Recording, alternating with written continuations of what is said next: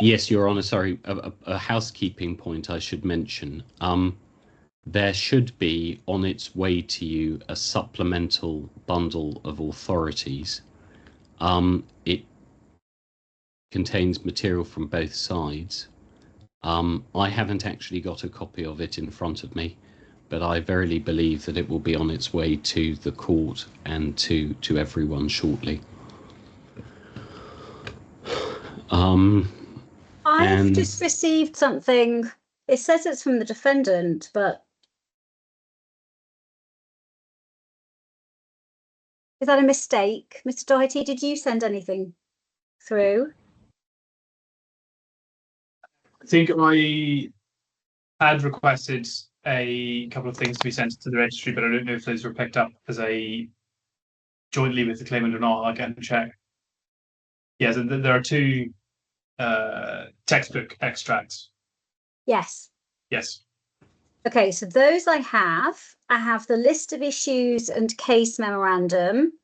And so far, I do not have anything else, but the registry may be able to confirm, they are at this hearing, that they may be able to confirm safe receipt of whatever the claimant has sent through and can ensure it reaches my inbox. I'm grateful, Your Honour. I think what I'm going to do is I don't come on to the extra materials as yet. So what I'm planning to do, particularly as we've all made a start, is just to get going, if I may.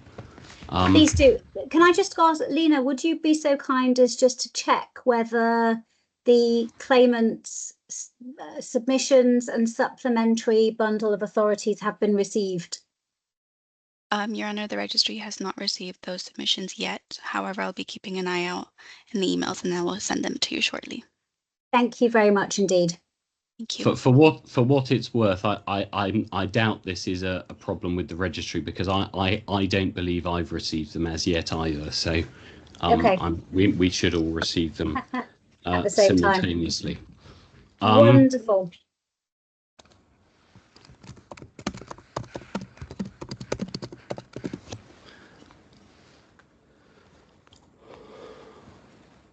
And Your Honour, I should begin with the customary thanks to the registry for all their assistance in the matter with emails, links and so on as it has proceeded and progressed. So it would be right to begin by recording that. I also record my thanks to them. Thank you. Please continue. I don't have the timetable in front of me. Perhaps one of you can remind me how we plan to organise ourselves today. I know actually what we were going to address first was whether we could narrow the issues, and we were going to have a look at the list of issues. My understanding, at least when I came onto this call, is that there haven't been any concessions on issues. I could be wrong about that. If Mr. Doherty wants to correct me, he should.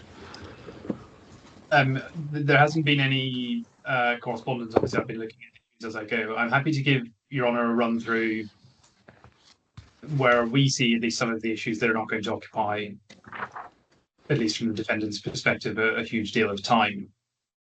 Happy to do that. Can we start with the claimant? What's the issue on the visa? Issue 12. Has the defendant failed to cooperate? Yes. Now that I understand the visa has now been cancelled. Yes. So is this a live issue? Are there remedies sought from the court in respect of the alleged lack of cooperation? Yes, that's a pleaded claim, and it is pursued because the claimant's position simply is that by virtue of the visa not having been cancelled, he has suffered loss, and he should be, and certainly an order should be made about the non-visa cancellation. I think there's a matter of law arising which I will need to address you on about the extent to which such a claim lies as a private claim under the employment law, as opposed to a penalty on the employer. But right, the visa issue is alleged. I don't recall seeing a claim for loss arising from this specific alleged breach. I'll go to the pleading. Sorry, my apologies. It's okay. If there isn't any loss, are you saying you just want a declaration? Because again, I'm trying to narrow the issues and really try and focus on what's important here.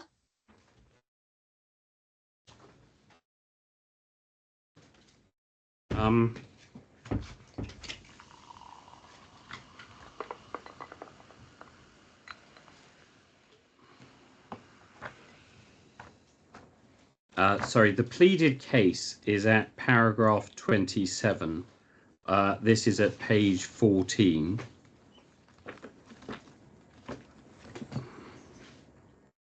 So it's an order compelling the company. Well, that's occurred, and then such additional order final penalty on the company as the court determines under Article 57(4), and then one goes to the claimant's evidence, which was at, apologies for this,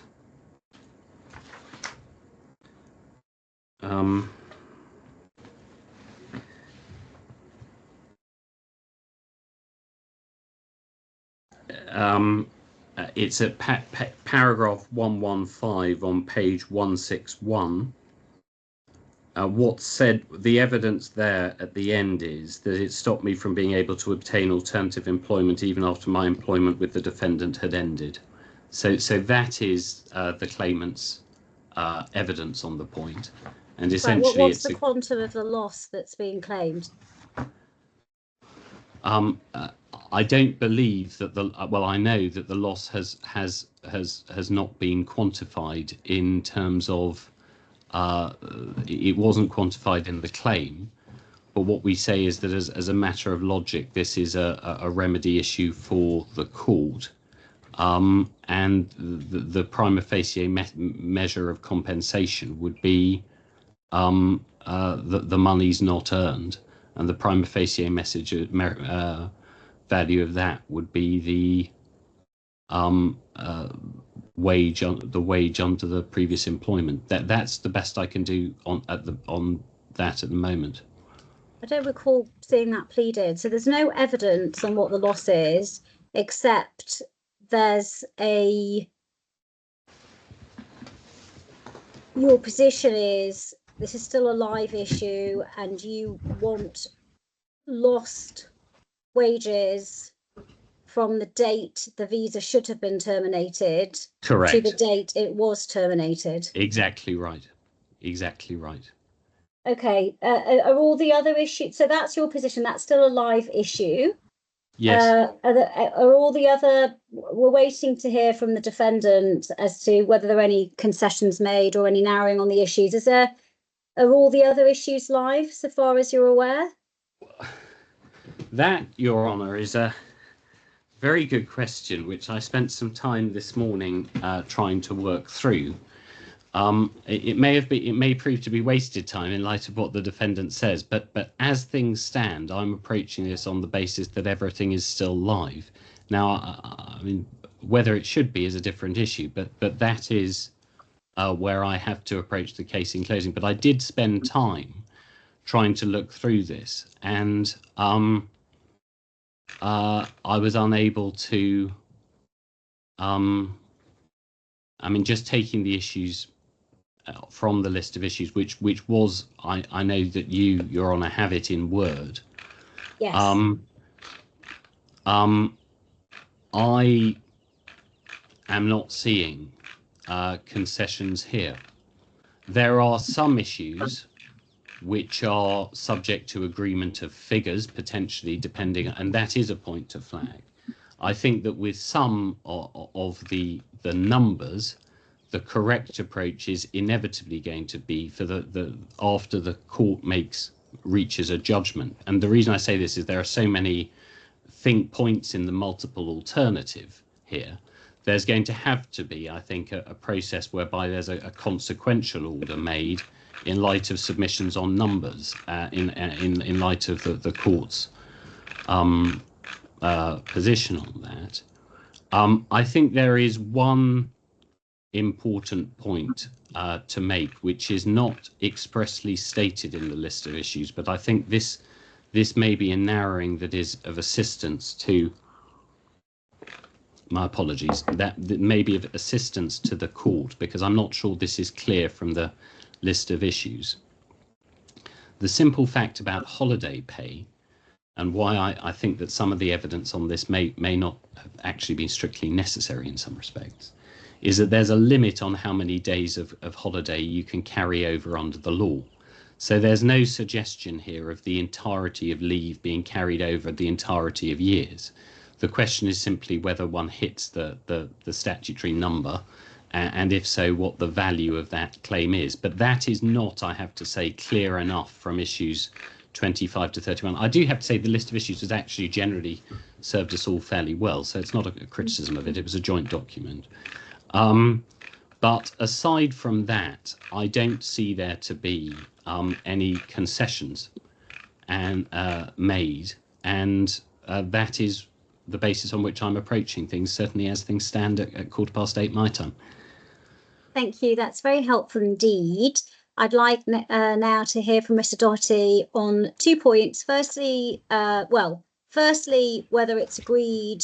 It seems sensible to me, as suggested by Claimant's Counsel, that the court will make a decision on issues of fact, issues of law relating to liability, and is likely to require submissions on the remedies, the quantum of any remedies, if any, which follow, because there are a number of different permutations as to what remedies may be awarded, if any. So that's the first issue. And the second is whether we can narrow any of the issues. On the first issue, yes, I think that's almost certainly correct. I think when you've got lots of permutations on this, dealing with everything in detail now just ends up, you end up with ships passing in the night. So I would agree with that. On the second point, which is dealing with the issues, like I say, I'll run you through what I think are issues that are not likely to occupy the court's time. There will be points in effect which you'll see why we caveat what we say, but why they're also not, in truth, substantive issues in the case. Dealing first of all, I suppose, with issue 12, because it's the last one that was dealt with. I have to say the defendants, I don't think, really understood until this morning that that was the case that was being advanced, that there's an ongoing entitlement to, in fact, $12,500 a month. I suspect that's not a point. If it's an issue, I don't think I can assist you by going through why it's not an issue now. I can deal with it in submissions. Going to the list of issues, which is bundle page 71.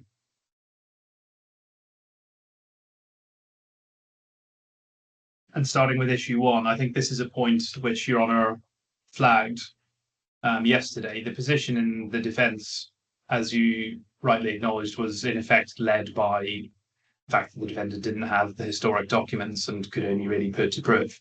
That's the novation in itself is not an issue. There is an issue which you will probably gathered from the documents which were sent this morning, that there is a question about what the effect of that is when it comes to some other aspects of the entitlements and to things like continuity of employment. But that in itself is not an issue. Okay, so issue 1, novation itself is not an issue, but the impact of the novation is something that you want to address the court on. Okay. And that's in the context of other issues, particularly when it comes to notice pay. Okay. Over the page, to 6 and 7, obviously the issue there is relatively narrow on the question of whether or not there is a breach. The facts sustaining it are in effect common ground, with the exception, of course, that there will be submissions on, if the claimant is right, what the effect of the November payments are. But on the whole, it's not disputed that There is an annual salary in that amount, and that monthly wages weren't paid because, of course, the defendant was of the view that the claimant wasn't employed. But sorry, you're talking about issue 7, because that's the period before it's denied that the claimant was employed. Oh no, sorry, I got my dates wrong. It runs from March 21. Part of it, yes. Yes, part of it relates to the period in which Yes. Mr. Singh was in control of the company, and then obviously Your Honour's heard all of the evidence about what was understood by Mr. Vellucci when he was incoming. But we have, at least on the evidence, the bank statements which show what the flow of funds were. So that is not factually disputed in this case. Are you saying it's not factually disputed that the claimant was not paid his salary up till November 2022? Because I haven't traced through to the bank statements. I know it's alleged he wasn't paid, and but you're saying that's not disputed. Well, we haven't advanced evidence of non-payment because, of course, the defendant's in a position where it couldn't do that. Right. Okay. But that's just to make clear that the scope of the dispute on this issue comes around to the discussions that took place between August and November 2022. Yeah. And it's certainly not disputed that the claimant was not paid monthly wages between November 2022 and August 2023. The defendant denies he was entitled to any wages, but it's certainly not denied that he wasn't paid any. Correct. Okay. Issue 8, I think, follows on from that last point, which is the dues contributions from November, which is obviously consistent with the understanding of employment having come to an end.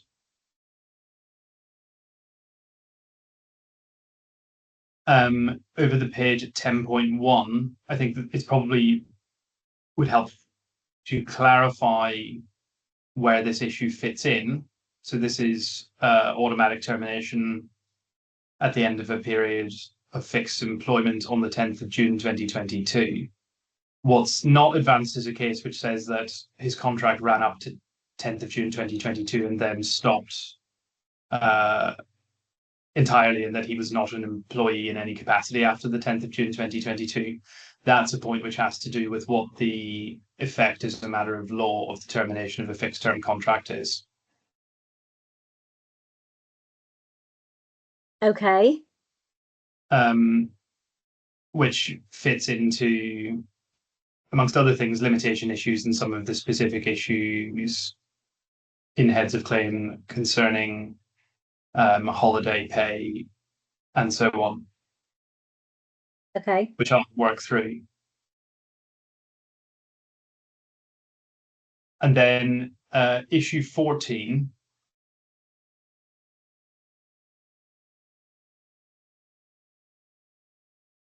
At page 74, I think that, again, is probably one that assists to clarify what the differences are.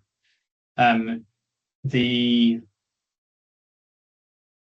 defendant continues to advance that there was an agreement and a mutual understanding that the payments made in respect in November 2022 were in full and final settlement of outstanding amounts owed. What we don't advance at this point is to say that there is a formal settlement agreement within the form set out in Article 11 of the Employment Law. But the factual issue, as you see when you go over the page to issue 15, rolls over into the estoppel. So again, that's a point of clarification. That probably also clarifies with what I've said to you about issue 6 and 7. But that's I think where we see that there is a narrowing of the issues There are, of course, quite a few cut-through issues in this case, which I'll deal with in submissions and try and keep your honour abreast of what issue I'm talking about at any given time. But I hope That's helpful. Thank you very much indeed. Okay, and I need a moment to pull up my trial bundle and the timetable, but maybe one of you can remind me how we planned to organise today. I remember Dr. Bitford-Smith, you said you wanted to allocate some of the time you had planned for closing now to your reply closing. Yes, that's correct. Can you please talk me through just how a rough plan of how we can proceed? Yes, absolutely. In terms of the draft timetable, it's an hour out because of it has a 9 o'clock start, but UK time, assuming an 8 o'clock start. My understanding was that I was due to speak from 8 until 10. Now, as I see, it's 8:25. That looks as though it's going to be more like 8:30 to 10:30. What I was saying was that I expect to go from 8:30 to 10, if I can, and to move the half an hour that was there into the reply closing submission that I'm going to make later. Okay. Right.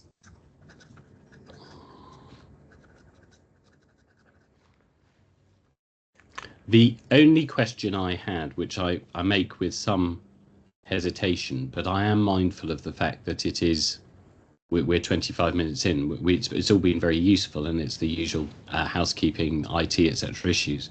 But I do wonder whether we might want to compress the lunch adjournment, say, to 45 minutes. But I'm very much in your honour's hands and Mr. Doherty's hands on that issue.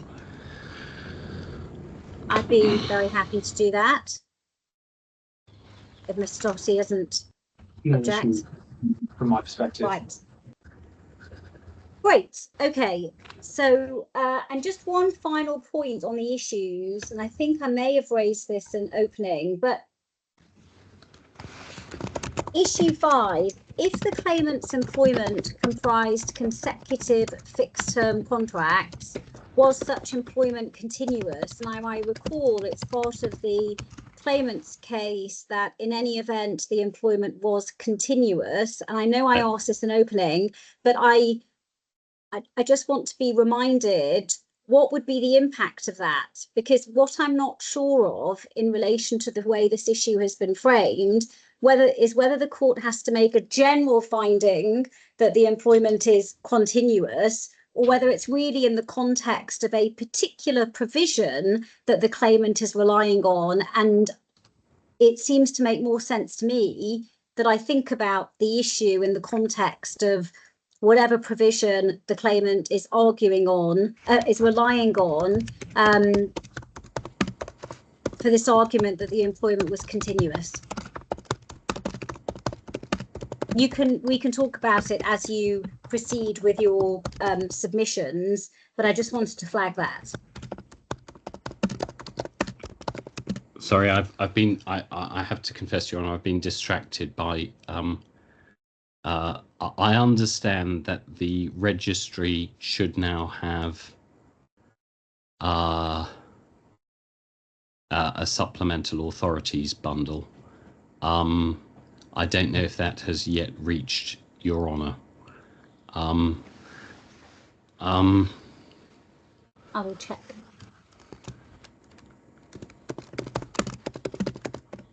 Sorry, just to confirm, Yes. the registry haven't received anything yet.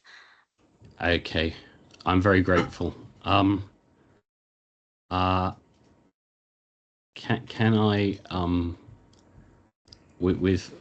I need to focus on Your Honour's questions, and if it's I have to say the corresponding effect of this is that I won't be able to provide Your Honour with lifetime updates of which documents have gone to the registry. I'm just hoping now that takes its course, because I do need to assist Your Honour. So Your Honour had a question about continuous employment and what impact it had.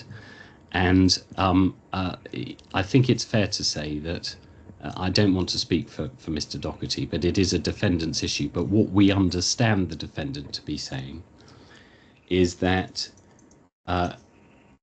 it's not alleging the employment ended in the sense of ending and the claimant left the organisation. What's instead suggested, as I understand it, is that there is an argument of law that the effect of there being fixed-term contracts is that as a matter of law on the defendant's case, which the claimant says, I have to say, is wrong, but that's a different issue. The defendant's position, as I understand it, is that as a matter of law, it would follow that any claim in respect of the previous employment should have been brought at the end of that fixed term, or so I believe. I mean, I leave it to Mr. Doherty to explain.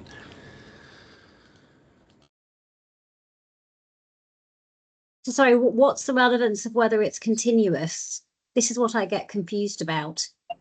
If it's still continuous employment, then if it's continuous employment, then it would follow that the claim can and should be brought at the end of the employment, i.e. the claim that would be brought in respect of wages as at August 22 would extend back into the period predating the renewal of the fixed date contract.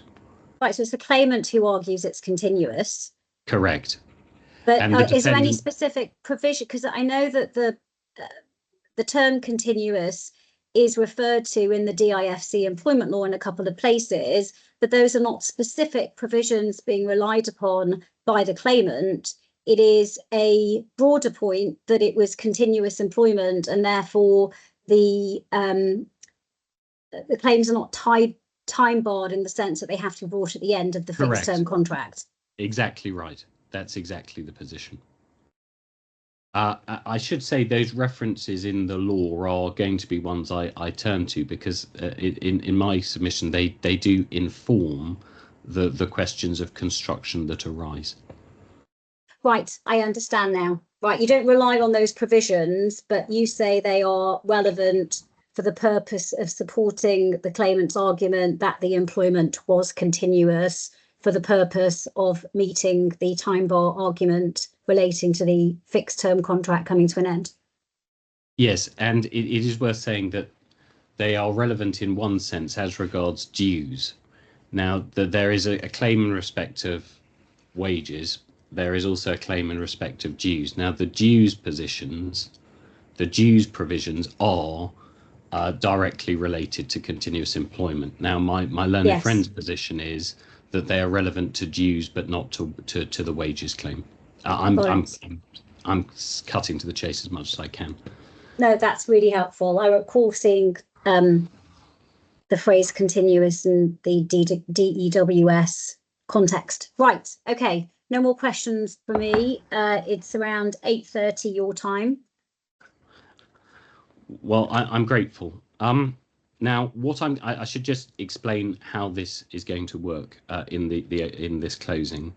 The first thing is I'm going to be addressing the issues from the list of issues. Now, Your Honour should have a copy still of our skeleton argument. Now, in the skeleton, there are a series of sections A, B, C, D, etc. I'm going to be adopting the same structure, and what the court will see is that in each section of the skeleton it was explained which issues were being addressed. So that's the way that it's going to I'm going to cover issues. Now I will deal with issues of law as this proceeds. I flag that some of them have receded in importance. Let me just take Your Honour to the skeleton and just very briefly provide a map through that.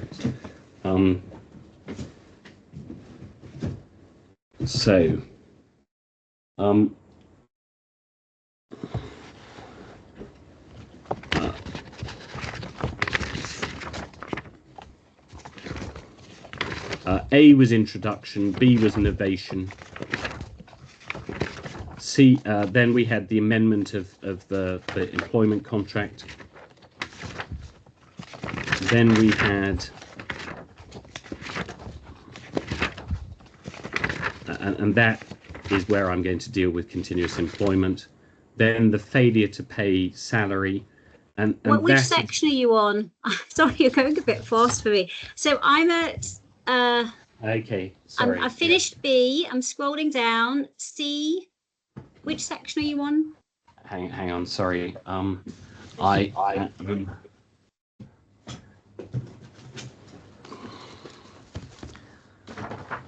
take this more slowly, Your Honour. My apologies. So A was introduction. That was pages 1, 2 and a half. B was novation, and that starts at page 3. C was the promotion and the salary increases. That starts at page 5. Yes. And so on. And if Your Honour sees the point I was trying to make too fast, my apologies. If Your Honour looks at the header to the section, Your Honour will see it says C's promotion and salary increase issues 6 and 3. So in other words, the skeleton provides a map through the list of issues. Yes, so that's very helpful. As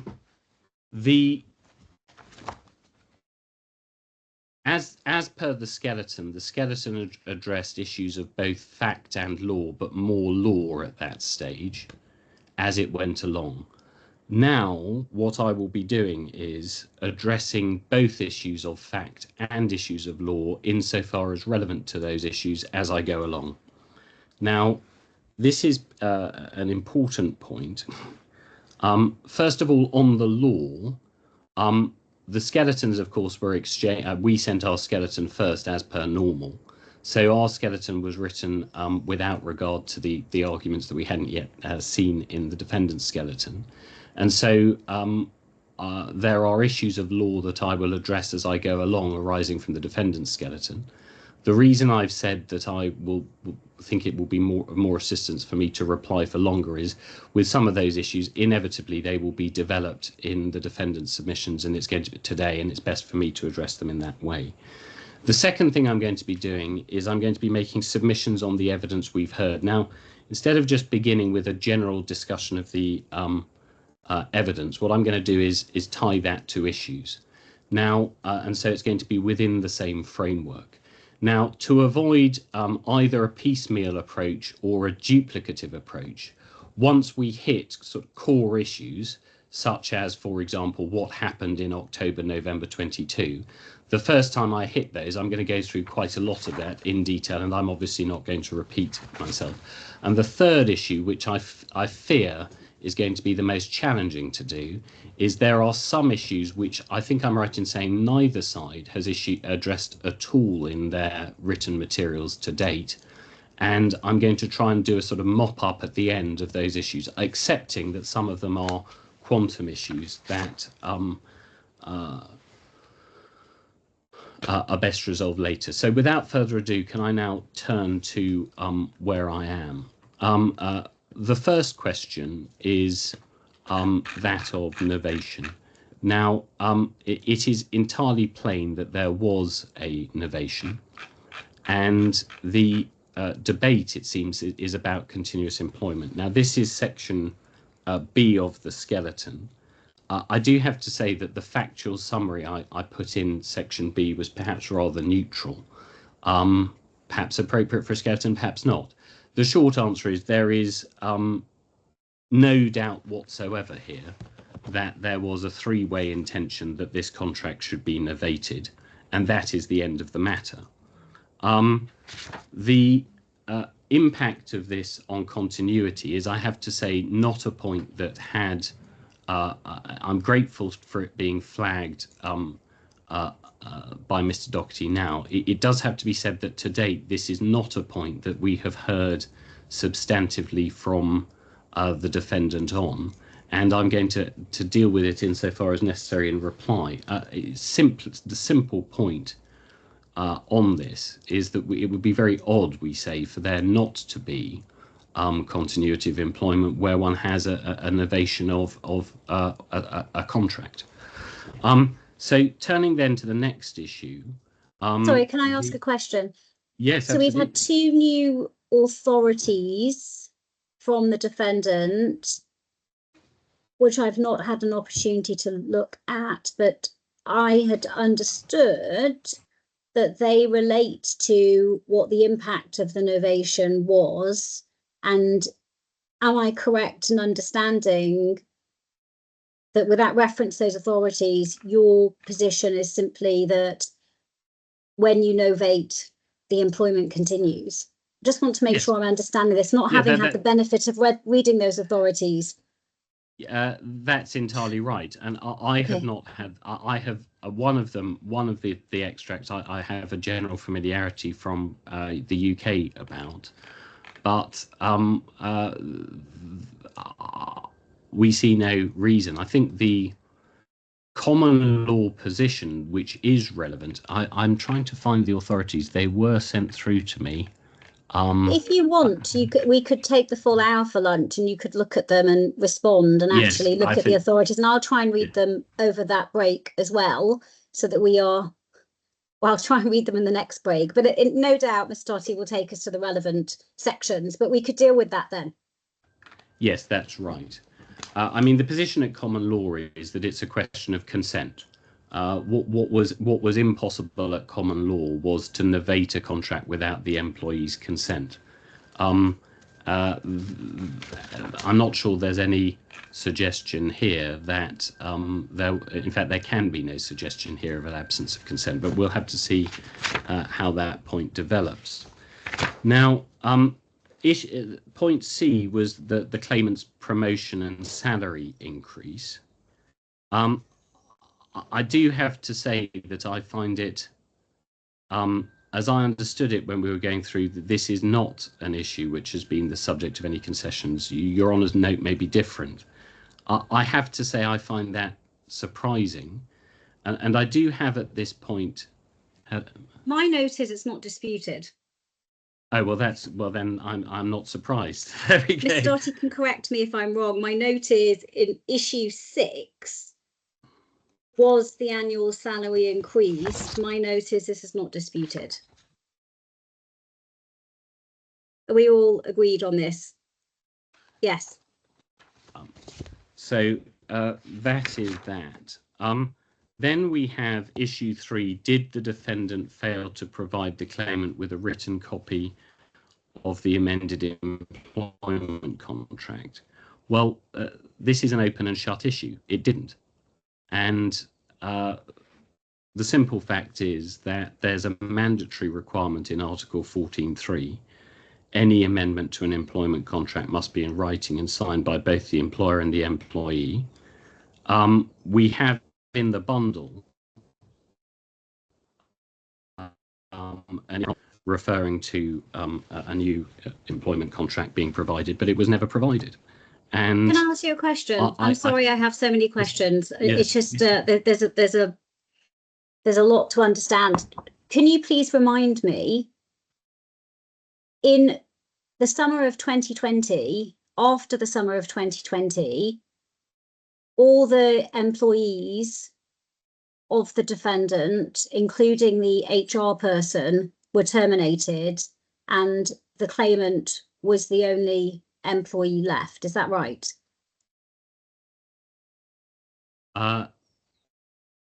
It depends what the it depends on 3 things. First, one needs with respect to this is a very careful way it's been put by the defendant. The word employee needs to be approached with some care here, because Unitas, for example, are not employees of the defendant. It is correct to say, therefore, that the claimant was by this point, and Mr. Singh is not, or at least maybe he was an employee, but anyway, he's not been referred to as an employee. Let's just put it that way. So, yes, the claimant is the only employee, but that does not mean that he is that we'd have these descriptions of him which have become rather exaggerated, a one-man show, etc. The court has only to look at the emails here to see that the reality of the structure, as a matter of practicality, which is what the court should find, is that there is an owner who was Mr. Singhal and becomes Mr. Vellucci. I'm sure both of them, it is the case that both of them held via holding companies, but they are, as a matter of practical reality, the owners. There is the claimant who is the SEO and an employee. And then there are all these outsourced providers, including a human resources person, Zinnia Khan, who the court may remember hearing about yesterday. Now, my understanding from yesterday's evidence was that although her employment ended, although her engagement ended in 2020, I don't take it to be the case that anyone has said that she was long gone before this. In any event, Unitas were there, and in any event, Mr. Singhal was there. So what we say is... Sorry, I have a very specific query. So I understand she was the HR person. She wasn't there after the summer of 2020. And I'm sorry, there's very loud construction here. And I understood Unitas were the finance. They had an outsourced finance capability and an outsourced compliance capability. And that's it. That and then we had the claimant as SEO. Is that understanding correct? Until Yes, the transfer of ownership, which was November 2022. Yes, but we would not accept the description of Unitas's role as so narrow, because the court will recall us going to the HR manual.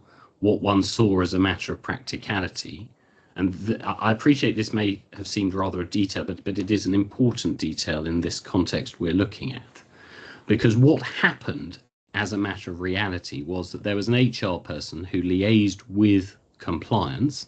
They worked on this document, right? So the point is that I do not take it to be a credible suggestion that the claimant, no one has led evidence that the claimant was running day-to-day HR operations for the defendant, point number one. Who was though? That's what I don't understand. Once the HR person left, who was? Well, that is an unknown question on the evidence before the court. That is the short answer. And to that extent, I will, of course, do my very best to assist you, Your Honour. But there comes a moment when the evidence before the court is the evidence before the court. And as much as I like answering questions, what I can't start doing is there, you know, in reality, sometimes little bits of evidence are given by counsel. We accept that, but it's not what should happen. It's certainly not what should happen on important issues. And but you see, what we say is this is, can I take, Your Honour, to the issue, which is issue 3 is phrased this: did the defendant fail to provide the claimant with a written copy of the amended employment contract and or provide written notice of the amendment? That is the issue. And I think that when one gets into this argument, we have not seen a legal explanation on any authority as to why it is that, you know, let's say the claimant was, even if he were completely on his own, as a matter of law, I fail to see how that affects the answer to the question. And if what's being said is really being said, well, the defendant failed to do this, but it was explicable, or somehow the claimant was responsible for it, or whatever. First of all, that is not an issue under issue 3. It would be an issue under, I know this, I talked about wrap-ups, issue 43. Can I take Your Honour to issue 43? Right. Because the relevant 3. Now, I'm at this stage, if my computer crashes, I apologise to everyone, but I'm going to now try going to the authorities bundle, which I believe I had. I've just spotted, sorry, we don't need issue 42 anymore, do we? Because this has already been processed. Correct. Right, so we've got rid of 1. Okay, yeah. I think a small celebration is in order. Yeah. So the if I take Your Honour to the authorities bundle, to the back of the employment law,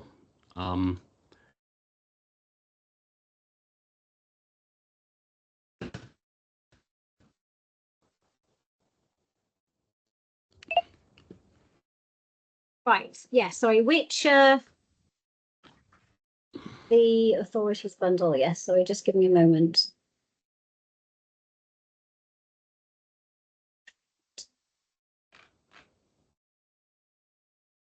Yes. And sorry. What page? Well, this is where my IT is unfortunately the problem. Hang on. I'm trying not to reboot.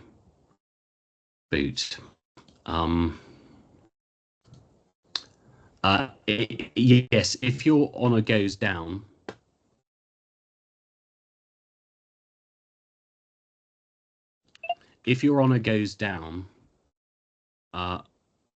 further down,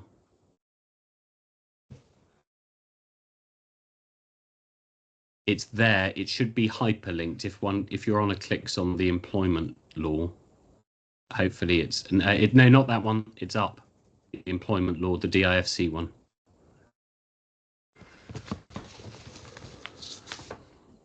And it goes to Article 67 within the law, which will be around page 1100. I could be wrong about that. It's up from that. My apologies. And if yes, your honour is there. It's Article 67.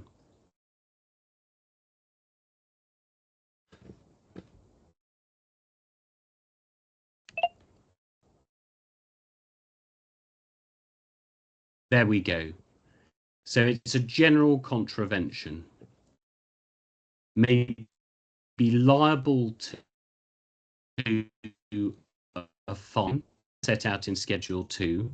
And then this is the key wording, or such penalty or order that the court determines.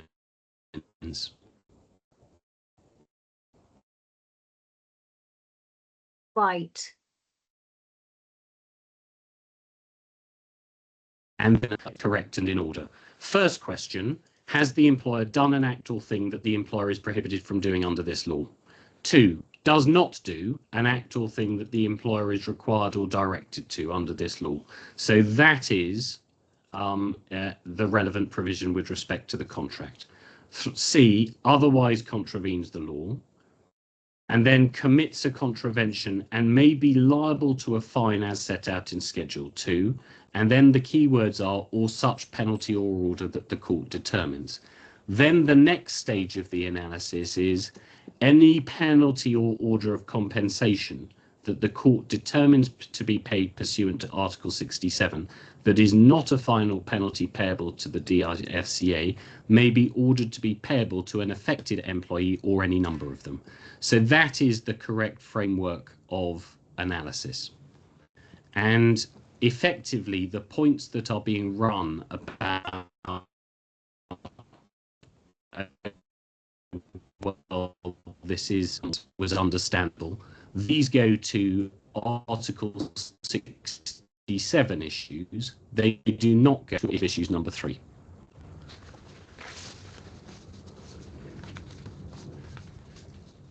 Right. Thank you. And I'm apologies for interrupting. Please continue. No, I'm grateful for your honest question. So the answer is issue 3. We say is a clear answer to that. There has been a failure, and I want at this stage to broaden the question,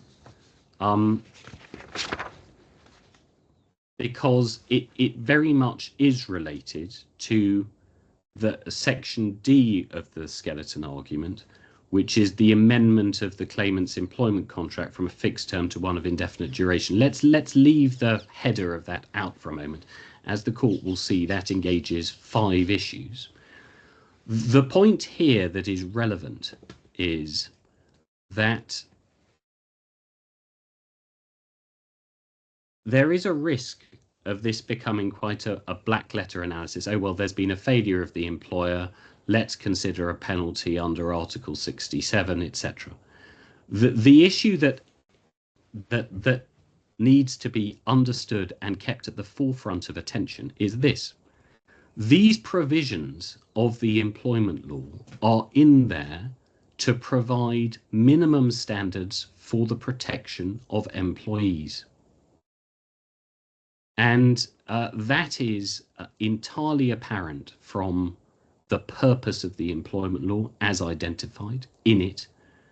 And when one is dealing with a failure here to amend the contract, it needs to be understood by reference to this litigation what the practical effect of this failure is.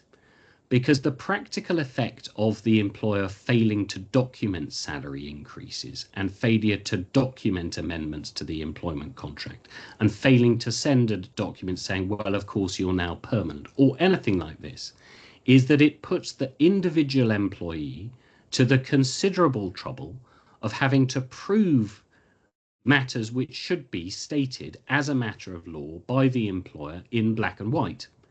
And we're in the position where it's only on the closing of a 3-day trial in an action in the CFI that we're now seeing a retreat from the defendant's position of we're putting him to proof of everything. And what we say here is that first the court has to keep this firmly in mind when considering any issues of penalty, but also the court has to consider this as a vital backdrop to the factual question of whether the employment collaboration. Now, these are issues 2, 4, 5, 10, 23. They are all related to this issue. Now, the short point is clearly the documents show that the original employment contract was for a 2-year fixed term. Second, clearly the facts show that the claimant continued working across each of the putative renewal dates without anyone mentioning or suggesting that there was a need to renew the contract or anything like that. And that's very relevant because I'm going to take the court shortly to the case on which the defendant relies for some of its arguments. And we can see that the factual position there was dramatically different. Now, where we get to on this is in Harvey, there's an explanation of how courts approach implied amendments and so on to employment contracts. But the short position is that, just one moment, sorry, I've decided, wait, I was about to go to the authorities, but I'm just worried about crashing my computer. Is that excerpt from Harvey in the joint bundle of authorities, the one that you're referring to? I am being told that it is in the supplemental bundle, which I understand the court should now have. Okay.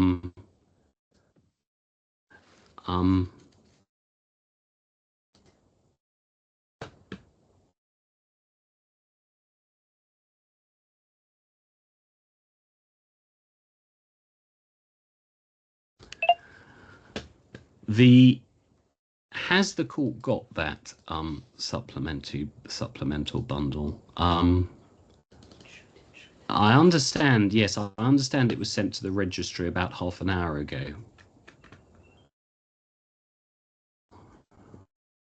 I do have it. Oh, well, that's fantastic.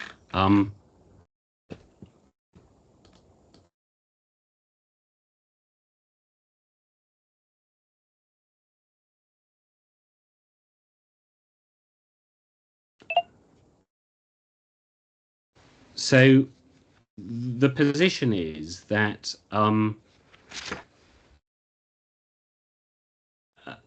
let me go. I'm having real IT issues. Sorry, Your Honour. I really do think I'm going to have to reboot. Not Not a problem at all. We all have IT issues. It's perfectly understandable. Do you need a couple of minutes? I do, because the problem I have at the moment is that if I attempt to open the authorities bundle, I think this system is going to go. I apologise. Not I'll at all. We'll just wait online. No problem. Your Honour should be able to both hear and see me, and I now crucially have the joint bundle of authorities in front of me.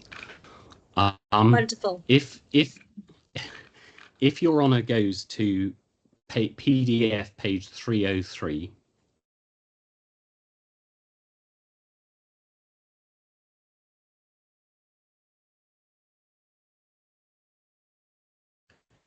This is safeguard security, and there's quite a simple headline.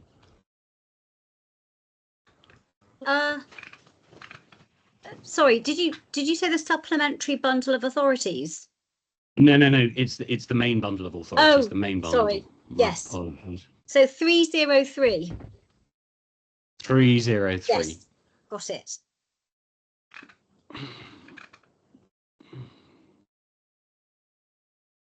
And then, to put it simply, the question was about a missing sick leave text. And some of the issues here were jurisdictional, but the point of relevance is at, I have to say, at page 325 of the PDF.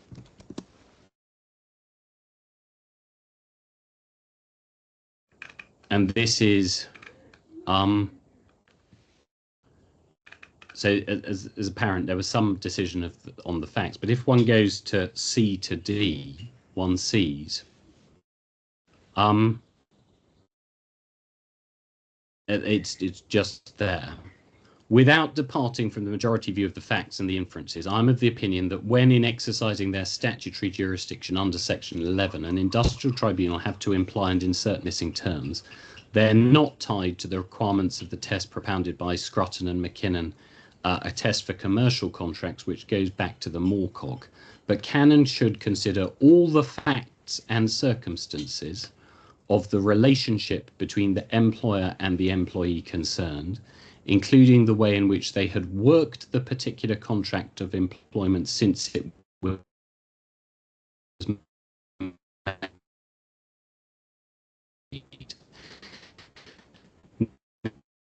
And just pausing there.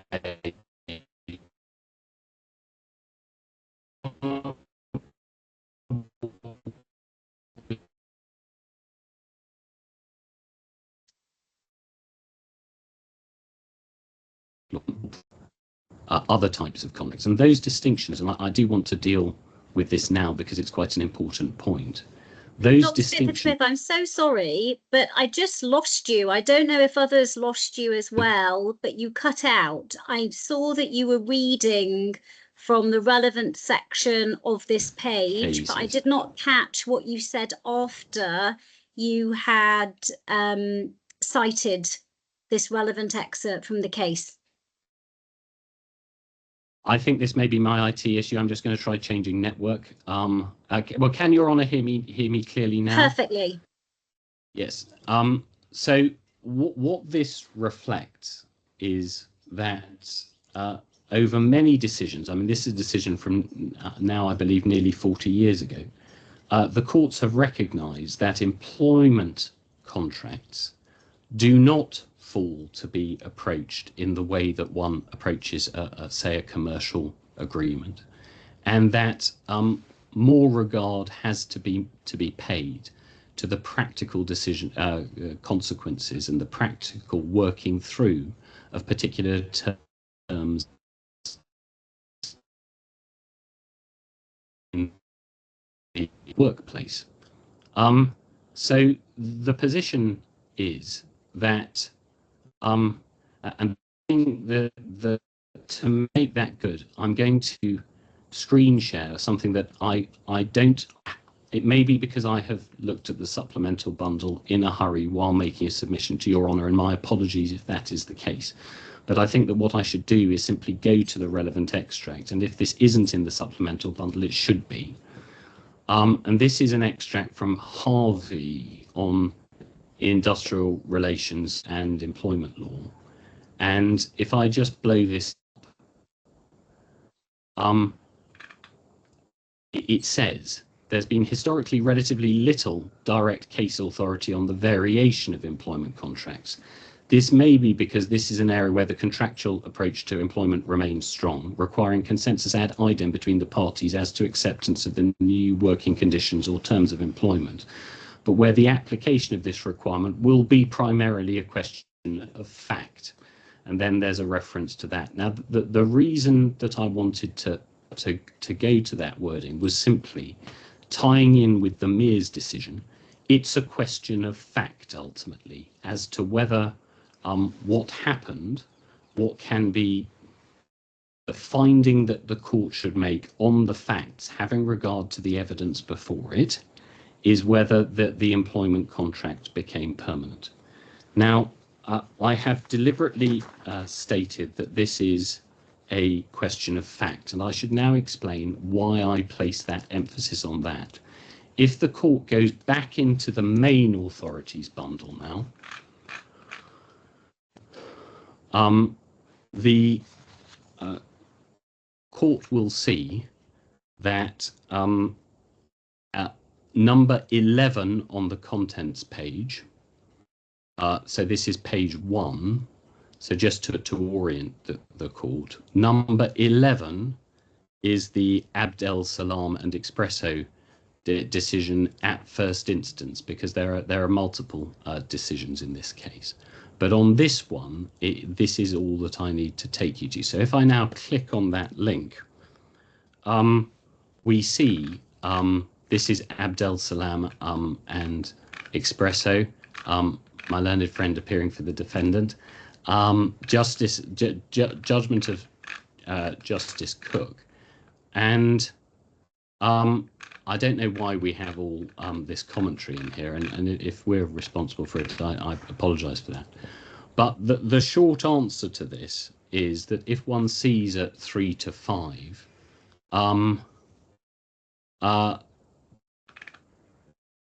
one sees the court there going through the thing, and crucially, what the court finds is that there are 3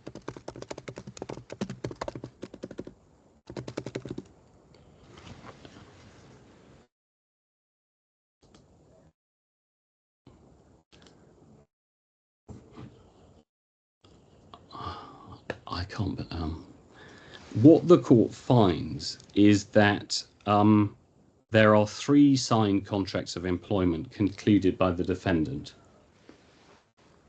This is at paragraph 1, which we were at before I was done. There are 3 signed contracts of employment concluded by the defendant, the nature of which is disputed. On their face, they are fixed terms, etc.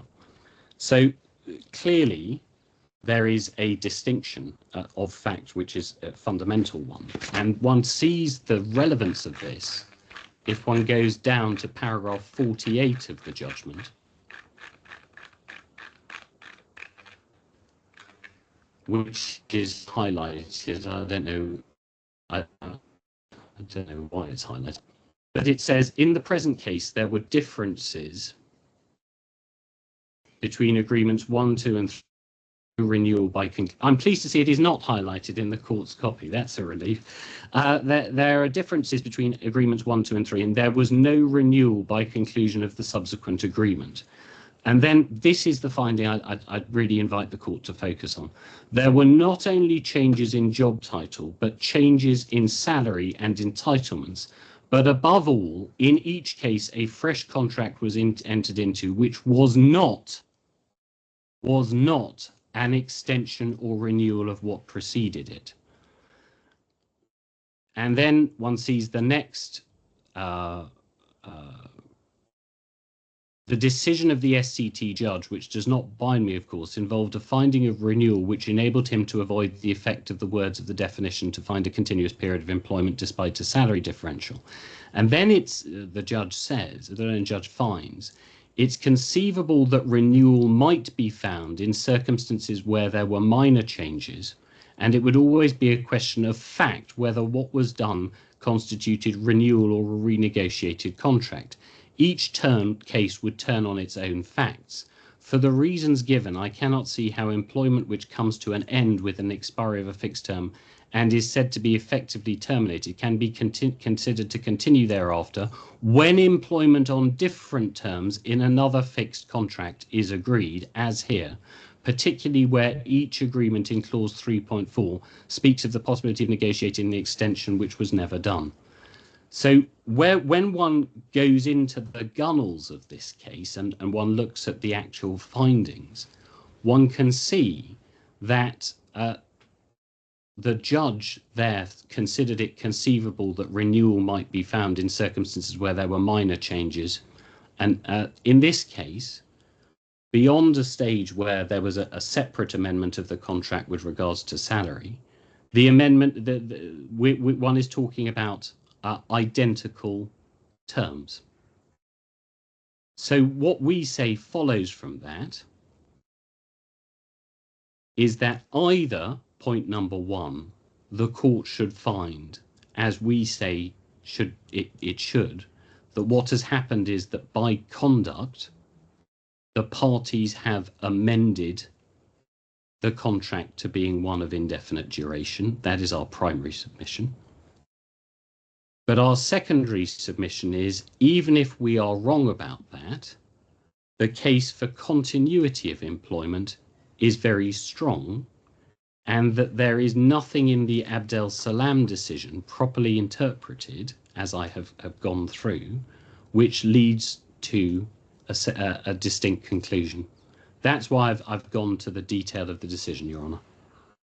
May I ask you a basic question, please? Yes. If I were an employer in the DIFC and I were electing whether to offer an employee a fixed term contract or a contract of indefinite duration, can you please remind me what consequences that election may have? What would ultimately be the distinction and the pros and cons of either? As an employer, why might I choose to give them a contract of indefinite duration rather than a fixed term contract? There's this issue that's arisen in this case, so I'm obviously alive to that issue. Are there other consequences you can take me to? Yes, there are. And let me I'm going to try now and actually get to the right page of the PDF without asking the court to navigate there page by page. So if one looks at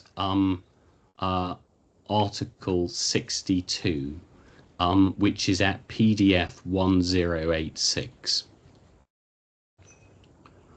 one sees that there are minimum notice periods.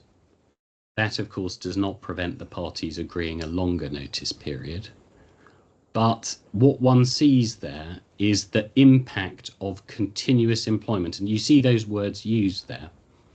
Now, the practical ramification of this is that if each fixed term contract leads to discontinuity in employment, then if one looks particularly at Article 62.6, there are two ramifications. First, it would lead, as in the defendant's argument in this case, to a lower minimum notice period. But secondly, Article 6 makes it clear that what would happen is that you as an employer do not need to give notice of determination of a fixed term contract. So that's one practical ramification. I understand, thank you. But from the earlier provision at I think 62.2, the distinction turns on continuous employment. Exactly. But what you're saying to me is, even if there were successive fixed term contracts, it was still continuous employment. So Correct. that's really a distinction for continuous versus non-continuous employment, not necessarily, if you're right, that you can still have continuous employment with fixed term contracts, not fixed term contracts versus indefinite duration contracts. Yes, it also has, I should mention, it does have a minor impact on dues issues. Okay. But I have to say this. There are, I mean, if this can assist the court with its wider question, there are jurisdictions, some of them I have to say civil law jurisdictions, where the question of whether an employment is of a fixed term or permanent nature is of pivotal importance for employment rights generally. The DIFC is not one of those jurisdictions. So let me give a simple example. In the United Kingdom, there are minimum qualifying periods before you can bring an employment law claim at all. And there are suggestions that employers use fixed term contracts in particular ways to try and stop employees having qualifying service to bring a claim. Now, as it happens, there are specific legislative provisions in the Employment Rights Act that stop that from happening, but that is the potential ramification. But I do think it quite important to say that within the DIFC context, yes, there is a distinction between fixed term and permanent employment, but it should not, the court should not be proceeding on the assumption that one is dealing with some dramatic change of status. That is simply not the case in the DIFC.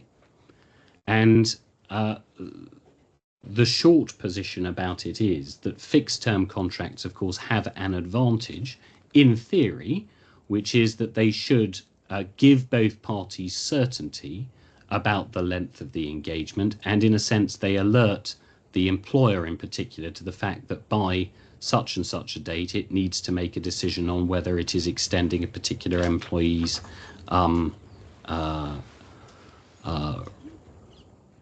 contract or not. And just for your lordship's, just for your honour's note, the relevant dues provision is Article 66, 3D. So I now turn, if I may, to the issue of sorry, one point, just thinking this through as I make the submission, but it is the correct point to follow from it, is that in assessing the question of whether there's been an amendment to the contract to one of permanent duration, the court should not be approaching matters on the basis that this is a radical step that would have required sort of triple certification before a notary public or anything like that.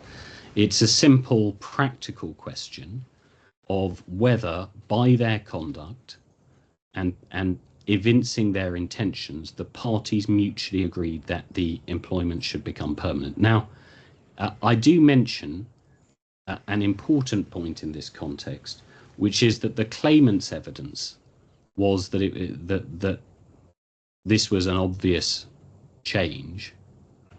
It was obviously what happened once he became SEO, was not subject to challenge in cross-examination, and for my submission for obvious reasons. So the short position is that no evidence at all has been put before the court saying that the parties did not amend this, or that there was some discussion where someone said, oh no, we'll keep this on a fixed term contract. There is simply nothing to that effect whatsoever. So we say it's a case where the amendment should be found. But if I'm wrong about that, I now want to turn to continuous employment. Now, there are numerous references to continuous employment in the law. Article 33, for example, let me just bring that up. I've already taken Your Honour to the key provision, but Article 33 refers to a Muslim employee who has completed at least 1 year of continuous employment, has a special Hajj entitlement. Article 37, of considerable practical importance, I should say, concerns maternity leave. Now, I think I may just bring that up.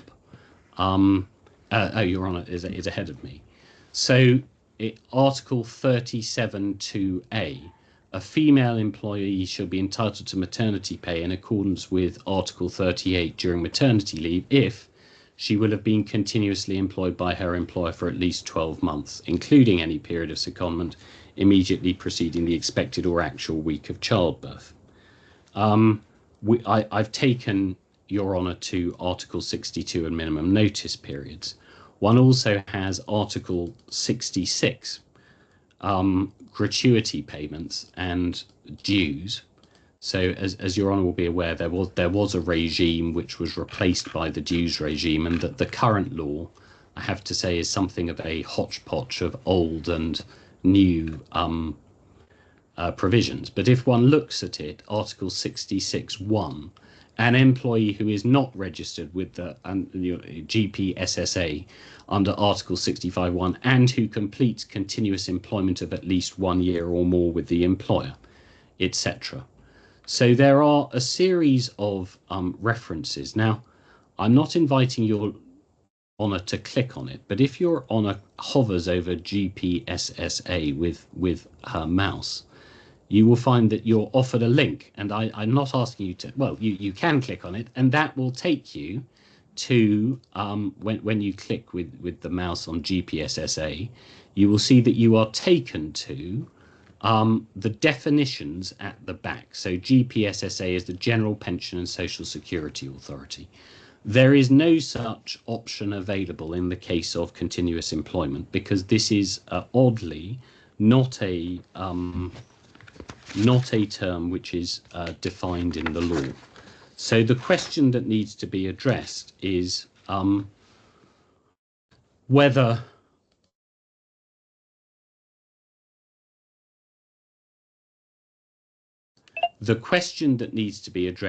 what does continuous employment mean? And what we say is that it is a very basic question of whether someone has carried on with an employer from period A to period B continuously. So, for example, there are questions of fact and intention for the court. What happens if someone leaves an employer for a week or a month or 2 months and so on? Now, the reason it is odd to have this term not defined is that in other systems of law, one has quite involved provisions about what counts or does not count as continuous employment. But in the absence of those provisions, we say that there are two ways of analysing it. One is to simply to say, well, it's from dates A to dates B, and there aren't any breaks, and therefore it's continuous. A second and more nuanced approach, which is the one taken in the Abdel Salam case, is to look quite carefully at the employment and to say, well, what's actually happening here? And effectively that question focuses on an issue which I would characterize in this way: is the employment, as in the particular employment of the claimant, is the nature of that employment continuous? And that distinction is, I have to say, quite a fine one. And I think that it's going to be for my learned friend to explain why Abdel Salam mandates the conclusions that the defendant says it does.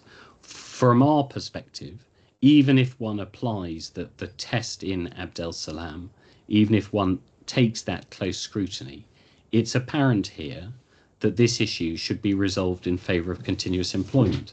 This is not a position where there has been, after the initial novation, it's not a position where there has been any evidence of the parties giving their intention, showing their mind to radically changing the employment, except by way of promotion, which we would suggest that the idea that a promotion in and of itself would make employment non-continuous is not a valid approach. So I have a question. Yes. Let's say I'm with you on continuous employment, So, for example, if Article 33, which you took me to, was engaged, obviously not relevant in the context of this case, but in the same circumstances of employment, I found that for the purpose of Article 33, there will be continuous employment. What I'm not clear on, if I find that there is continuous employment, by what step does it follow that that it is therefore not the case that all claims would have to be brought within 6 months of the end of the fixed term contract? Oh, well, I'm glad that Your Honour has asked me that question because, and I don't mean to be abrupt about this, but this is where there can be a danger of taking the defendant's position as the starting point. If one goes to 1064 of the PDF Main Authorities Bundle,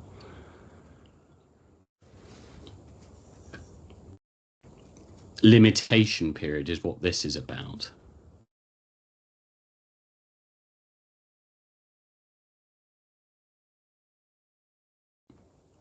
Now, that the defendant says that the words during an employee's employment with an employer should be construed effectively, that word should be added between employee's employment. I'm not quite clear what those words are, because for us it is straightforward. The actual correct construction is that the distinction apparent here is the termination date. In other words, the distinction drawn by Article 10 is during an employee's employment or after the termination date. We say that the relevance of this becomes that termination date is defined in the glossary as in relation to an employment contract for a fixed term, the date on which the term expires. So what we say is that the correct analysis is that there was not a termination date because the contract was no longer for a fixed term and was instead a contract of indefinite duration. Does that assist, Your Honour? No, I must apologise. I'm still confused because I thought your position was that even if it was a fixed term contract, in any event, it was continuous employment, and so the time bar wouldn't apply. But if termination date is defined in the law by reference to the end of a fixed term contract, then why is continuous employment relevant?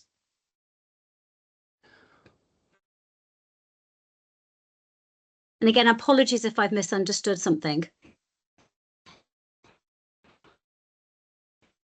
And it needs to go to is Article 18.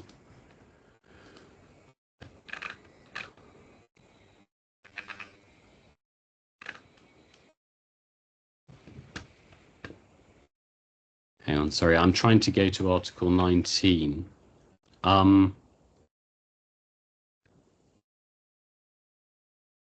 I think the question would be, one talks about the expiry of a fixed term contract. The question is that when a fixed term contract expires and then is immediately renewed, the question is, has it really expired within the meaning of the particular regulation? Is that the intention of that regulation at the end? Because the intention of the regulation at the end, please let's go back to Article 10 and back to the words termination date. That presupposes that there is a termination. Yeah, and what we say is that that ties in with the general provision that there's no requirement to give an employee a minimum period of further notice if there is an established termination. But what we say is that if one clicks on termination date, it says terminated by notice, the date on which the notice expires. in relation to an employment contract terminated without notice, the date on which it takes effect. In relation to an employment contract concluded for a fixed term, the date on which the term expires. Now that has to be, we say, interpreted by reference to the left-hand column where it says termination date. Now, if there is continuous employment, our position is there is simply no termination because the employment continues. And the very existence within the employment law of the references to continuous employment to which I have taken, Your Honour, must show that notwithstanding subsection C of this definition, there must be, and indeed notwithstanding that, there must be a legislative intent for employment to be continuous, because otherwise the concept would not be referred to. So what we say is this is a position where C is something of a false friend, because what C presupposes is that there is a termination. What we say that C presupposes is an employee is engaged by an establishment in the DIFC from, let's take a simple example, January to September. What C presupposes is that as of the 1st of October, that person has moved elsewhere and their employment has terminated.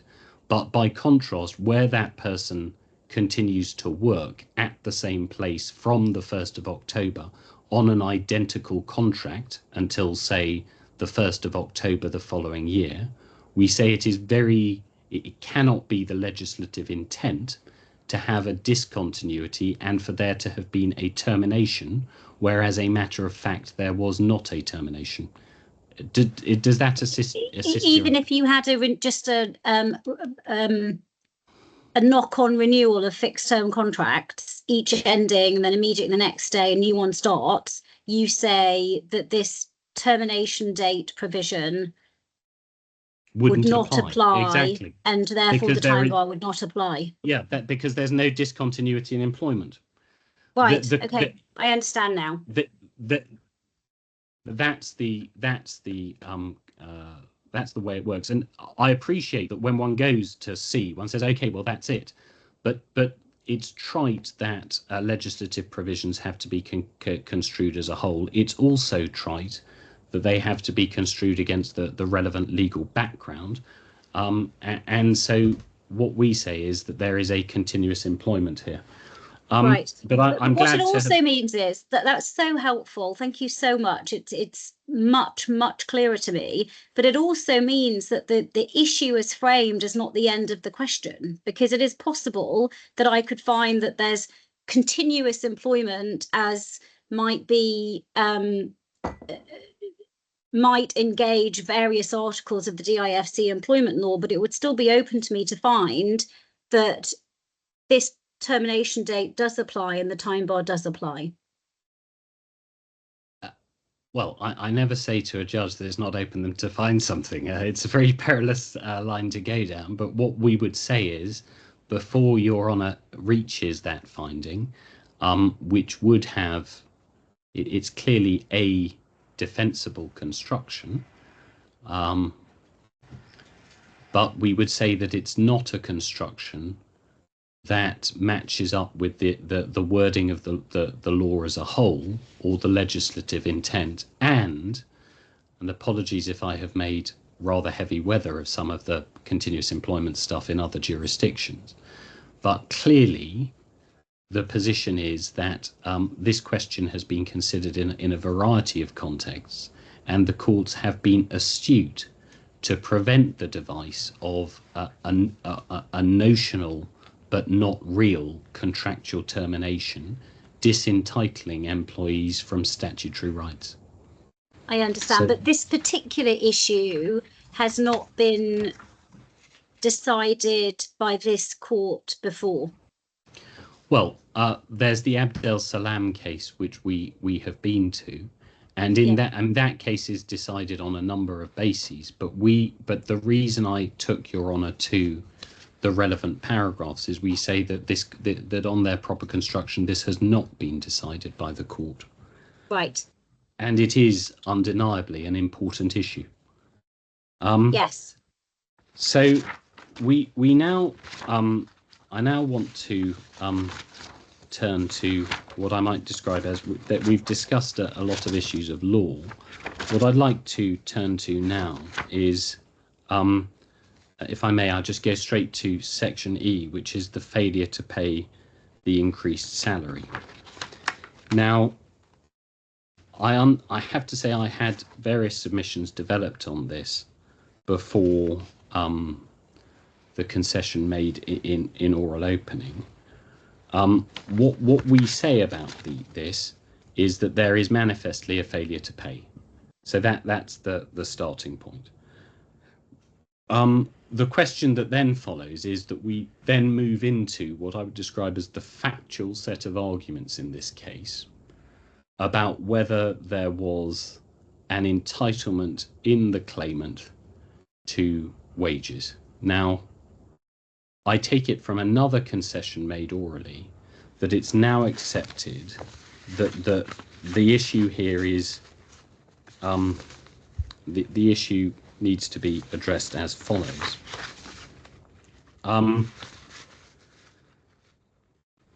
There is an admitted failure to pay, point number one, but this is subject, as I understand it, to a defence arising argued as a matter of estoppel, primarily, potentially also argued by reference to the contention that the claimants, and in fact I don't think it is potentially, I think it must follow from Mr. Vellucci's evidence that his contention remains, and I talk about Mr. Vellucci because it is his evidence that I'm talking about here. Whether my learned friend will pursue this argument in closing, we remain to see.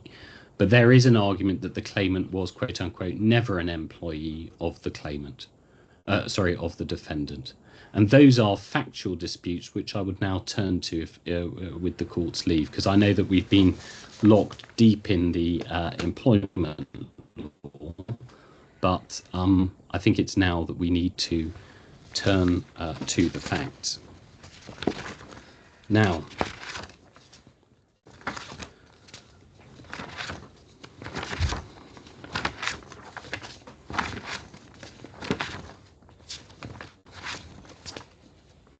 think some of what I'm going to say now is common ground, but I think I'm not proceeding on the basis that it is, so I'm simply going to make the submission.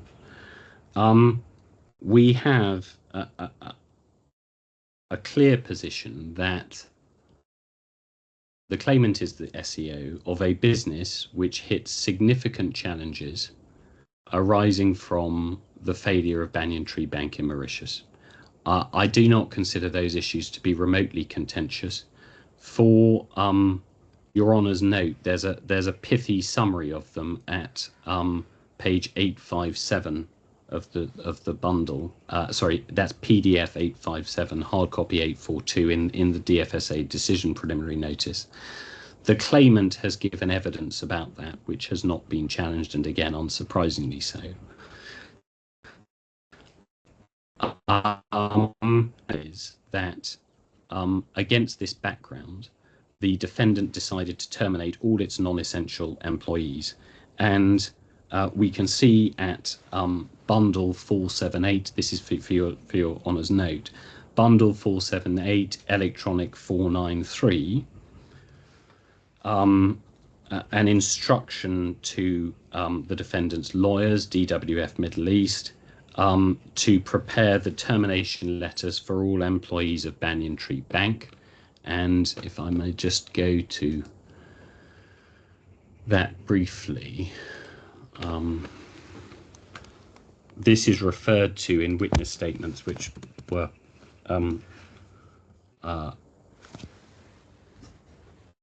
it wasn't a contentious issue. A lawyer is instructed to prepare the termination letters, and Mr. Aslam has explained, and he's in copy to that email.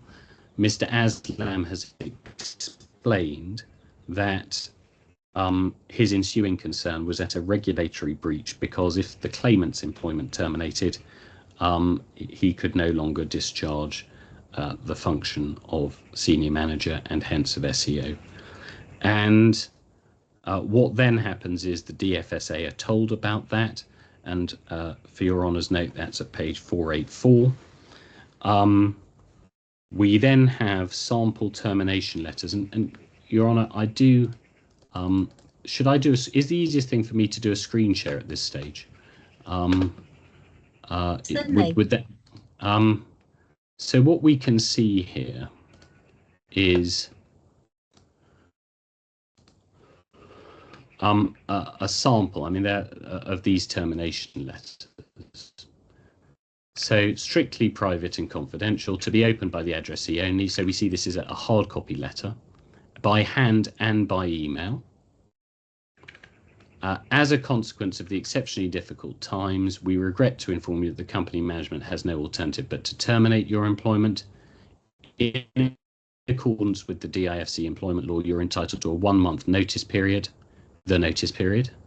One can always tell a document drafted by a lawyer can or not. Your last day of employment will be on August 11th, 2020. Up to and including the effective termination date, you're required to attend work and perform your duties. And then it says 3, your full and final statement is set out in the schedule attached to this letter.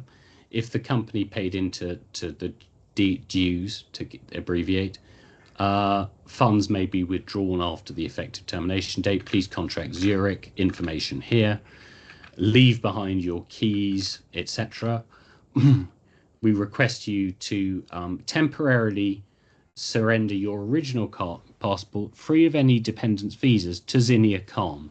Now, I just pause there to say that this is clear evidence that Zinnia Khan has not left the organisation as at this date, which is July the 12th, 2020. And as Your Honour will be aware, that post-dates the date on which the claimant's allegedly temporary employment should have been renewed. To Zinnia Khan, in order for the company to take steps to cancel your visa, wish you all the best. In the meantime, please do not hesitate to contact us if you have any questions. We then see it signed, stamped, and then I fully understand and accept all of the terms of this letter. And then we see a name, a signature, and a date. Now, there are, and then we go down to 483. One sees this table, which has become an issue in the case, we say wrongly, and this is the way that things have been calculated. And what one sees here is this, again, countersigned by the employee in question. Now,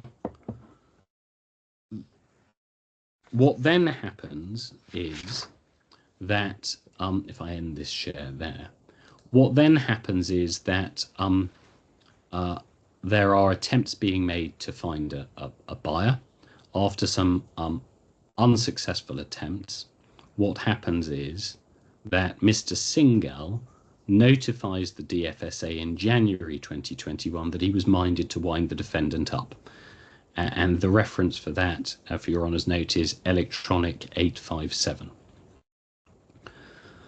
And this is all within, to try and sort of stop a multiplicity of references to scrappy emails and so on, this is all within the DFSA decision notice, which in my submission should give the court a degree of confidence in it as well. And then what happened is that eventually Mr. Vellucci appeared, and the court was taken in cross-examination through the process whereby Unitas, and specifically Mr. Aslam, sent a due diligence pack to Mr. Vellucci, and then the court would see that there were specific inquiries made about employees. So again, let me just take the court. I'm conscious of time, but I do need to go through this briefly. It's fine. I did take up time with the questions I asked you, which no doubt distracted you from what you had planned to address the court on. So I am willing to be flexible with time. I'm grateful. What I'm going to do is go as briskly as I can, but without rushing. So we have here at 661. This is the culmination. We've already had a question asked about how many employees are there. And what's said here, interestingly, is documents related to all dues have been settled have to be provided. And the court has seen some of the documents that had already been generated, and then a question about when the employees were let go.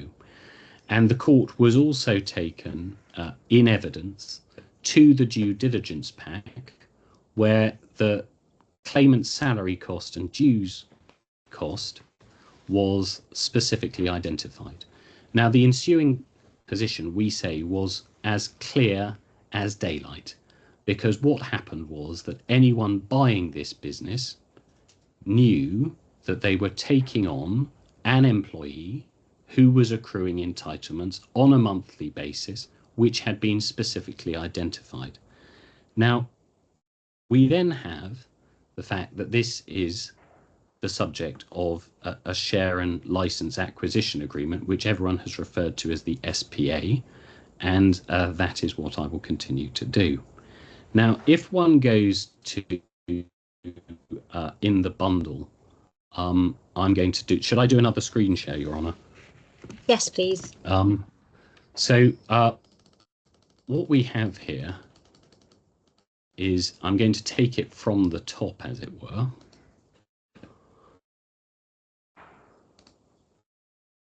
We have here, to state the obvious, and this was accepted in evidence, this is a formal legal document that has been specifically negotiated between Banyan Tree and Coinvesting. And we have here the recitals, explanation, and we have a series of definitions. The first relevant definition is effective date, and it's clear. The date on which this share and license agreement is executed between the purchaser and the seller. Then we go down. Why is this relevant? Well, it becomes very relevant when one gets to 6.6, which, again, I'm sorry to make this point, but it is extremely clear, we say on this document, purchaser's covenant, from and after the execution and delivery of this agreement, to and including the closing date, which is not now, the purchaser shall, and then we have a list of utterly standard things. And then we clearly have a provision which has been negotiated, we see here. The purchaser shall not be liable for any costs pertaining to payments to any service providers or employees, permanent or temporary, of BTAML, corresponding to any periods prior to the effective date of the agreement, except mentioned in Annexure A. Any additional costs pertaining to periods prior to the effective date of the agreement shall be either paid by the seller or adjusted against the purchase price in case paid by the purchaser. However, it is noted that all costs, whether specified or not, post the effective date will be to the account of the purchaser. Now, it's at this point the first question everyone seems to have had on this agreement, including my own, is let's look at Annexure A. Well, I'll do that because everyone keeps asking for this, and it's blank. But the material point here is that one sees a signature on this document. Now, I do consider it quite important at this stage to turn to the issue of what Mr. Vellucci said about this agreement in evidence.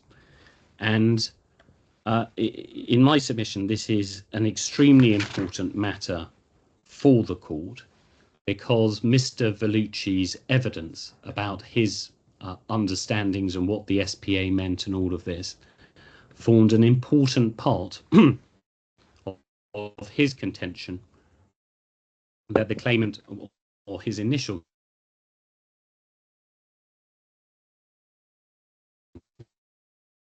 that the claimant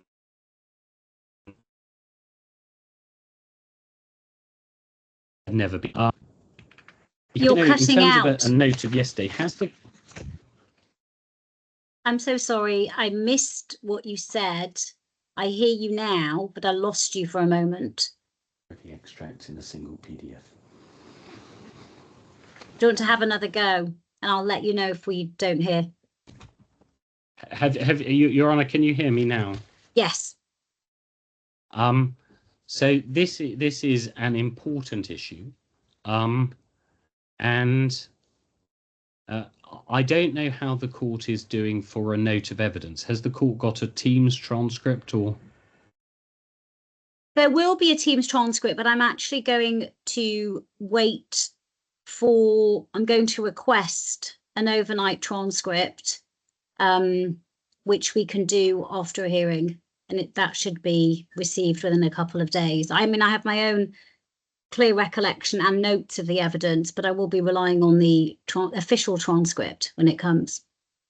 Yes. Now, I'm in a similar position because what I have is, thanks to the efforts of those instructing me, I do have a note of the evidence given yesterday, and I mean, the position quite simply stated is that I have to go to the evidence, and clearly the whole purpose of hearing evidence is for the court to reach conclusions about it. So I'm going to go to bits of the note I have. Now, this is subject to the point that the court will, of course, need to consider its own recollections of these issues. Yes. And the note. But to put it another way, I don't see there's, unless we would sort of defer closing submissions and have written closings, which none of us want, I don't see any way other than going to the document. So that's what I'm going to do in a moment. And just by way of situation of this, Mr. Vellucci's evidence in his witness statement, and for the court's note, this was at my apologies.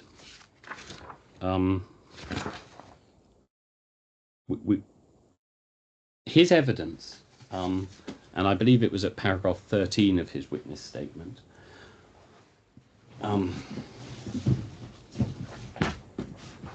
me just go there.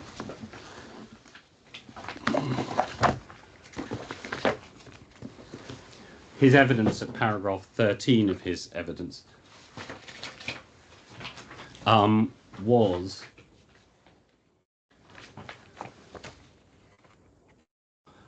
quote, "At the time I did not closely read clause 6.6g of the SLA.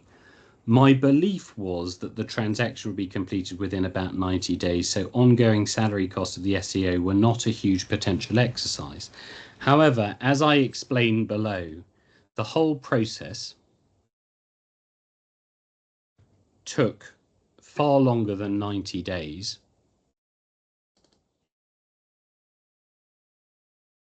So ongoing salary costs of the SEO were not a huge potential expense. I did not believe, and I do not think that Mr. Singh or Mr. Gahlowt believed, that I was responsible for Gahlowt's salary after June 2021. And the electronic reference for this is electronic 329, for your honour, in the main bundle.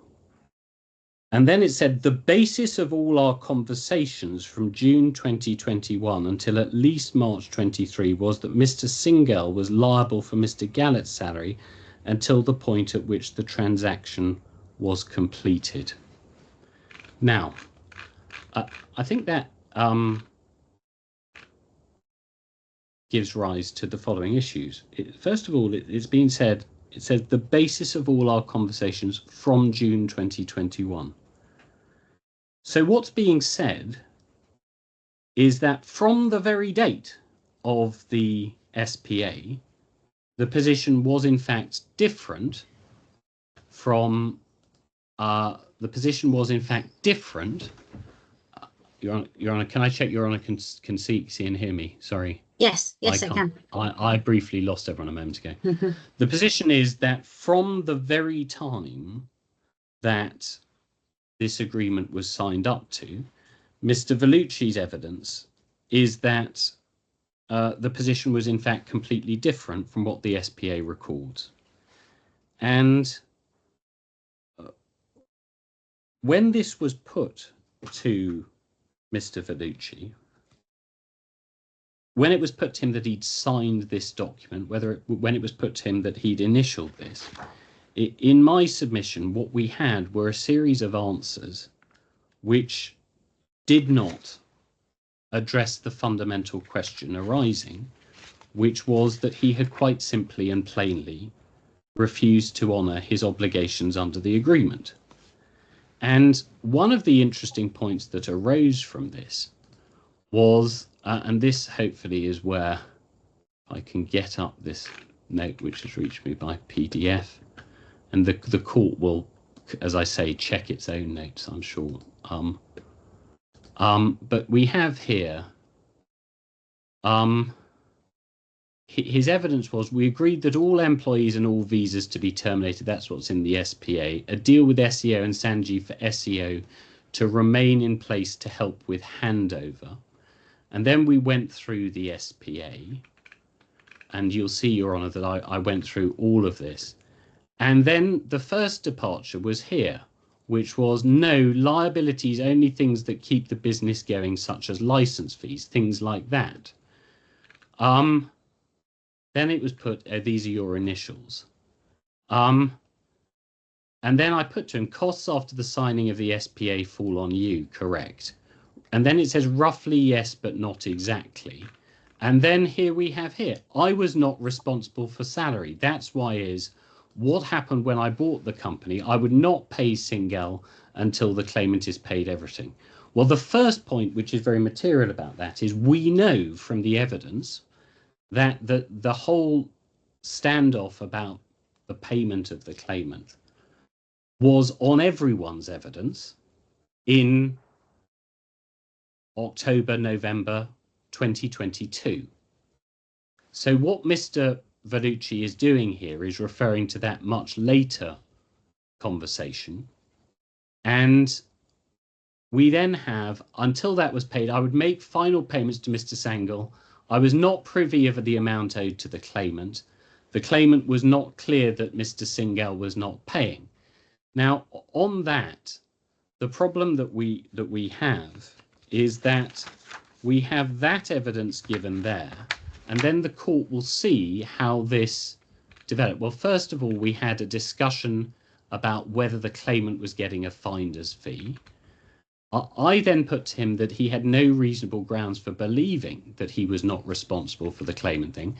And then it says we had verbal conversations. It was going to take longer than 90 days, his responsibility to take care of the claimant's salary. Well, those conversations must have been later than June 2021, axiomatically, but the evidence that he gave in his witness statement was that he was responsible back to June 2021. Then it said, well, if I don't buy the company, the claimant wouldn't get any money. Well, that's not relevant to this actual issue.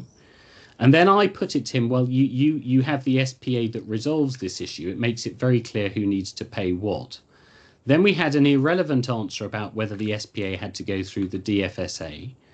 Then I said, well, is it your evidence that because you didn't read it, you aren't bound? Then I put to him, effectively, is your evidence is correct? We got in my submission an unsatisfactory, I did but not sure if closely or not. And what I put to him, and it's quite an important point to put to him, is that he didn't honour his agreement. And I apologise for the formatting this. I said, well, you didn't honour the PSA. And then the answer was, well, I'm the only one with honour in this deal. I'm only responsible to keep the business going, such as DFSA licensing, not my responsibility to pay the SEO 13K a month. It was Singh's responsibility. That's why I made sure the claimant was paid everything. That's the fact. Assertion he's never been in a labour dispute thing. Then was put to him, well, doesn't like to commit to things in writing. Well, we then say, of course I do. I think that's what OFC said. Of course I do. I'm a businessman. And then I said to him, well, were there any emails with Mr. Singh? He was not on the Zoom call. I didn't have his contact details. Then we had a discussion of completely separate materials about whether the claimant was working and so on. And then later, shortly, we then had a contradictory answer, which was we're told that Mr. Vellucci doesn't know how much the claimant is owed. But then we're told that every time he spoke to him, he was getting a complaint about Mr. Singhal, etc. And this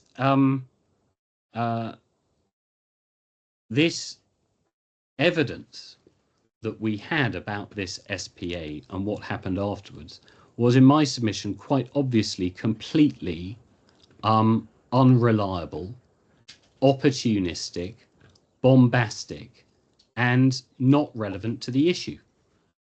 And the reason this is relevant, Your Honour, is that it is integral to Mr. Vellucci's witness evidence that there were a series of understandings and agreements between him and various parties. And when the court can see, as it can, that the alleged understanding and agreement is wholly inconsistent with a legal document cited and signed, in my submission, there is quite simply no basis for taking Mr. Vellucci's wider evidence about events between the conclusion of the SPA and the alleged first termination of the claimant's employment in November 2022 as reliable.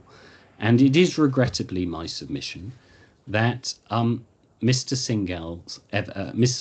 Vellucci's evidence is not evidence which the court can place reliance on, except where it is corroborated by other evidence or supported by, in particular, contemporary documents.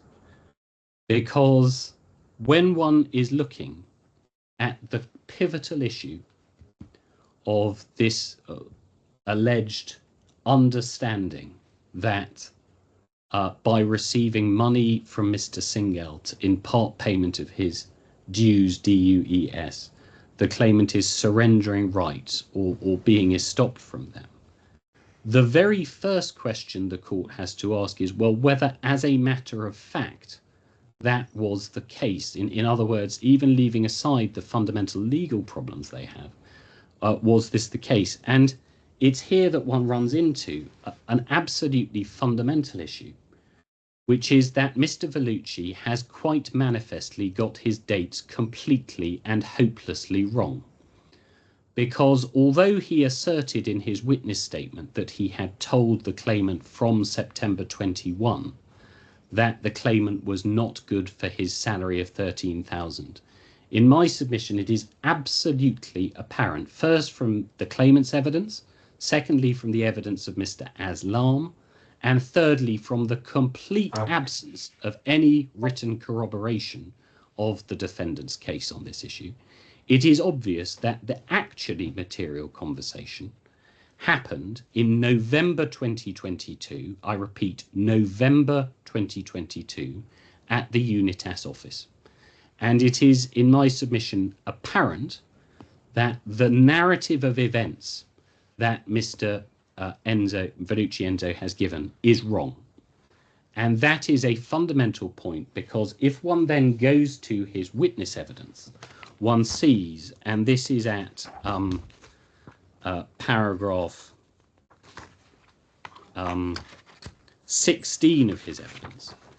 If one looks at this, one sees a long discussion that follows from 16 to 23 about this. And one of the points that is made here is that he admits at paragraph 22 that he offered to split the salary 50-50. But and to that extent, we agree. But where I think where I submit this statement goes completely haywire is at paragraph 23, where it said, I was never shown any proof that Mr. Singhal has paid 50% of salary So, quote unquote, that conversation fizzled out. When, in my submission, Your Honour, no such thing happened. What actually happened was this. The claimant, once there was the DFSA approval in the summer of 2022, worked to close things out. And at that stage, it became apparent to everyone that his unpaid wages needed to be addressed by someone. And what we say here is that the court must be understanding of the real balances of power in this situation. The ultimate position is that the claimant he's placed in the invidious position of having to seek from two ultimate beneficial owners who are having an argument about who is liable for his wages, an agreement between them that the company should honour what were its legal obligations in any event. And the correct evidence before the court is that there is an agreement between Vellucci and Singh as to some 50-50 split. And the evidence before the court is also that the claimant sent emails to Mr. Enzo confirming, and this is all they confirm, that Mr. Singh had met his 50%. So the question that arises here is not the question on the fine wording of emails which were not even sent to Mr. Vellucci Enzo. The question is not about that. The question the court should be asking here is, where is the Vellucci 50%? Because if you have a 50-50 deal to pay someone's salary and Mr. Singh pays half of it, the question that's arising is where is, even if it isn't the 50, the 49, the 48, but where is, let's put it broadly in this way, where is Mr. Vellucci Enzo's quid pro quo in that? And that is the question that has to inform the court's findings as to what happened at the Unitas meeting. In other words, there is no evidence here in this bundle, and no one has suggested that Mr. Vellucci Enzo, to honour this 50-50 deal, produced a wire transfer for $200,000. Yeah, no one suggested that. Okay, so the question here is, if Mr. Singh has consented to a very substantial deduction from the consideration being paid to him under the SPA, which came out of the company's capital, that's the evidence.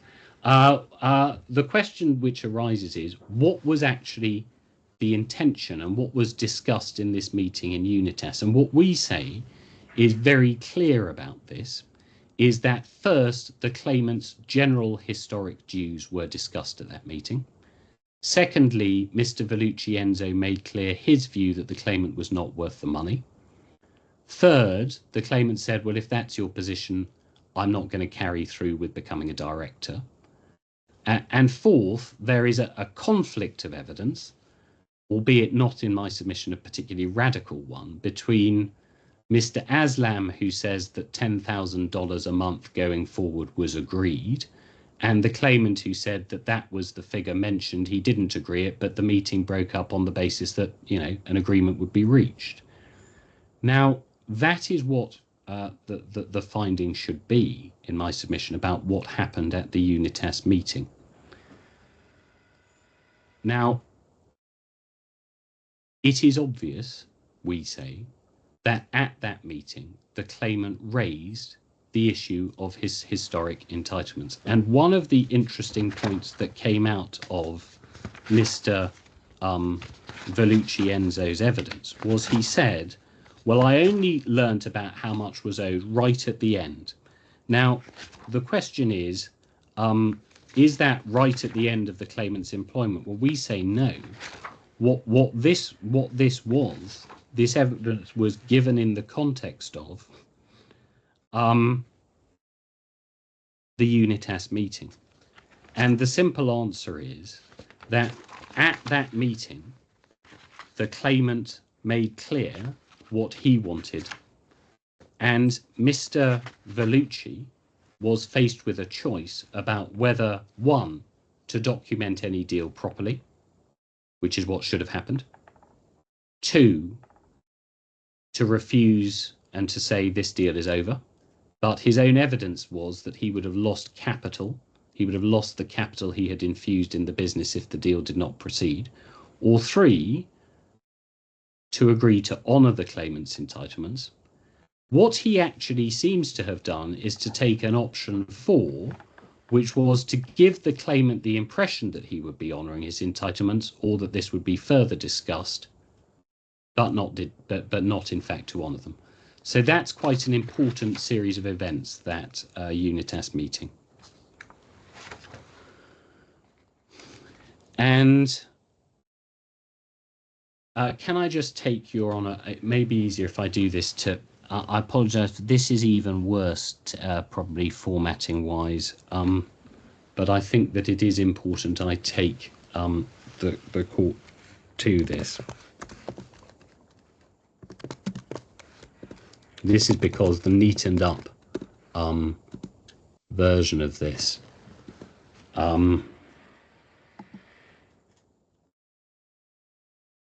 is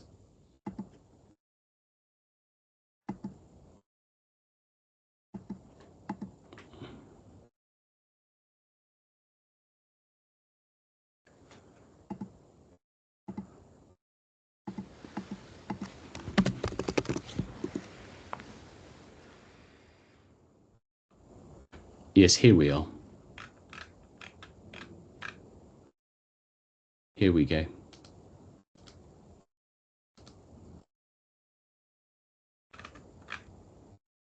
It's here. Your Honour, this is the Unitas meeting. I can't now see anyone else, but I hope that you can see me. Here we go. I put it to him on several occasions, meeting at Unitas, 2 representatives of you. And then I said at the meeting there was discussion about completing the transaction. Yes. One thing that needs to be done was for Mr. Singh to receive a payment. Yes. Execute corporate documents such as resolutions. Not sure to do them at meeting, but at least discuss them. Next point, seize outstanding salary. I would say amount owed to him was showed to us. Not sure the day out. I think in that meeting we find out how much was owed. And we then discuss, he then corrected that evidence in a way that in my submission was quite plainly opportunistic, because having made the admission here about how much was owed, it's then corrected to say, oh, don't remember past dues. And then he had to be asked on several occasions whether the claimant had said, well, I'm then going to resign, which is now in my submission entirely obvious from the evidence, particularly that the court has heard from Mr. Aslam about this, and also from the claimant himself. This is a heated meeting. And then what we have is a flipping of the issue onto Mr. Singh. And, you know, Sanjeev wasn't agreeing, Sanjeev wasn't paying, and I put to him, well, he wasn't at the meeting, which is an uncontrovertible fact. And then they said they were on the phone, stepped out of the room to talk to him. He could have been on Zoom, don't remember. And then claimant will resign. And then I put that Mr. Mohammed said, well, this will look very bad with the DFSA. And then don't know which meeting, not closing meeting. And then I put, well, this is what Mr. Mohammed said. And this is also put to Mr. Aslam, who said, well, this is the kind of thing he would say. And then we have another flip into the evidence. Allegedly, Mr. Gahlowt and Mr. Singhal got into an internal fight. And then it's sort of said to me, yes, it did happen in that meeting. And then his evidence, which again, I think Amitesh said he will resign. Unitas said, let's resolve it. The claimant and Sanjeev. So, and then we have a partial retraction could have occurred at closing. Not sure if this at this meeting or another meeting. You offered 10,000. I did talk about 10,000, but not sure if at that point. He didn't agree. I don't think it happened like that. And then discussion were going to continue between you and the claimant. Yes, true. So in my submission, Your Honour, despite the great, you know, I do have to say belligerence of some of Mr. Verducci's evidence about the matter as a whole, when one actually got to the substance of it, it's not clear to me how there is a credible, as opposed to, you know, there's my learned friend will make his submissions, but I do not see how there is a credible case that matters proceeded at this Unitas meeting other than as alleged by the claimant and as put. And the ramifications of that are multiple. First, it is readily apparent as a matter of the basic law of misrepresentation that, let's just begin with one other tenet to save a bit of time. You cannot credibly claim to have relied upon an email or document you didn't see. That's point number one.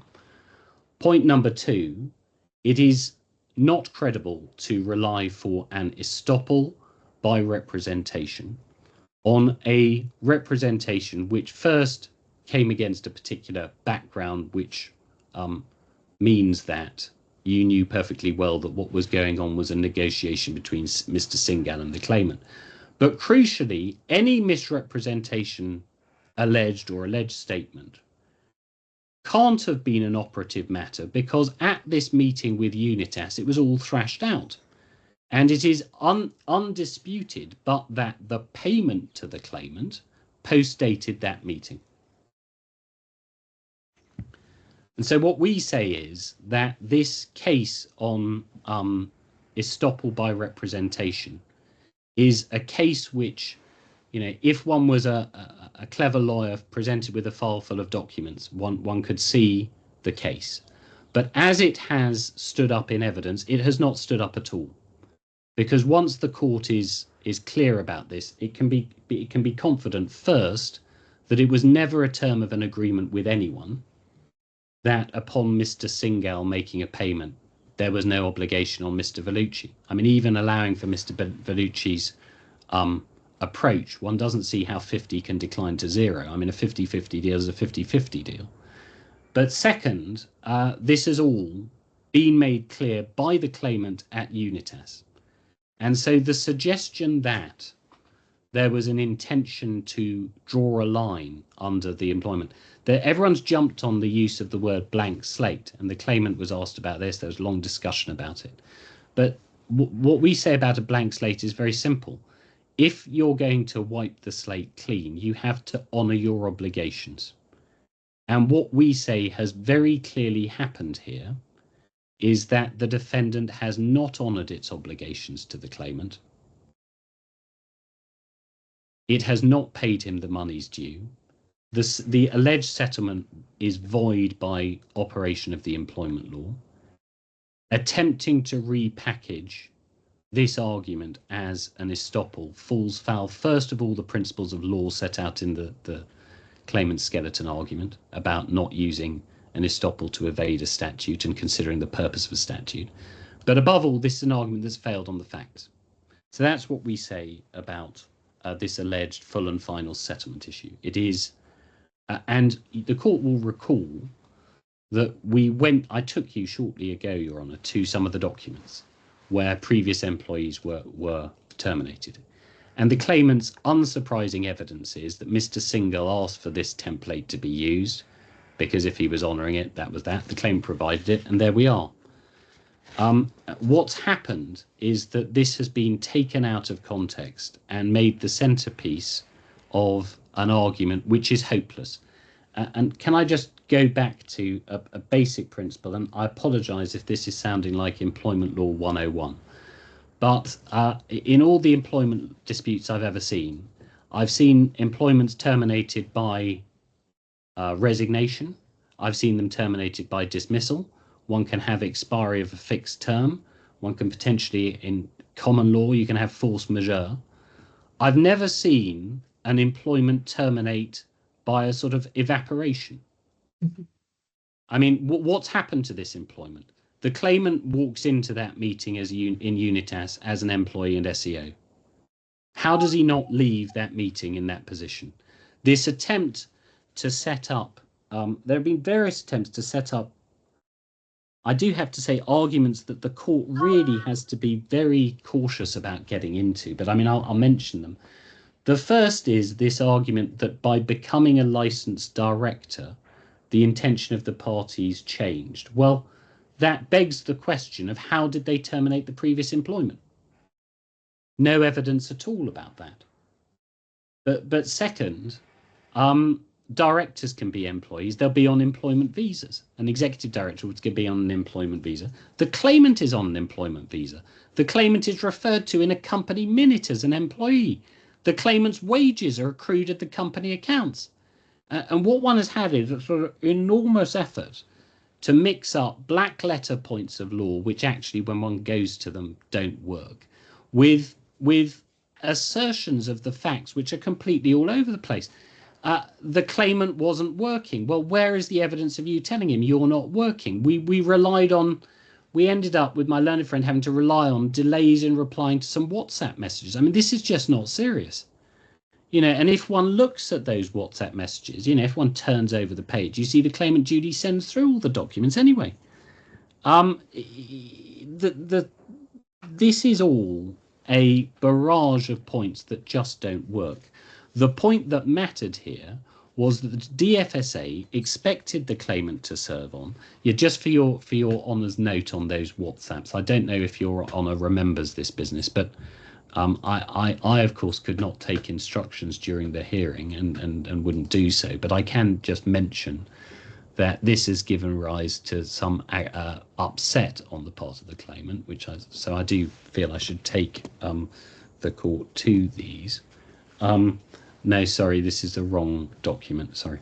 But the short answer is that, it said, oh, well, he didn't go to the office. Well, the defendant at the Material Times first didn't have an office, and then when it had an office, it was being fitted out. And this attempt to kind of throw a deluge of stuff, we really had the barrel scraped. Arguments about being allegedly tied up in some misconduct in Mauritius. I mean, there's just no credible evidence for this. It's an offensive suggestion. And so what we see is that there's been a sort of an all-out attack on the claimant's character and allegedly not doing work. I mean, that argument was just hopeless. If someone's working on, it's just a matter of trite law, they're either an employee or they're in some other status. The defendant has never identified credibly, or indeed at all, what other status the defendant worked on in. And the defendant has provided no evidence to substantiate what would be an extraordinary finding that someone goes from being a salaried employee to being nothing. So those are my submissions on that. Now, I'm conscious of time. I want to wrap up in the next 5 to 10 minutes, but I do want to explain that with regards to the court's, can I check, Your Honour, that you are clear about what we're saying about this Unitas meeting and its significance? Because I'm conscious that there is this problem with the defendant's witness statements, which is they all sort of put it in a weird place or say different things about it. So the correct date for this is November 22. And I do just think that is a very important point. And we then have, in terms of the regulatory position, clear evidence that the defendant is a director. And the best argument that the defendant seems able to run here is the fact that the claimant did not complain about his wages for a period of time shows that he acknowledged that he wasn't due them. Well, I took, Your Honour, indeed the claimant in re-examination to the email that showed he made it clear to Unitas at the time this is a part payment. And could you remind me of the page number of that? I have got it written in my notes, but I'm yes, I will do that. I'm just going to put it here. So the absence of complaint is not, in my submission, a good defence to the claim, nor does it tend to prove anything on the facts for this very simple reason. Given the enormous difficulties the claimant had extracting money to date, one can well see that having finally received something at the end of November, was December the 1st the time? And Mr. Vellucci said, well, I'd be on to my employer's case straight away. Well, thinking about the realities of what we've seen, would it actually have been prudent to start sending emails in December saying, pay me everything now? And the short answer to it on this alleged November-December position is that if one looks at the DFSA regulatory business plan, What is envisaged here is not the claimant stepping back from the business, and I think the words administrative services seem to have been rather abused in this case. The idea is not the claimant stepping back from the reference is E998, Your Honour. Yeah. Let me just check. I don't want to get the reference. Yeah, it is. That's the correct reference. So the point that follows, we say, is really very telling. And what emerges is that, of course, the defendant needs the claimant because it's still going through close supervision of the DFSA. The claimant has a good relationship with them. He is doing the job. There's an audit to complete. And what we actually see, not for the first time in this case, is the claimant being used but not paid. And what happens when the claimant then meets with Mr. Vellucci in the March and says, you've got to pay me, is that Mr. Vellucci refuses to do so. And the claimant then sends an email which is called moving out of co-investing. And one of the points about the phrasing of that email is moving out is the correct way of putting it. What the claimant was looking to do was to draw to Mr. Vellucci's attention the fact that he wasn't prepared to carry on as he was. But what he did not do, either as a matter of construction of the email or as a matter of law, was to resign. Because if I say, I'm leaving this hearing, but I'll stay here for as long as you need me, well, I'm not leaving the hearing. I mean, it's as simple as that. And there's a lot of law cited on this in the skeleton argument.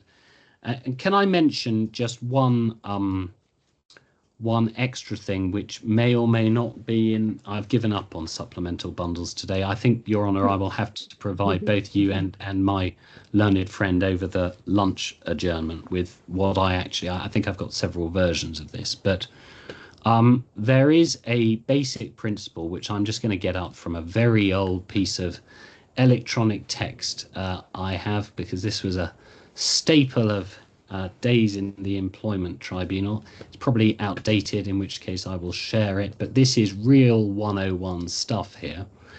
This is from Harvey, circumstances in which an employee is dismissed, and it begins by talking about unfair dismissal, the legislation, and the simple point, the 101 point, which is probably in small type, knowing this. This is the point. The courts will be reluctant to find mutual agreement to part unless the evidence is clear, because the employee's statutory rights will be excluded, etc. No termination by mutual consent when employee was prevailed upon to leave during notice period. Employee's agreement to become self-employed, etc. So the point here is that this attempt to leap on this resignation email is, again, I'm afraid, an exercise of a clever eye on the bundle.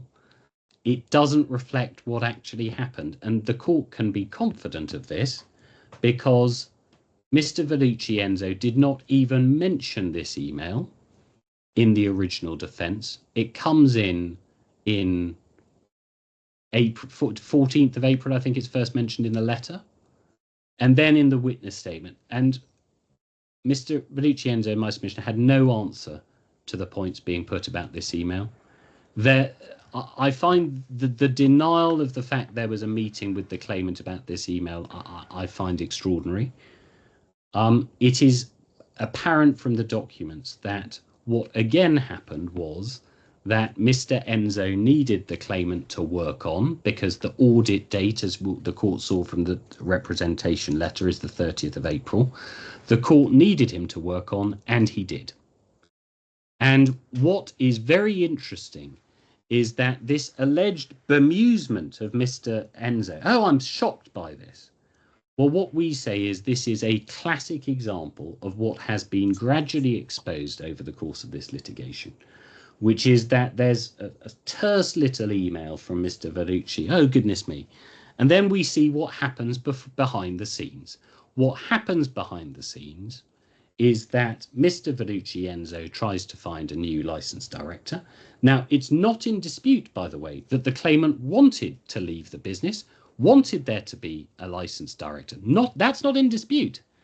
But what is very important about what happens is we have an open channel from Mr. Aslam to the claimant saying, oh, let's have a Zoom meeting. Mr. Vellucci Enzo saying, oh, I'm on holiday, non-working holiday. And then we see a separate set of emails with Mr. Vellucci's lawyer, with Mr. Aslam, with the bank, with the DFSA. And what is happening here is that they are lining up the claimant's exit.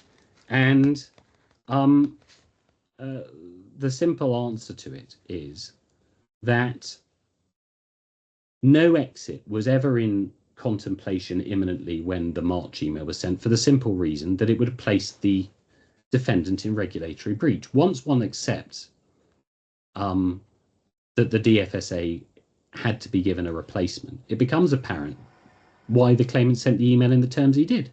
He had to hang around.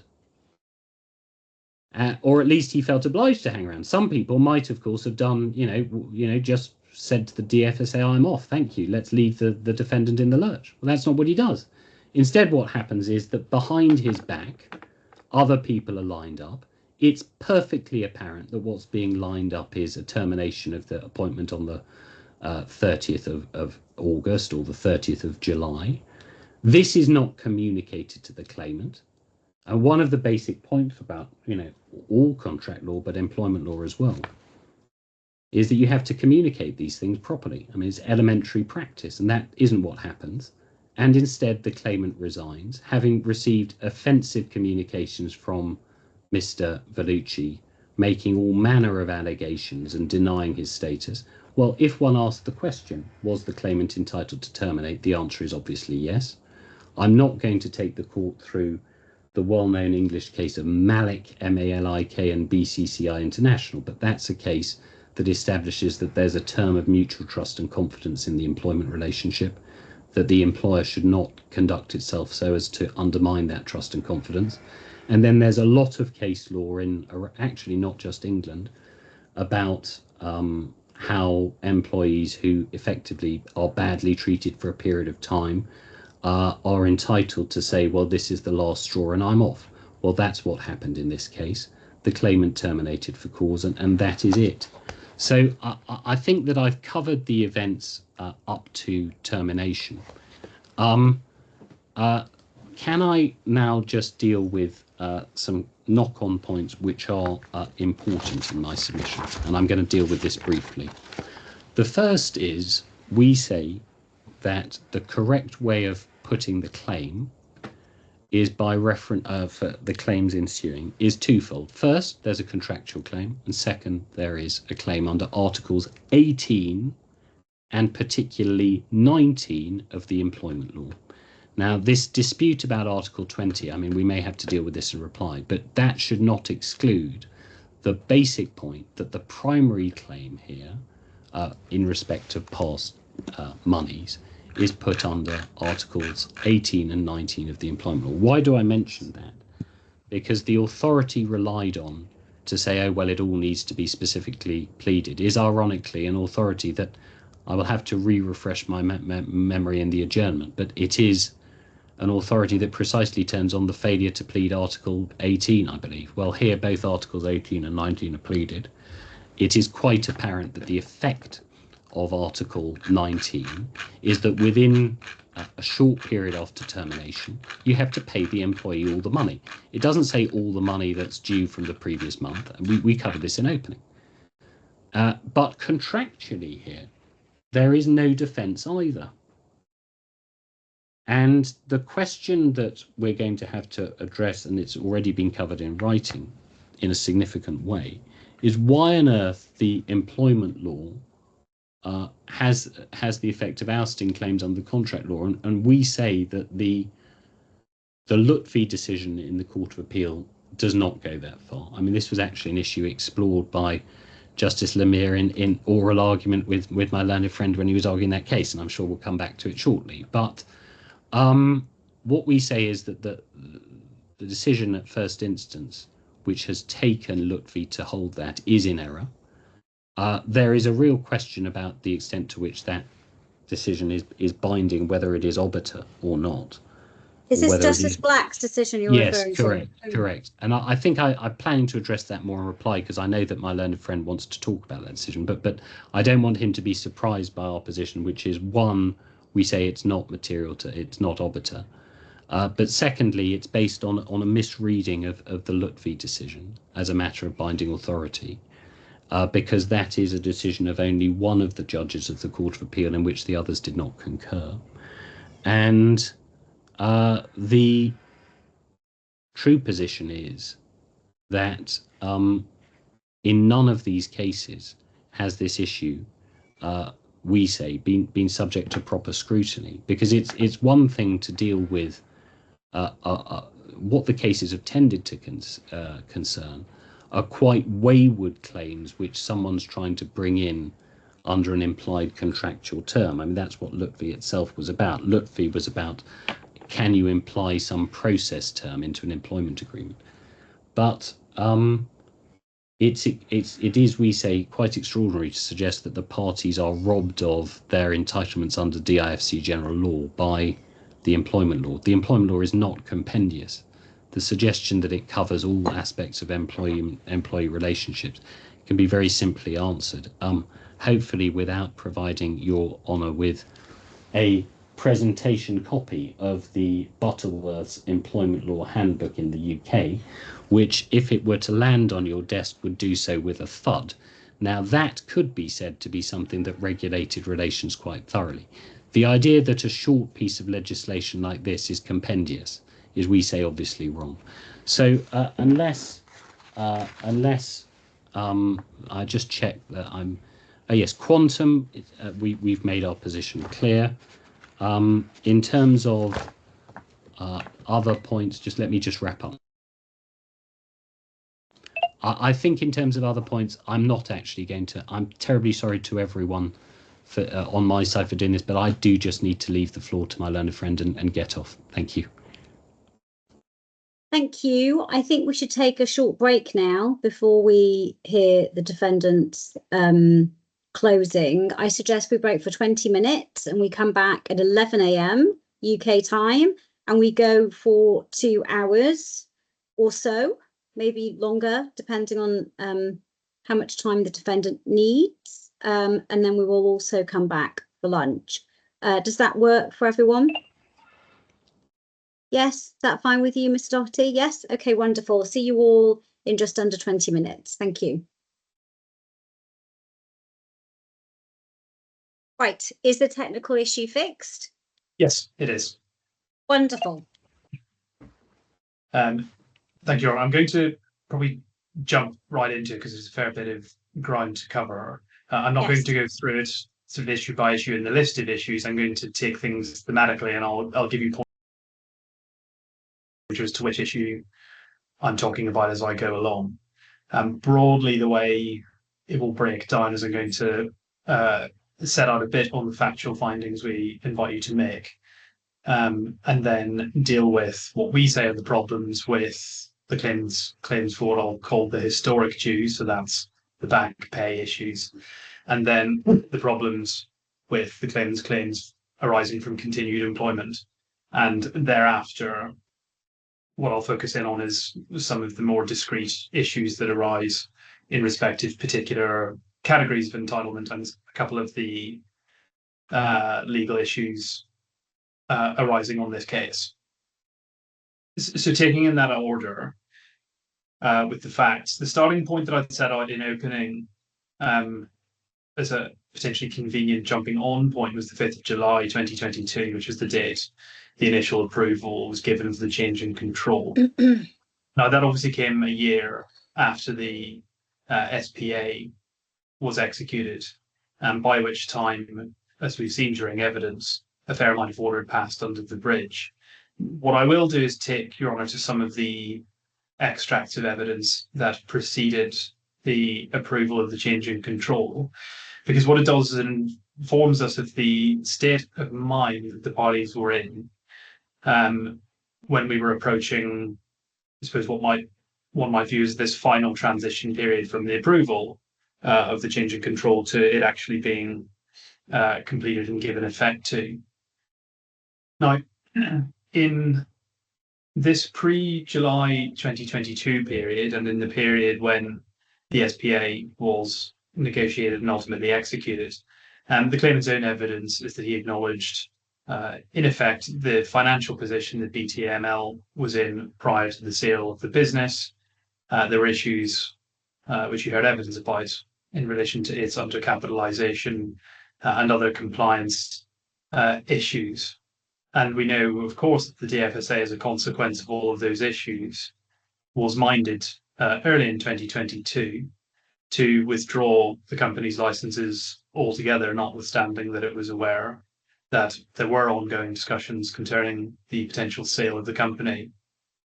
Now, pausing at that, it's clear that both Mr. Singh, the seller, and the claimant had a common interest at this point in time in the sale of the business going through. Given its financial position, the direction of travel was either the company would sell or it would be wind up. And if it wind up, Mr. Singh wasn't going to get anything in respect of his licenses, particularly if those were withdrawn by the DFSA. And if the company wind up, the claimant was not going to get anything in respect of what he was claiming as outstanding dues. It's in that context that we say that the claimant was fully aware throughout this period of what I'll call the apportionment issue. So that's the issue which the UBOs, so that's the seller and the buyer, were both cognizant of. So that is who is going to bear particular liabilities for the company up to the point that the change in control takes place. And the claimant would also have been aware in that context that placing hurdles in front of either UBO was something that risked ultimately collapsing the sale and the change of control going through, the consequence of which, if he's reading the runes, would mean that he gets nothing. Now, what the claimant presents the position as for the purposes of this case is that he's caught between the UBOs. We say that there's another way of phrasing that, which is borne out by the evidence, which is the claimant seeking to play both sides to his relative advantage in the situation he finds himself in. And when one looks at the communications during this period, one can see the claimant constructing a worldview in which it's clear that he is intending to give the impression that once the change in control is completed, there is to be some balancing payment to be made. There is an intention to create a blank slate so that things moving forward can be done on a neat and clean basis. And in doing so, he was making it apparent that he was receiving everything that he claimed he had been owed. And what has happened after constructing that worldview and after giving the UBOs an impression that that's what was happening, he has subsequently sought to, in effect, renege on what he said by utilizing what we say is the wiggle room that he thinks he left for himself in the communications that were exchanged between himself and various individuals, really from March 2022 through to November 2022. What we say is that we now get to a point where the claimant is presenting a case which has been constructed on an alternative version of the reality that he created after he was paid in November 2022. So he receives his payment in 2022 on a particular basis, and it's months after that that he comes back to have a second bite to try and say that there are still outstanding sums that no one was given the impression were owed at the material time he received his dues in November 2022. To contextualize the claimant's understanding of all of that, one can start with this is the 50% email exchanges, if I can put it that way. So these are the documents at page 749 of the main bundle. That's 764. I don't know if my instructing solicitor might be able to pull it up. And Your Honour will have read these, so you will be familiar to some extent with their contents. So this is an exchange between October 2021 and March 2022.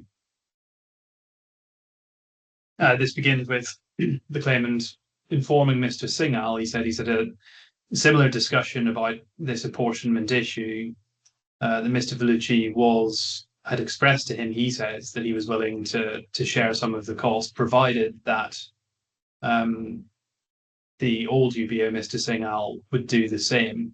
And we get further clarity on what's meant by that at the bottom of this page in the December email, which is Mr. Vellucci is willing to share 50% of my salary since October. So that's prospectively from the point in time he's found out that there seems to be some kind of issue. But that's provided that we show him 50% of the salary has been paid by BTAML first. Now, the correct analysis of this piece of evidence is that ultimately it is something which fizzled out, because there's not evidence to suggest that there was a firm agreement on this 50-50, and there doesn't seem to be a suggestion that the condition precedent to that, i.e. Mr. Singh paying his 50% share first, actually occurred in the way that was being described in these emails. But what is clear is that the individual that the claimant is targeting, the individual that the claimant is approaching and asking for payment of his dues, is Mr. Singh. And if we scroll through, please, to the next page at 750,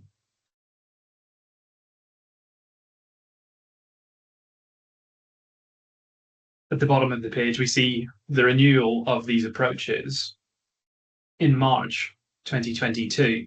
So he says, "Dear Sanjeev, I've not received my salary for more than a year now. I've been working in good faith. The delay in change in control has happened due to reasons beyond my control." So again, the individual he's approaching is Mr. Singh, not Mr. Vellucci.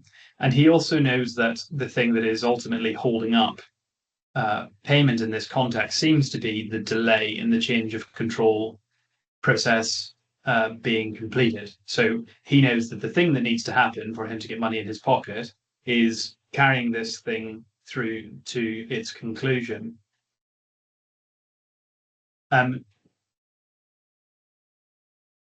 Now, as I said, the idea that Mr. Vellucci would chip in 50% prospectively ultimately doesn't come to anything.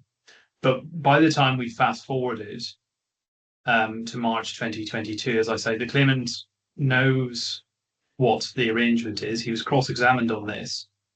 He accepted that he knew that the point in time he was going to get paid was when the change of control was completed. And still at that point in time, his sights were set on Mr. Singh, not on Mr. Vellucci. And that's because the claimant knew what Mr. Vellucci's position was, which is that the apportionment issue was important to him. He wasn't going to be responsible for Mr. Gahlowt's past dues, because the arrangement had been and was commonly understood by everyone that Mr. Singh was going to settle them. We see further light shed on this in the same exchange over at 752.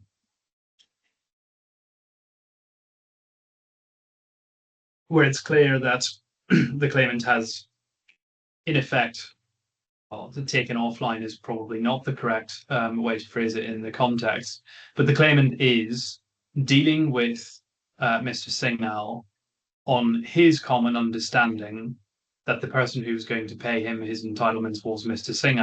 So this is the email chain in the 10th of March where Mr. Singh says, "I think the understanding between us is documented. There is no room for any confusion. Kindly take printouts of the emails and we can discuss in Dubai next week." And over the page at 753, the claimant is aligned with that worldview. "Dear Sanjeev, I will keep the printouts of the discussion and understanding that we had. First discussion was to continue to March 2021, and it's decided to sell the business. The timeline and the various work to be done was discussed or clear. We will discuss when we meet." there is clear reference in these communications to a documented understanding as between the claimant and Mr. Singh as to what he was going to be paid and presumably when he was going to be paid. In the context of this litigation, we have asked the claimant for those documents and he has refused to provide them. And it's not in any way ambiguous that these documents would have existed. There's no inference that one can draw here that they might be referring to some verbal discussion, because of course the reference to printouts is clearly very specific. There has been a written communication, presumably some kind of electronic communication. Not only has Mr. Singh said, bring the printouts, but the claimant has said, I will keep the printouts. It's clear what they're talking about. And no doubt, some of the unanswered questions in this case, for example, why the claimant carved out a fee of $7,500 for himself for the work he did in the withdrawal notice, would likely have been answered if he provided the disclosure on this. But he has chosen not to. And I do say that Your Honour should draw adverse inferences from that failure, particularly where the claimant's position at trial now is that there was some common understanding between the parties that is different to what is clearly written down in the email record between August 2022 and November 2022. So the short takeaway point is that the claimant knows in this context the significance of the apportionment in how the change of control is going to be carried about. And he's also aware that the arrangement commonly understood by everyone at this point in time is that Mr. Singh is going to be responsible for past dues. And it's worth pointing out that Mr. Singh does not dissent from that view either. So if Mr. Singh at this point in time in March 2022 had took the view that, well, I've signed the SPA and the terms of the SPA say that the purchaser is going to pay all of this money, he obviously would have been jumping up and down and saying, well, you're not getting anything from me, look at the terms of the SPA. But he's not saying that. There is clear common ground amongst the three key individuals who are driving through what this netting off is going to be. So that's Mr. Vellucci understands that Mr. Singh will pay past dues. Mr. Gahlowt understands that Mr. Singh will be paying the past dues. And even individuals who are not connected to this, for example, Mr. Aslam provided the same evidence that he had understood that the past dues were going to be paid by Mr. Singh, that everyone is on the same hymn sheet here. So that's a precursor to the 5th of July. Those emails, just to place them in context, the March emails were referring to the documented understanding. That's around about the time or shortly after the submissions in response to the withdrawal notice would have been due. The 5th of July, obviously, we get to the point where the withdrawal notice has itself been withdrawn, and we get the DFSA approval to begin the change in control process. And it's worth pausing very briefly on what that means. So the DFSA's approval of the change in control is not the change in control has happened. What it is they give you a period of time in which to bring it into effect. So, for example, if you wanted a document reference on this, it would be page 887 of the PDF, which is 872 of the bundle.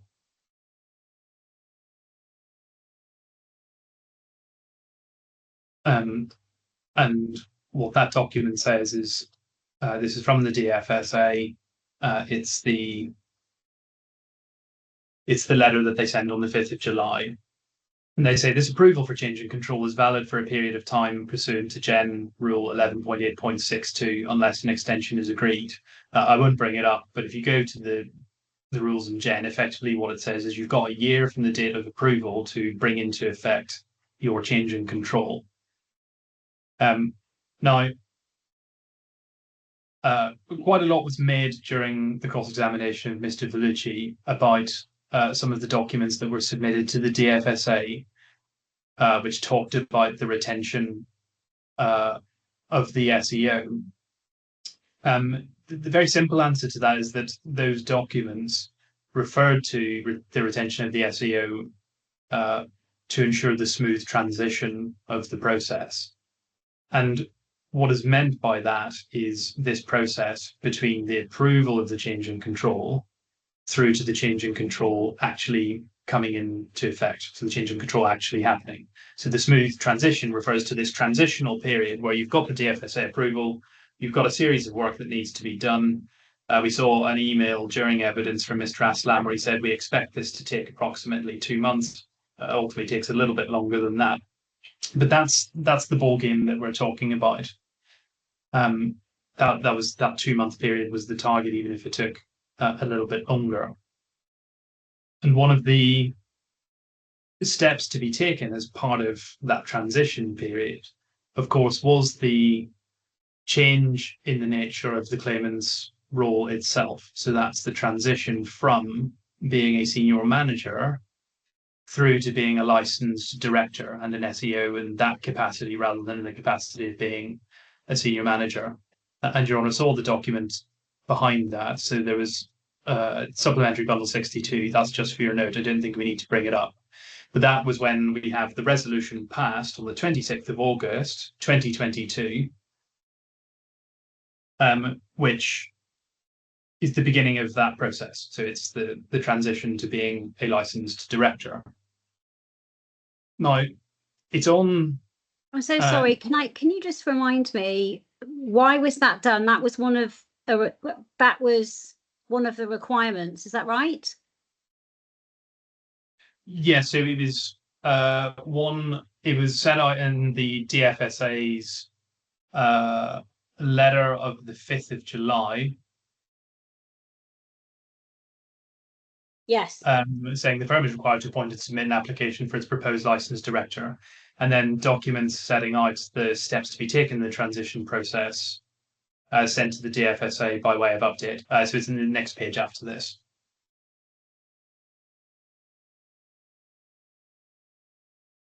Right.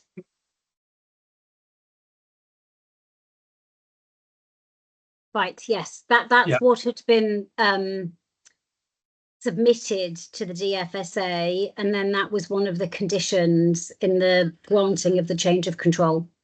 Yes. Okay. Yes. Thank you. So we get the board resolution. That's on the 26th of August.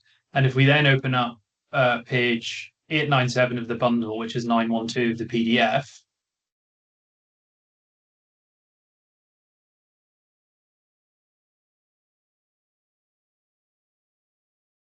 we get, on the very same date, the initiation of these discussions about end of service originating from the claimant himself. So if we scroll up slightly to the top of this page, and of course, Your Honour has seen this email chain. It begins on the 26th of August.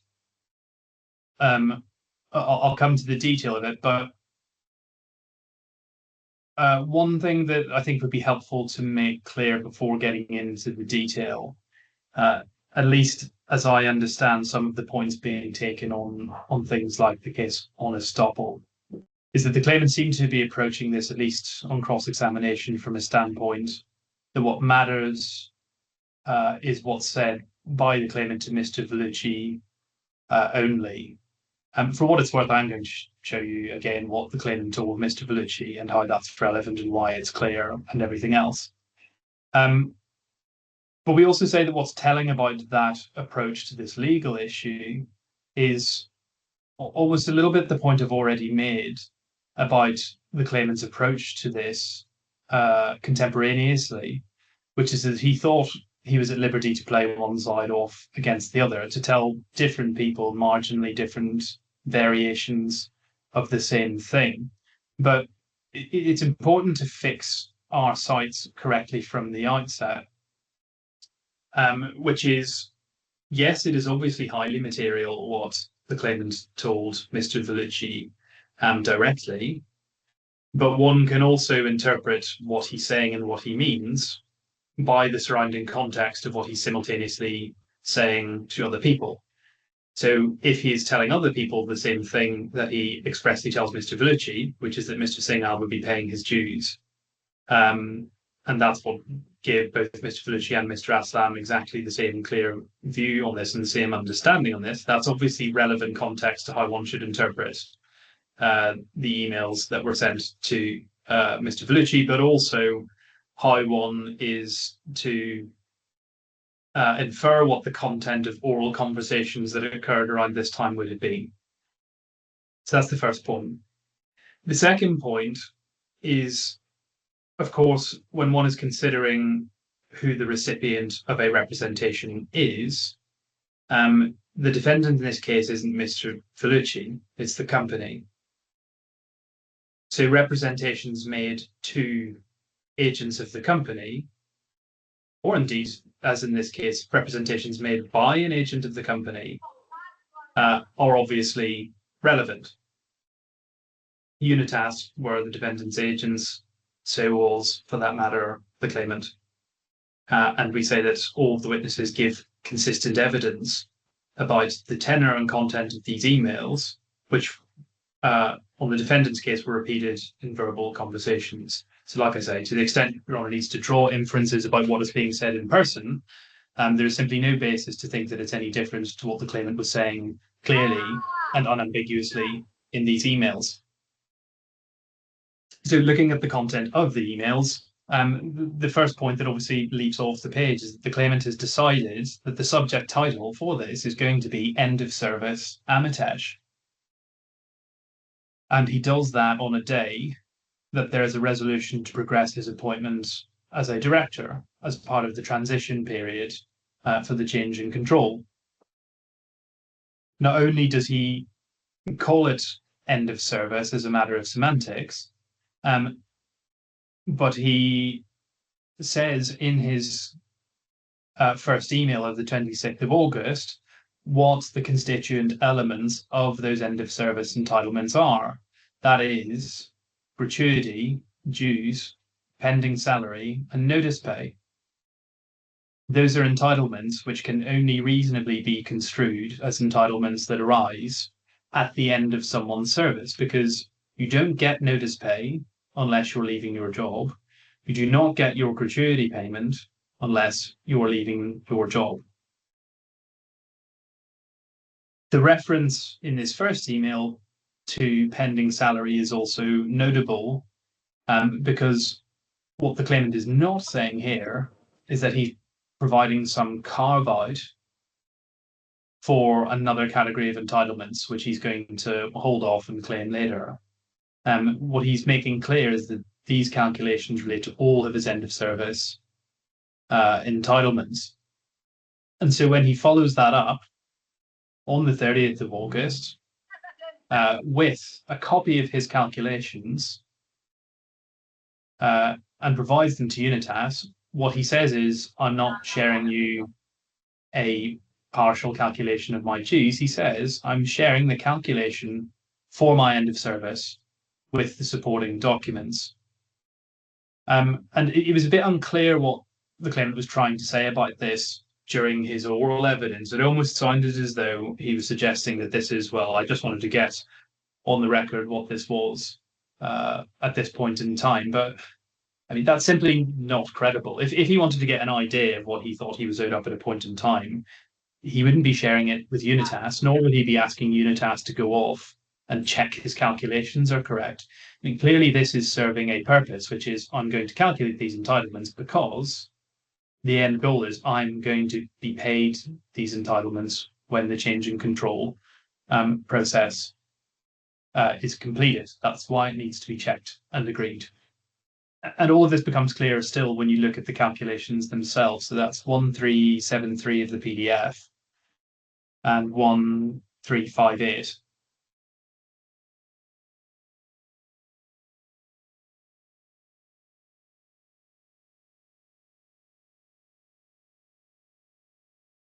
So it should be 1358 on the page numbering. It seems like that might be the easier reference to give, so I'll provide that one unless So 1358, please, which should be the calculation page.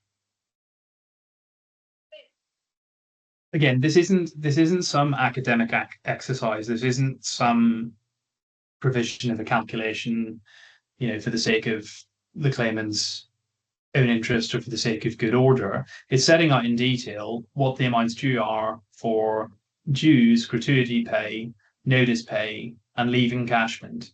So again, leave encashment, another type of benefit which you would only get upon termination of employment. You don't get to the end of your yearly employment cycle and say, well, I'm now due my leave encashment for approved but unused leave. You take your leave, you go on holiday. That's the point. So the first thing one is bound to ask when you look at these documents is, why is the claimant calculating these amounts, and why does he think he should be paid these amounts? And as much as the claimant in submissions wants to skirt around what is clear on the face of these documents, the obvious answer is that his service is coming to an end, and he knows that once the transition period comes to a close, his employment will end. The second question that might arise is, well, what would give one the impression that this is meant to be all of the claimant's entitlement? And again, it's something where we get a straightforward answer from the documents. It's right at the bottom of the page. And it's also why this is not a document produced for academic purposes. It says final net balance owing to the employee. So this is the final net balance once you've taken into account everything. And there's simply no other way to interpret that, particularly when you read it with what we've already seen, which is the covering emails, in which the claimant is saying, without any qualification whatsoever, this is the calculation of my end of service. And there's no basis on those documents anywhere which would lead a reasonable reader to conclude that this was meant to reflect some kind of partial payment. That is simply not there. And this is a case where we find a doubling and tripling down of these issues. So 918 of the main bundle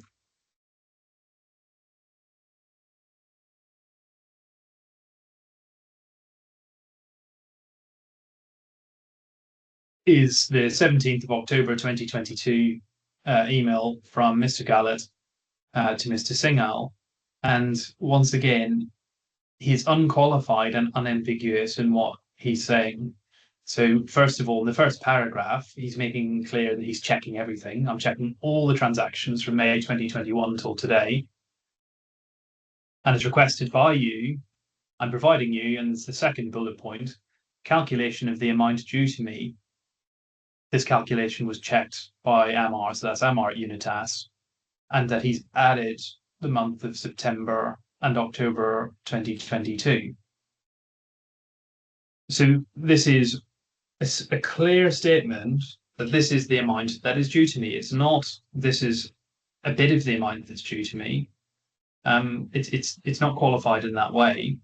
And we can see when one looks at the content of what's set out there, once again, it is wholly consistent with a worldview in which the claimant's employment is coming to an end and he's being paid end of service benefits, because he's expressly laying out gratuity, dues, leave encashment, notice pay.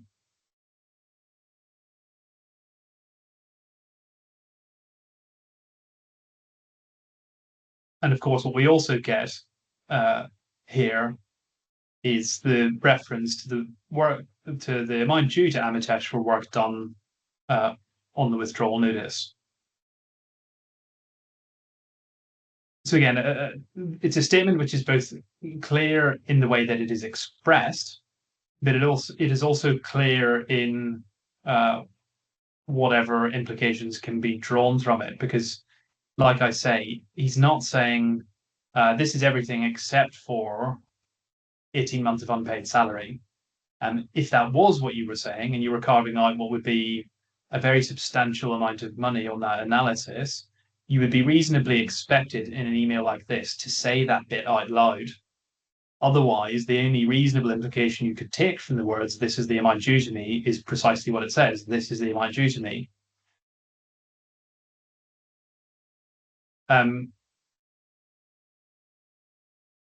Again, we say interestingly and fatally for the claimant's analysis that this somehow carved out some salary entitlements is that curious reference to the work done on the withdrawal notice.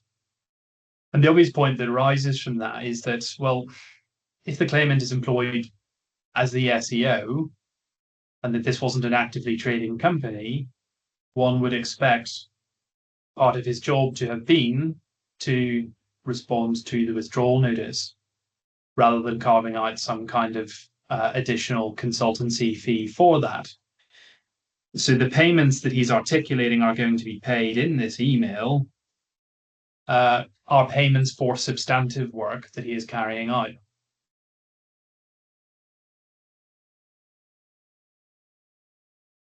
What the email also importantly tells us is the mechanism for the payment.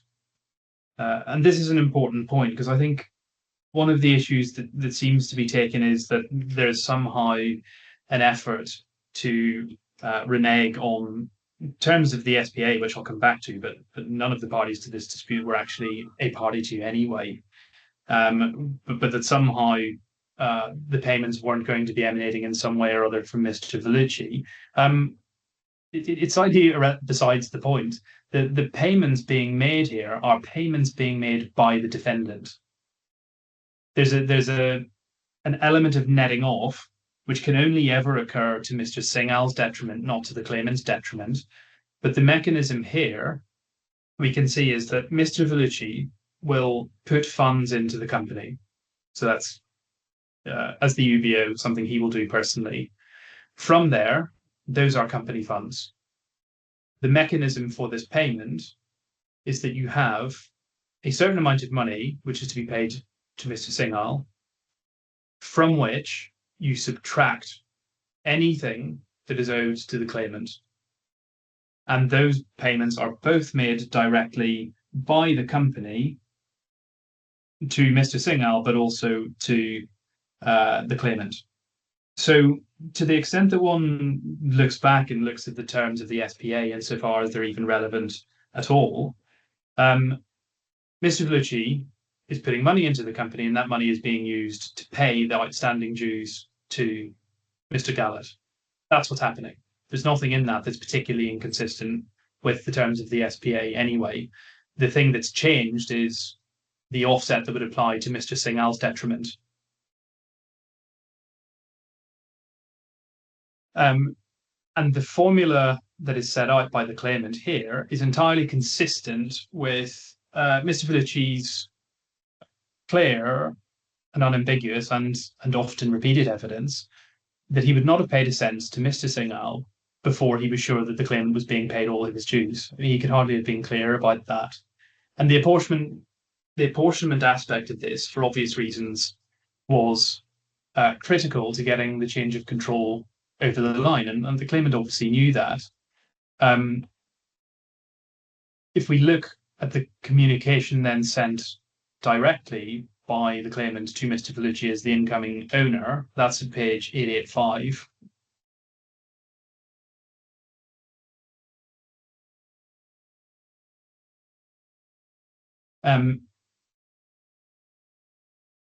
It's entirely consistent with what we have seen being expressed elsewhere up to this point in time. So he says again in the first paragraph, I checked all the transactions. He says, we say clearly in context mistakenly because we know what the calculations are, but he says my dues till 5th of July will be paid by Sanjeev. So he's referring there to past dues. We know, as a matter of fact, that the calculations updated it to include September and October because that's what the claimant says in the previous communication. And he says at the bottom, the above amount, so that's the 270,000 that's going to Mr. Singhal, above amounts are after deducting my dues that will be paid by Sanjeev. So, excusing the bit about the incorrect dates, what the claimant is telling Mr. Vellucci here is unambiguous. He is saying, my historic dues prior to the change in control, those are being paid by Mr. Singhal. And that the amount of money that you are now going to pay, or the defendant is now going to pay to Mr. Singhal, that is net, so it's after deducting my dues from that amount. That, like everything else we have seen up to this point, is completely unqualified. There is not even the outline of a hint in these emails that what lies behind this is some claim that's going to surface months later. I think at this point, 6 months later, that there is somehow in excess of $250,000 in arrears. It is perhaps with the benefit of hindsight, we can see signs of what perhaps is the claimant being careful in controlling the information that he's putting to Mr. Vellucci. And what I mean by that is that in the table, he's not setting out as detailed a breakdown as he did when he provided the calculations to Unitas and when he provided this version of the table and the email of the same date that he sent to Mr. Singhal. But if the claimant's best case on this point is that he himself introduced what he thinks is some strategic ambiguity into the email, one, we disagree on the facts because the words in the email are the words in the email. But even if he thought that was the case, he can only have done that with the intention of giving Mr. Vellucci the false impression that he was starting with a blank slate. And if his intention was to give the impression that all of my past dues are being paid by Mr. Singhal, with the intention in his mind at the time he was going to subsequently renege on that, then it can only have been a deliberate attempt to mislead Mr. Vellucci. If, as he ought to have done, if this is what he thought was the scenario, if the claimant had said at that time, well, I'm owed over $200,000 in back pay, of course, things would have looked very different. To put it in context, Your Honour will recall looking during the course of cross-examination of Mr. Vellucci, the provisions in the due diligence report, which suggested that in effect, the acquisition cost for the license once you take on board past dues was in the realms of about $189,000. Now, looking at the context of this transaction as it stands in November 2022, what we've got is a net payment being made to Mr. Singhal of $270,000. So we've already increased on what the perceived cost was back when the due diligence report was put together. But if at that point the claimant is saying, well, on top of that, you've also got in the region of $250,000 of unpaid dues, the economics of the whole transaction look really radically different. And the reaction to those economics clearly would have needed to be factored into the netting off payment to Mr. Singhal. Because if Mr. Singhal is owed, as set out in this table, a net amount of $270,000, and the claimant's position is, well, actually, I'm still owed not far off that in arrears, then you would have had plenty of wiggle room to reduce the amount that's going to Mr. Singhal. So what you would have done is you've taken the $270,000 that was due to be paid to Mr. Singhal, and you'd have taken off whatever else would have been owed to the claimant if he had said anything about it.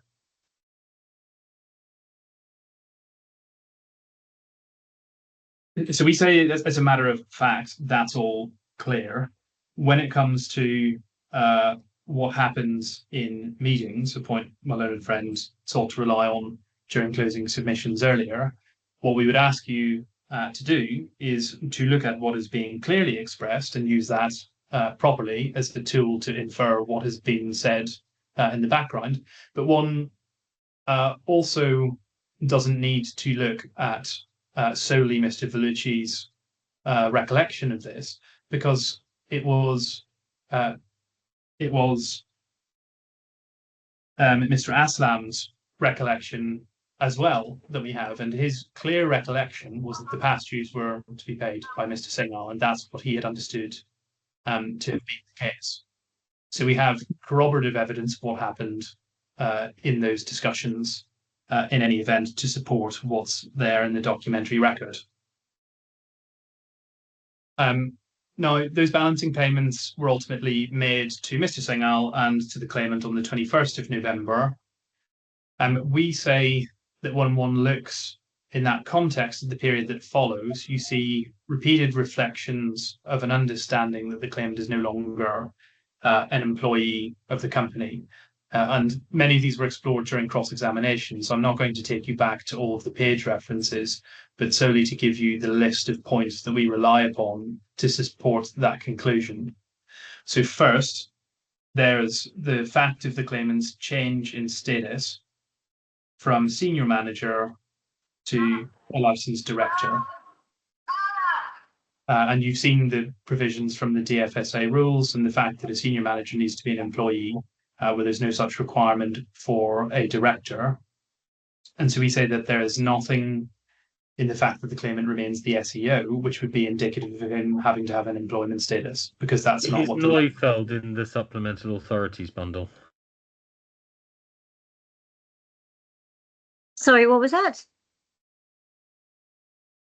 I don't think that might have been a mistake. Okay. Sorry, I was checking on the. I don't want it to be. I'm checking on this Supplementary Authorities bundle, but I was meant to be on mute. Sorry about that. No problem. So we say, as a matter of form, his continuation as SEO when he's a licensed director does not require him to be an employee, and that's consistent with what we say the mutual understanding was. Can you please remind me? Sorry, can you please remind me of the page number of the actual application? You've taken us through. There was a resolution passed on the 26th of August 2022, and I'm just looking for where I would find, you don't have to take me to it now, but the actual document. Yes, that's the resolution, and after that there was a submission made. Yes, so it's page 86 of the page 86 of the supplementary bundle. Right. Yes, thank you. And I'll show you that because I think I was going to come to it at some stage anyway, but I'll just show you. So this is page 87, which shows you the date. So that's the 22nd of November. So the payment's made on the 21st. The application goes in the very next day. And the page which shows us the change in role is page 90.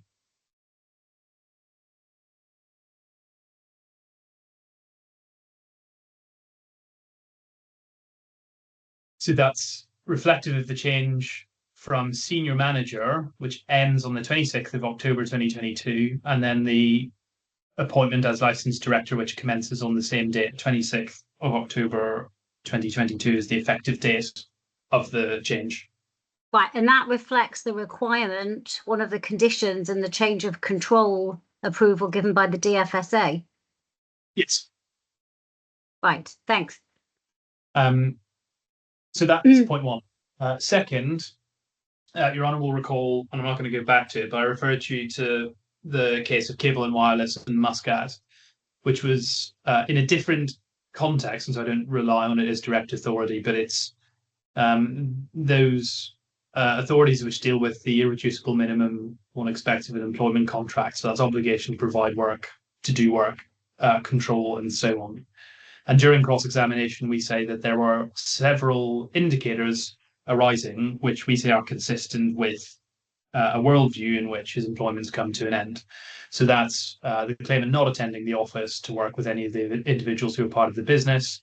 The claimant didn't ask anyone for permission when he says he was working outside the UAE, so in Cairo or India or wherever else. And if he was an employee, one would expect there to be some request for permission. We also say it's clear as a matter of fact, and I'm sure I'll come back to this, that those trips were holidays. His colleague said, I hope you have a good holiday. when requests were made of him during that period in time. He either didn't respond, or he said, I'll deal with it at a future date when I'm back from leave. And that being the case, it is odd as an employee that he has not asked anyone if it's okay for him to take annual leave during that period. And that's consistent with him having the view that he is at liberty to control his own time. He is at liberty to control his own location at any given point in time without asking the permission of his employer.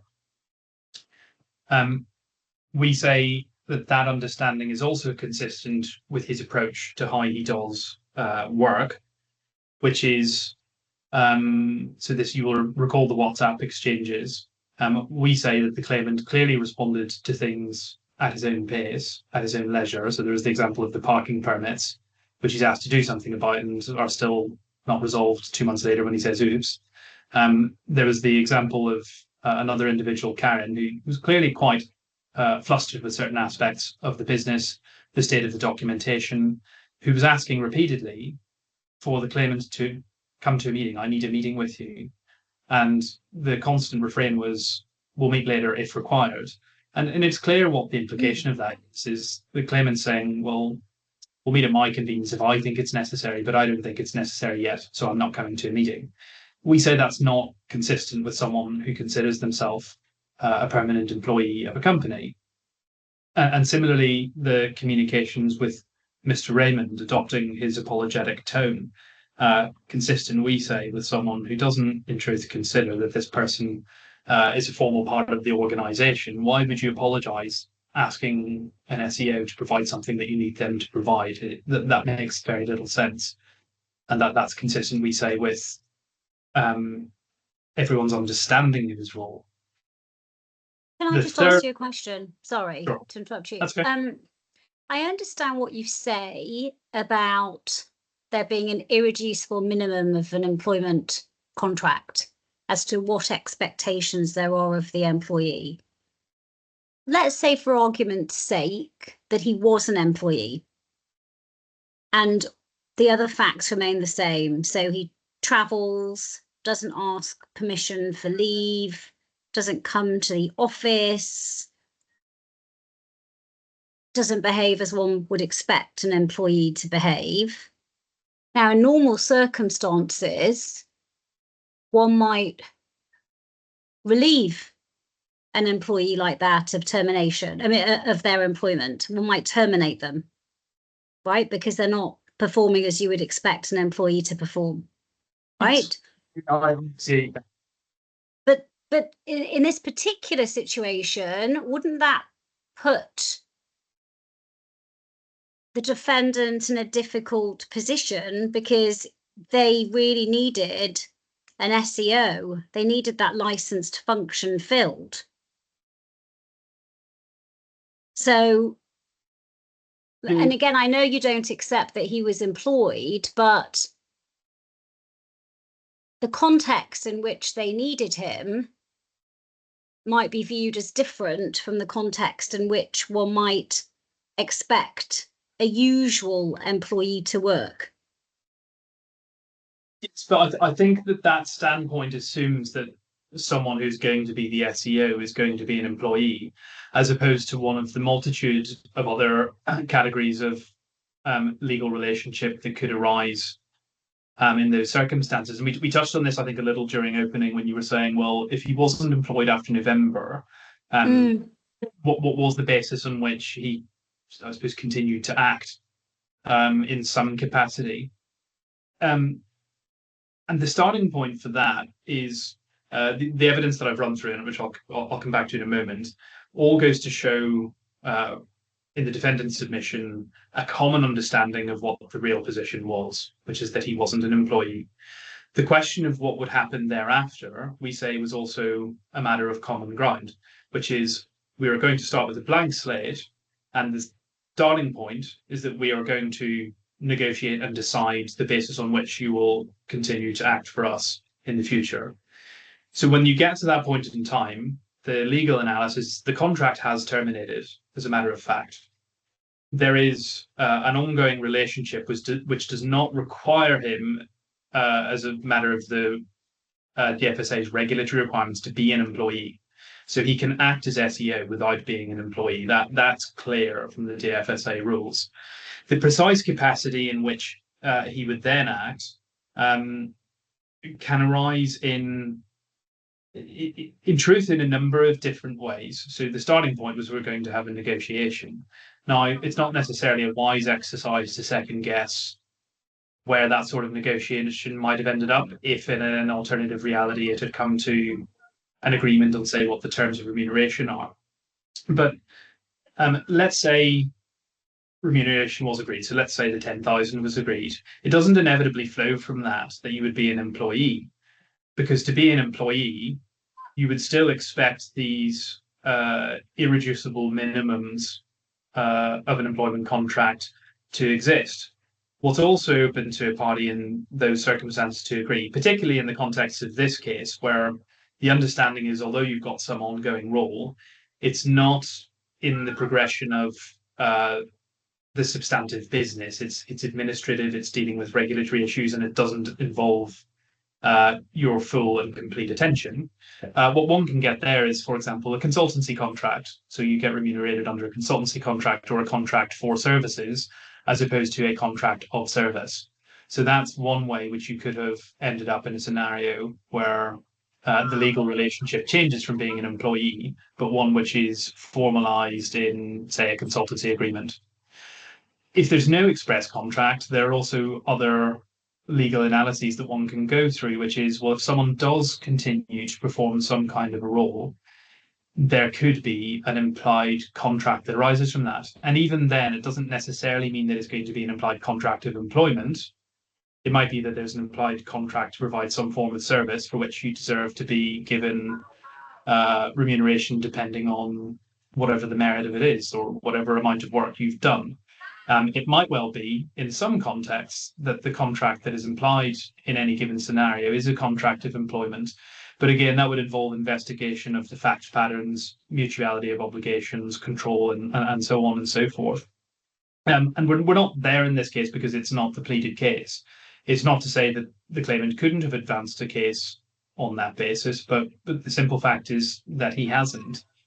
What this sort of post-analysis period doesn't change, we say, is the fact that termination did take place and that the way that the parties acted in the period that follows was consistent with that. Okay, thank you. And I'll just to draw this part of the point to a close. The third point, which we say is an indicator of not being an employee, was during cross-examination, the claimant was taken to the specific instances setting out the work he says he was doing. And the somewhat rosier picture he painted in his witness statement was not borne out by the documentary evidence. And Your Honour will recall going to those. But when he said he was doing work on the audits, what we found was a single email chasing the auditors, followed by a sequence of requests by the auditors directly to him saying, can you please provide us with X? Can you please provide us with Y? Can you please provide us with Z? Which leads to a month later them saying, we're not able to get a hold of you. Can someone else provide this before Mr. Aslam does? So we say that's not consistent with employment because he's being asked to do something.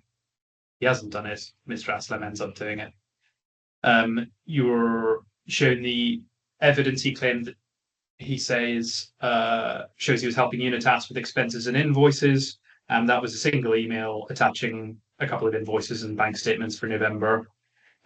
He referred to assisting with the name change process. Again, that was a single automated email which he forwarded to someone else. And then there was the FATCA reports, which were similarly a single email confirming that he had no issue with there being a nil report. And quite tellingly, later in that email chain, Mr. Vellucci responding to the individual Unitas saying, Amitesh does not work for us anymore. Please remove him from this list. And then the fourth and final point on this is the indicators of not being employed. There's the fact that the claimant wasn't paid, but critically, after this transition period, in November, and then in December, and then in January, and then in February, he's not sending Mr. Vellucci emails saying, why haven't you paid my salary this month? Why haven't you paid my salary this month? My salary is due, it's still not been paid. The first time he does that, the first time he raises this issue in front of anyone is in the emails with Unitas at the end of March. And that's after he sent the email on the 18th of March tendering his resignation, which I'll come back to, and where Mr. Vellucci responds, one might think entirely consistently with someone who doesn't consider this person to be an employee, saying, "What Jews? I don't know what you're talking about."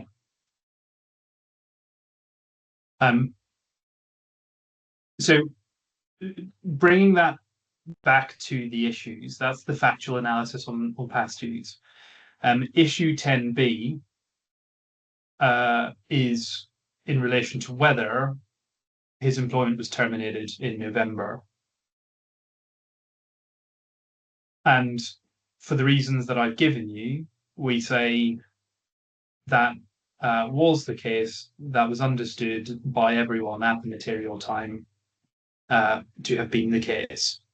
So the points of what I've set out, there was an agreement the claimant was going to receive what were in his own calculations his end of service. He did in fact receive what can only be characterised as end of service entitlements, including notice pay and gratuity. And the post-termination relationship is consistent with there no longer being a contract of employment.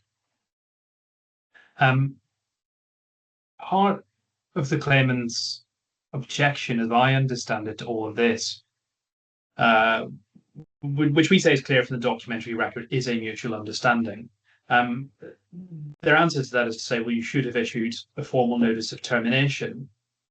Again, we slightly struggle to understand that point. So, for example, reference in the employment law to written notice. So that's at Article 62.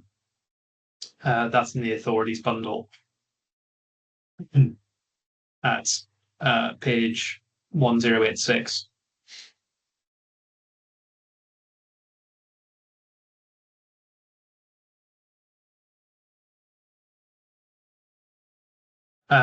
But written notice can flow in two ways. It's not to say that the only person who can terminate on written notice is the employer. The employee can terminate on written notice. That's what Article 62 2 says. There's also no prescribed form that notice needs to take. So the Article 62 doesn't say one must have a printout of whatever the entitlements are, signed and then countersigned. That's not a requirement of form that exists as a matter of law. And in that context, we say that there is written notice recording the common understanding that the claimant's employment was going to terminate, because we have the claimant's emails setting out in writing his end of service entitlements and his end of service benefits, where he is saying, you are going to pay me this amount of money, which includes my notice pay. And what other effect could there be of doing that than your contract terminates? Why would you get notice pay otherwise? That is in writing. We also have in writing the document which Your Honour asked to see earlier, which is the application. So that was the application to change the status of the claimant from a senior manager to a director. That makes reference in that document that I showed you to the time period in which the notice was to take effect as being the 26th of October 2022. And that form was signed by Mr. Gahlowt. I think you probably have it for your note already, but it was in the supplementary bundle, page 90. If the specific issue here is only going so far as, well, there's no signature and counter signature like there were with other employees being terminated, that's just simply not particularly unusual given the context of this case. So the historic documents were employees who had been terminated from the firm, they signed their dues, they signed to acknowledge that this was the amount owing to them, and then Mr. Gahlowt countersigned it. one would really question the utility of Mr. Gahlowt in this instance, both signing and then countersigning the same document effectively. He provided the calculations. He obviously had signed off on them. He doesn't need two of his signatures on a page to verify that. So we do say that the requirements for there being valid termination are met in this case. We say that it is revisionist in the extremes of the claimant to come up with this alternative analysis. And he knew that the intention behind his being involved in this transition process is that when it was finished, things would start with a blank slate. And that meant not only a blank slate when it came to his past benefits being cleared, but it also meant in relation to the capacity in which he would act going forward. And again, it's something that Mr. Vellucci was very clear about, which is that he said almost from the first meeting that I'm not going to be retaining you on these old terms. That was his view from a business case. What that means in context of the list of issues, first of all, is in relation to limitation, and really this submission covers, in effect, issue 13 onwards. So anything that is a claim to entitlement in this case falls away because of the effect of the limitation provisions which are in the employment law. So that's Article 10, which says that you must bring your claim for your entitlements within 6 months of the date of termination. And plainly that hasn't happened in this case. I won't pull it up at the moment, but and in fact it is worth pulling up. So if you go to the authorities bundle at page 240,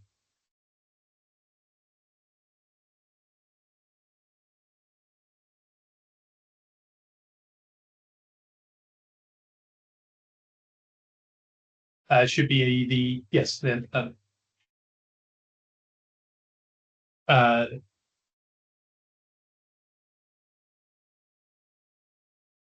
I think it's the link above that, so page 240. Yes, thank you.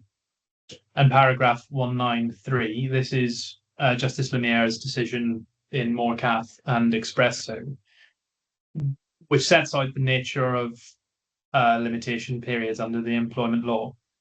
He says that limitation periods are usually considered as a defence rather than a strict statutory requirement. However, I'm so sorry, which paragraph are you reading? Oh, is it paragraph 193? 193. Yes, thank you.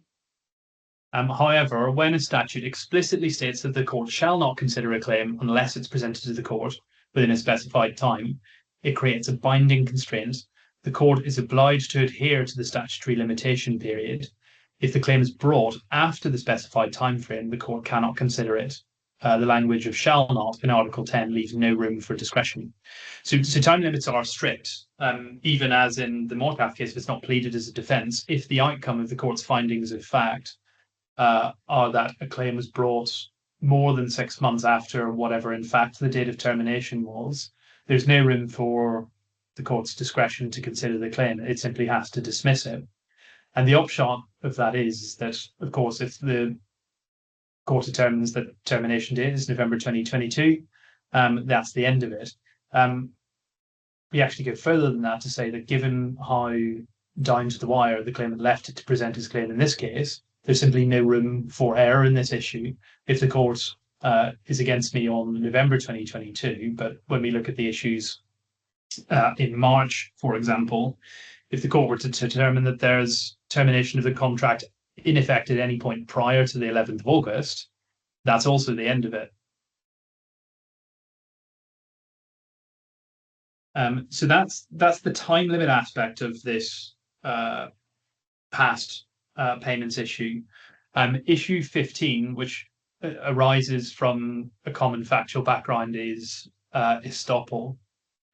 And so what we say is that even if I am incorrect about what I've said about termination date and the limitation period, this the defendant says is about as clear a cut case of estoppel as one is likely to find.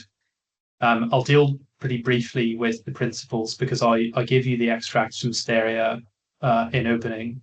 The legal test is summarized in Chile, which I put in my skeleton, but it's a clear representation of fact intended to induce the representee to adopt a particular course, to an act reasonably taken in reliance on the representation. 3, the representee must be able to show they'll suffer a detriment if not held. And then there's another extract which I've referred to in my skeleton, but which I don't think I need to go to, but it's from Freeman and Cook. The page references to it, 7 of the authorities bundle. It's right at the bottom of the page.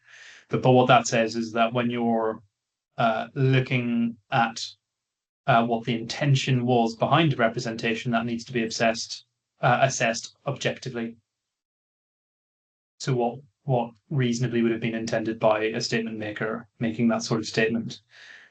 And then the test for detriment is pretty wide. It's as long as you've got something that's more than minimal, so that it would be unjust for someone to resile from the representation they made, and estoppel can be established. Breaking the facts you've just heard down into how you fit it into the legal test, I've already given you the representations. So there are numerous iterations of those made by the claimant as the defendant's agent to Mr. Vellucci and to other agents of the defendant, including Unitas. And those are, we say, clear, unambiguous and unqualified statements as to what the flow of payments was going to cover. That's all of my dues. 2, that it was going to clear historic dues. And 3, that the nature of the payments was such that employment was going to come to an end because they included end of service benefits like notice gratuity and so on. So the representation is my employment will end. Aside from those written communications, they were obviously supplemented by oral discussions. I think that's undisputed. You've heard evidence from the defendant's witnesses, and we say both are consistent and clear in understanding that the claimant's dues were represented, that they were going to be paid by Mr. Singhal. And the witness evidence on this, again for your note, but it's Mr. Aslam's first statement in paragraph 32 and Mr. Vellucci's second statement in paragraphs 26, 27, 32 and 33, and 35 and 36. Mr. Vellucci in particular could not have been clearer than saying he understood that all of the past dues were going to be paid by Mr. Singhal and he wasn't going to pay him a penny until those were cleared. And that view given in oral evidence is one which is wholly consistent with the documentary evidence. There's the August emails describing end of service entitlements. It's the various calculations showing the final net balance owing, the internal calculations showing full and final statement, the email saying these are my dues, my past dues will be paid by Mr. Singhal. That is really very clear as a representation. And as I say, there are 2 components. First is that the historic dues were going to be cleared, is one aspect of the representation, and the second is that employment would terminate. And we say that the claimant can't realistically, in the context of this trial, dispute that those are the representations he made. His own evidence at trial was this point about the blank slate. And I think it was suggested in closing argument that one can't misconstrue what the defendant is saying by that, but it's actually worth looking at it. It's page 168 of the PDF, I think. Bear with me. Page 153 of the main bundle, and it's paragraphs 85 and 86.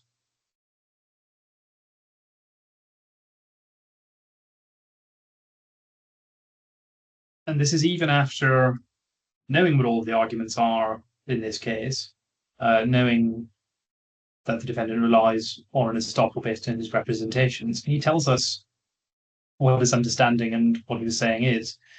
In accordance with my understanding of the apportionment only, I was directly paid this amount of money on the 22nd of November, on or around the sale of the defendant, which was the amount that I believed that SS had agreed to pay towards my outstanding entitlements to date.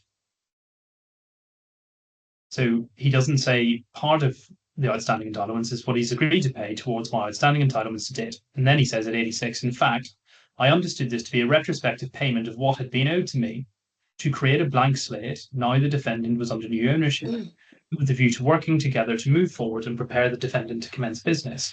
It can hardly be clearer what this payment was intended to be. It is a retrospective payment, quote, of what had been owed to me to create a blank slate. And we say that there's not any way to interpret that other than what it says. So that's representation. Reliance is clearly established because the defendant has obviously relied upon the claimant's statements that his employment had come to an end, because his treatment in the period that followed, we say, is consistent with his no longer being an employee, and I've already dealt with those points. Second, when it comes to the payments themselves, the amount of money that was transferred to Mr. Singh was calculated net of the deductions that were to be made for sums owing to the claimant. There is obviously reliance in circumstances where the defendant, having been told by the claimant what the amounts of money it has to pay are in order to create this blank slate, then goes and actually effects those payments in accordance with the instructions that the claimant had provided. The defendant relied upon the claimant's statements that his entitlements were, one, calculated correctly, two, that they were complete and did create this blank slate as he suggested, and that three, they were fine to make the payment and net off the amount due to Mr. Singh on that basis.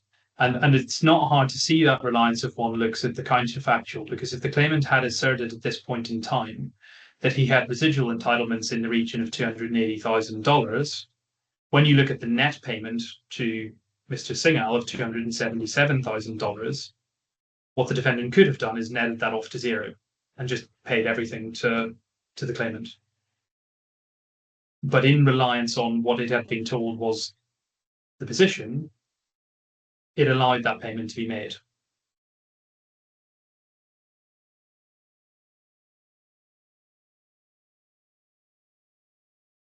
I touched briefly on the points that are taken against the defendant when it comes to the SBA and to the due diligence pack and so on.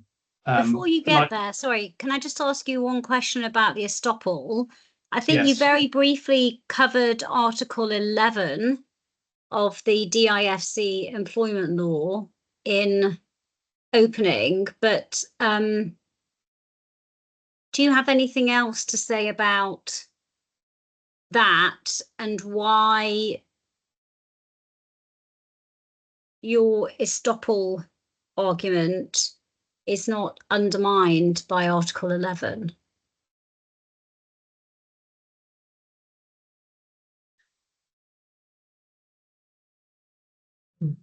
Yes, so Article, it's dealing with a slightly distinct concept. So it's dealing with, in effect, what is more like a contractual waiver provision.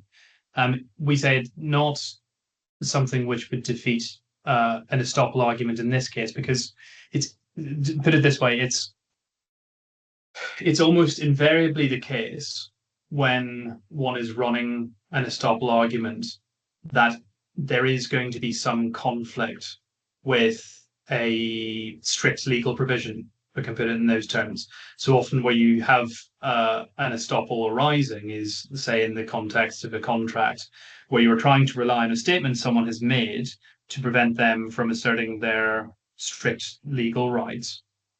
And what we say is that invariably in that context, a provision, say in a contract for no waiver, or in this instance, under Article 11, that is not sufficient to overcome the clear and unambiguous representations made by the defendant. And these statutory provisions don't override the application of an estoppel. I'm going to come on to a slightly secondary submission that's on top of that, which answers what the claimant says about estoppel and statutes in a moment. But if I can just park that, I can sort of complete that circle Sure. in a moment. But just if I can round off the points on reliance and detriment. As I say, I touched on this earlier. There are points taken about the due diligence document and the SPA, and I've already explained to you why we say that. In effect, the claimant got this slightly wrong anyway, because ultimately, at the end of the day, Mr. Vellucci put the company in funds, and the defendant was paying out the claimant with those funds. So they made those direct payments in relation to those dues, and whatever offset applied, that was to Mr. Singhal's detriment rather than there being anything sort of particularly untoward about that. We also make the point that when one is framing reasonable reliance, one has to properly fix their understanding of who the party that reasonably relies on a statement is. In this case, it is not the parent company who's a party to the SPA. It is not Mr. Vellucci in his personal capacity. It's the defendant. So the defendant itself is not a party to the SPA. It's not directly bound by its terms. In any event, we say that's obviously irrelevant given quite how much water had passed under the bridge and how understandings had changed in the more than 12 months that followed the SPA when the economics fundamentally changed, and where everyone, as I said at the outset of closing, was on the same page that Mr. Singhal was going to pay these dues. Even he did not seem to deviate from that mutual understanding. And as I've said, even at its highest level, estoppel by its nature is always going to come into conflict with the existence of some strict legal provision, because the purpose of the doctrine is to avoid injustice by a party seeking to invoke strict legal rights in the face of their expressions to the contrary. So we say that particular line of the argument doesn't go anywhere. And detriment, really, I don't think I need to say too much about, because it's obvious what the detriment is. An amount of money was permitted to be paid out to Mr. Singhal, which would not otherwise have been paid out, which the defendant doesn't have anymore, and which, if the claimant is permitted to resile from, will end up with the defendant being materially worse off in financial terms, because it will in effect end up paying twice for something which it had considered had already been paid. And in respect of the claimant's continued employment, had it been clear that the claimant considered himself, or considered that his status was going to be he was an ongoing employee, the defendant would have been in a position of being able to take steps to put that matter beyond doubt. As you say, if it came to, we touched on this earlier, if an employee is going off for a month and takes leave without telling anyone, if you considered them to be an employee, probably you would have a word with them, probably they'd get a warning, probably there'd be some disciplinary process associated with that.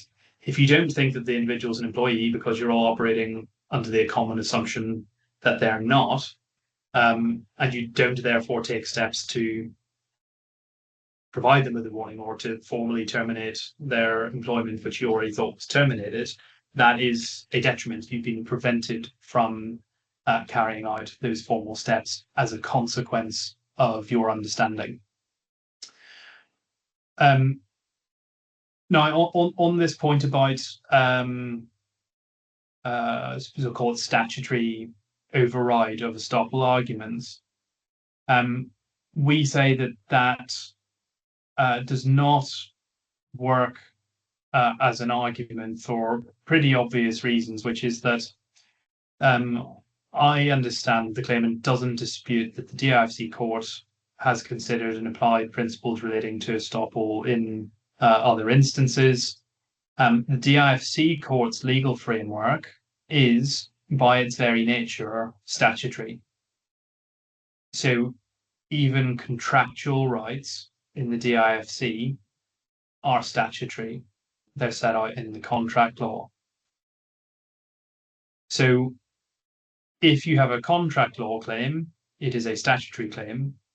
And if the court were to apply a blanket principle that you cannot have an estoppel on a statutory claim, the logical consequence of that would be that the principle of estoppel doesn't apply in the DIFC at all. And I don't think that the claimant goes so far as to say that. Applied to this context, really, there's no material distinction. Employment contracts are specific and special categories of contracts, but there's no basis on which to say that an estoppel would not apply in the context of, for example, a claim for unlawful deduction from wages arising from that employment contract. The thrust of the submission and the thrust of the case law that my learned friend has relied upon is dealing with very specific considerations of statutes where there's some public interest duty imposed as a matter of statute, as opposed to statutory provisions which simply govern private law rights. So in that context, an employment contract is much the same as a normal contract insofar as they're dealing with private law rights and obligations as between employer and employee. So the consequence of a breach of the statutory duty is you're breaching your contractual duty to the employee and vice versa, and that carries consequences under the employment law with it. So there's no public policy reason why you would not be able to utilize an estoppel defense in that context, because you're not worried about preventing people from asserting some statutory right which is intended to carry some public policy significance. And you can see why that distinction is made in the case law. But also, and possibly most relevantly, and probably the easiest way for me to cut through this issue, is, Your Honour, is more or less exactly this issue has been considered in the English courts. So I referred to the case of Chassis and Left Shift IT Limited, which is a relatively recent decision of the High Courts from this year. And that's in the authorities bundle at page 734.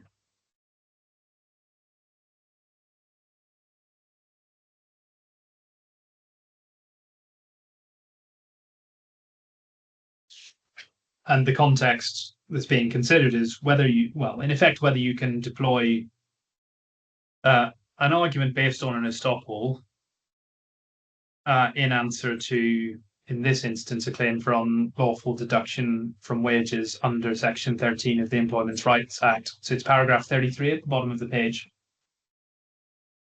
which says Section 13 creates a statutory right for a worker not to suffer unauthorized deductions from wages. And then over the page, we see the submission. It suggested on behalf of the claimant that the effect of this section is to exclude the defendants from advancing any argument in relation to the claim for non-payment of salary based on any alleged waiver, stroke forbearance, stroke estoppel arguments, as none of the matters relied on by the defendants have been put in writing and agreed to by the former employees. The claimant's arguments is that the contents of Section 13 they should be implied into the contracts of employment. I disagree. The purpose of Section 13 is to provide specific, straightforward statutory remedy in cases where workers claim to have been underpaid. The rights of an employer in relation to deductions is limited by Section 13A1 and B, and then says Section 23 of the RA provides the worker with the right to complain to the employment tribunal in the event there is a deduction, which is not permitted by the exceptions in the statute. And then the important point is really the final sentence. I do not regard those provisions as, in effect, rewriting the common law position as it applies to waiver, forbearance, or estoppel, and as it applies to a claim and contract brought in the County Court of the High Court. So the existence of employment law codifications in the DIFC employment law does not preclude the operation of common law principles when it comes to contracts. So put that in context, I'm sure Your Honour is familiar with the, I suppose it's not recent anymore, relatively recent amendments that were made to the DIFC's application law.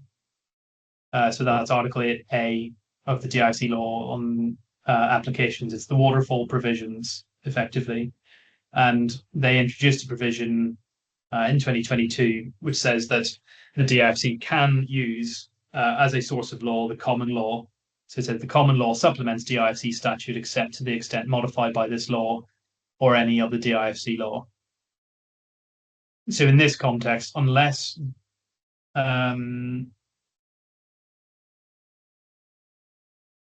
we say unless one could point towards there being a statute which is expressly dealing with some obligation or some right created as a matter of public policy, you don't interfere with the application of common law principles to a contract like this. And what that means is similar to the position as with the English courts. One can mount an estoppel defence to a claim for non-payment under an employment contract, even if there is a statutory framework which deals with those sorts of claims.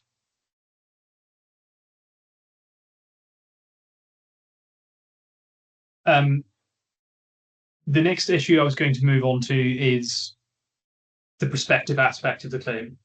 I can deal with this, I think, much more speedily than the previous section, but this is also in relation to issue 10, and it's in relation to what the termination date is. If on the assumption that you were against me on the November termination. On the documents, the starting point for this is 1116 of the main bundle. It's just occurred to me, I suppose, given the amended defence, there's another date that should be put in, because issue 10 asks which of these dates did the claimant's employment terminate on, but I think it was drafted prior to the amended defence. So there's a March date to be added in. Yes, I think the issue is actually broader than that, which is when and how did the claimant's employment with the defendant end, and then there is an in particular.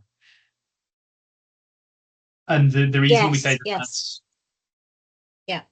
yes, you're right. In particular, you could add, did it end 1 month after the 18th of March resignation?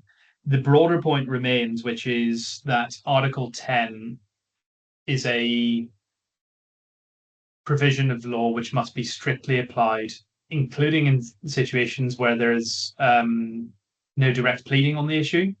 So what that would mean is that if, for one reason or another, Your Honour were to come to a conclusion that there was a termination, but it was not on the 11th, and it was not on it was not in November, but I think it was in some other date, you would have to apply the limitation provision, come what may. So the way we would frame the case is to say that if you form the view that termination took place at any time prior to the 11th of August 2023, the claim fails for limitation. But we say that in effect, the positive case we advance is that the second period of time in which you would find this termination arises from the 18th of March emails. Okay. Now, we can obviously see the text set out there. I've already suggested that the responses, what choose, and I'm confused, what are you talking about, are consistent with the view that employment had already come to an end. But if that's wrong, the question then is, well, what's the effect of this email? And we say that, like what we viewed between August and November, those communications, this is another example of the claimant actually being really very clear in what he's meaning and what the effect of that ought to be. The claimant has resigned. That's what he says. He's not saying, I may resign in the future, or I will hand in my resignation at a future date to be agreed. He says, with reference to our discussion today on the subject of my resignation from the board and the role of the SEO, I would like to tender my resignation. It's not qualified in the way that the claimant would seek to suggest. And the context of this is also very important to how one has to construe what happens as a consequence of this. Because if you're in the position of the defendant in this case, and your view, as Mr. Vellucci is clearly expressing in this email, is that someone is already not an employee, and someone comes to you and says, I resign, and in effect say, I'm happy to support until you find a replacement, the implication of that is, well, if you want me to. But if the other person has come back to you and said, what are you talking about? i.e., you're not an employee, we say it's not in the claimant's gift in that scenario to come and say, well, I'll stay on for an indefinite period, in effect, until a point in time of my choosing, in the face of the other party to the contract saying, hang on a minute, what are you talking about? If that's what someone says to you, the obvious implication of the response is, okay, I accept your resignation. Your notice period. That's not what he's saying. I don't understand your point, because he's not saying I'll stay on until I'm ready to go on. He's saying I'll stay on until you find a replacement. No doubt conscious of the fact that it was a licensed function and they needed an SEO. Yes, well, sorry, maybe I misunderstood. I didn't follow your point. Well, my point is this, which is if I'm a contracting party and I've entered into an agreement with another contracting party, and I have come to what I thought was a common understanding that the contract had terminated months before, and someone comes to me then months later and says, well, I want to terminate the contract. The fact that I don't say, okay, the contract is terminated at that point, and instead I say, what do you mean? The contract has already been terminated months ago, carries with it the implication that I don't want this legal relationship to continue. You might say that you're okay to support till the time you find a replacement, but you're not an employee. So you don't get to just stay in what you consider as an employment for an indefinite period until you choose that it's the time to resign in due course. If he's saying, I would like to tender my resignation, and our response to that is that we think that the contract has already been terminated, the logical effect of that ought to be taken as being he works out his notice period of a month and then the contract terminates.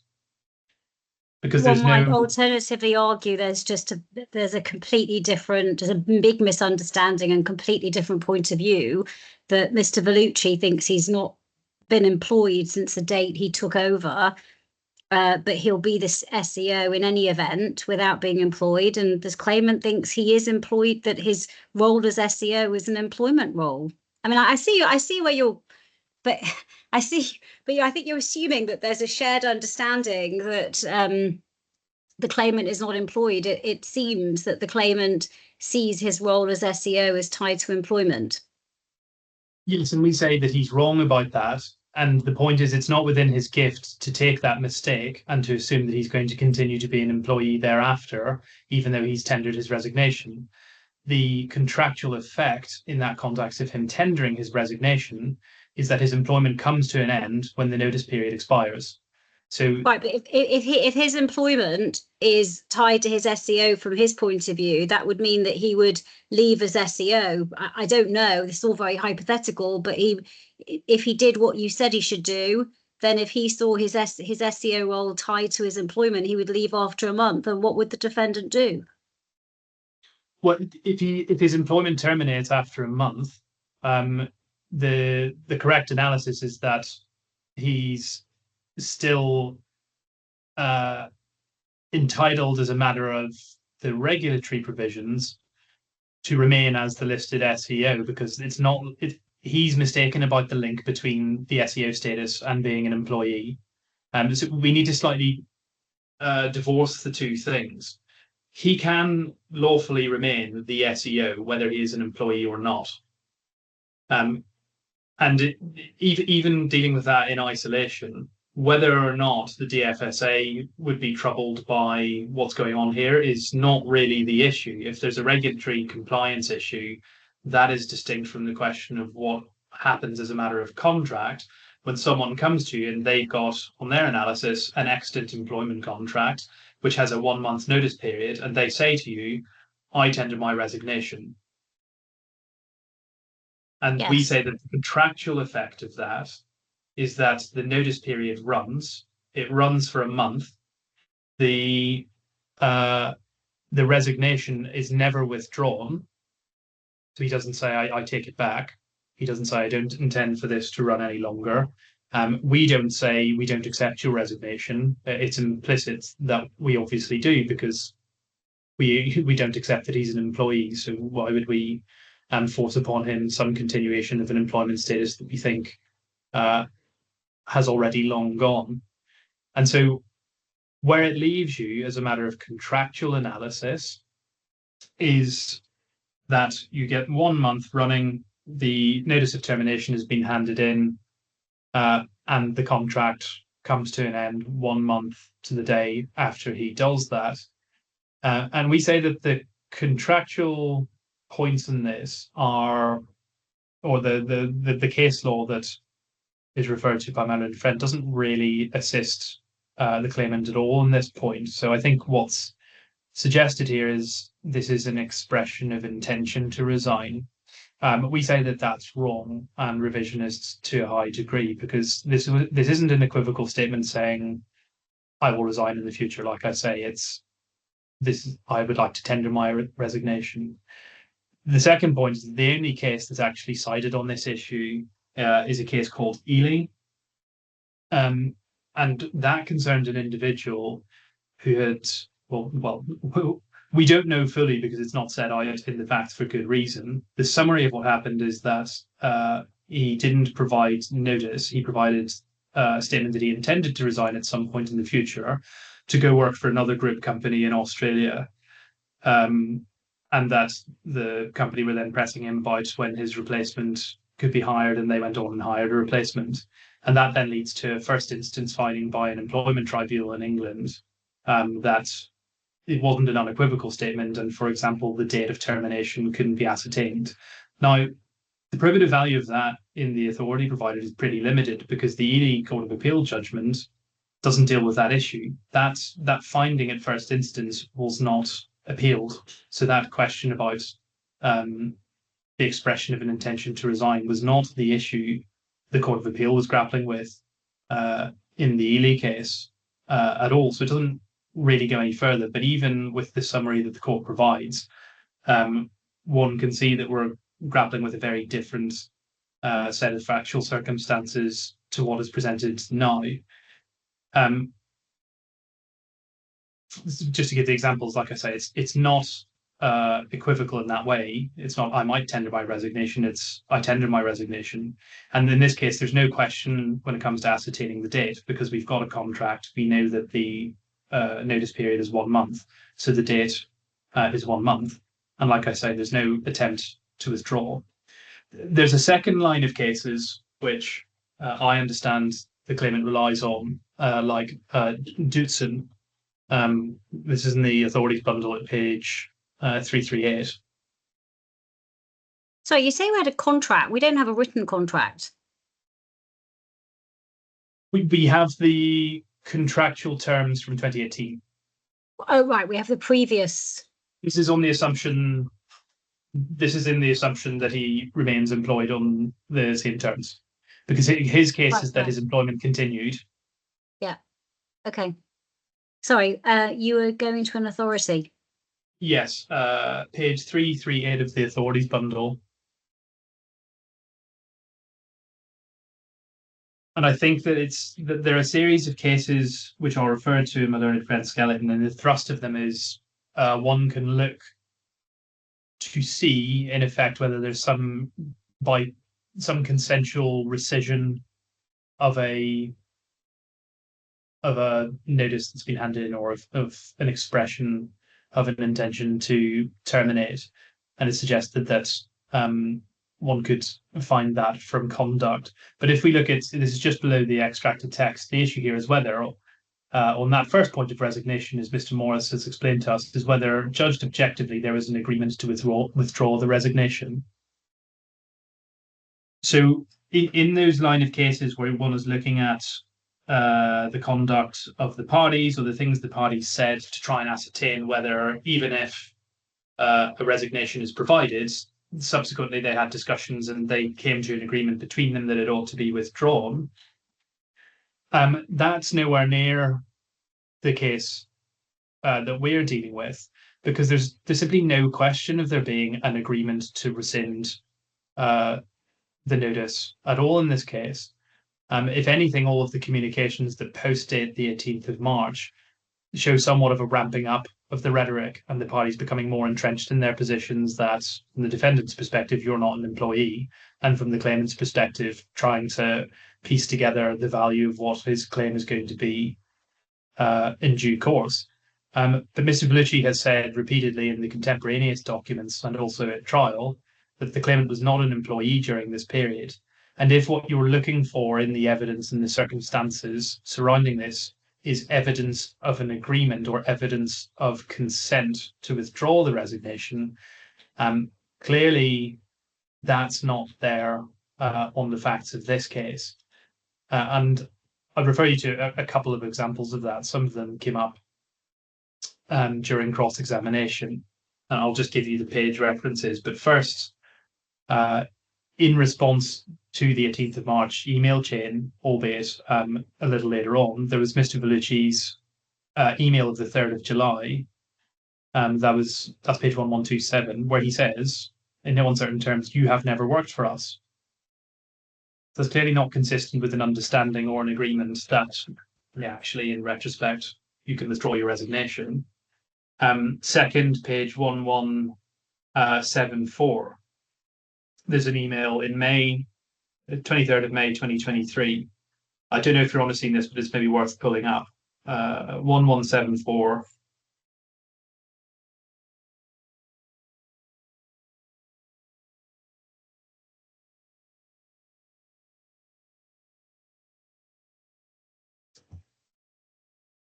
Where the claimant's talking about his aged payables, and he says, "If you want, you can start withdrawing my name as an authorized individual from the board." So even he doesn't seem to be professing at that point, "Well, I'm an ongoing an employee," saying, "Well, go on then, withdraw my name." Third, and you heard evidence about this, there's in the 12th of June 2023, there's the fact that the claimant's name was removed from company bank accounts. Fourth, and again, you've seen evidence on this, there were the positive attempts in June and July to appoint, first of all, an individual named Edwin and then Eddie as the replacement SEO. Fifth, there are the communications between the claimant and Mr. Aslam, which you've also seen, where he says that he wants to inform the DFSA that Mr. Gahlowt was exiting, and he wanted to send the IND forms out ASAP today. So that was on the 20th of July. That's page 1193. Sixth, there was a quarterly update which went to the DFSA. This is in fact a document that the claimant relies upon because it refers to that IND form being submitted within 7 days after the SEO ceases to be employed by the firm. Now, questions were asked of Mr. Aslam about that, and he said that's semantics. That's not meant to carry with it some assumption of employment. And in fact, he referred to what he said was his compliance manuals to support that from his own knowledge and recollection. And during re-examination, I actually took him to an extract from the DFSA's general module of its handbook.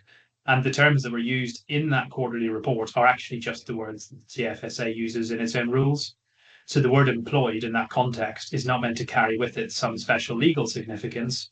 It refers to an SEO being employed as shorthand because, of course, the rules, the DFSA's rules, tell us expressly that an SEO can be appointed through a number of different routes, whether it's a senior manager or licensed director and so on.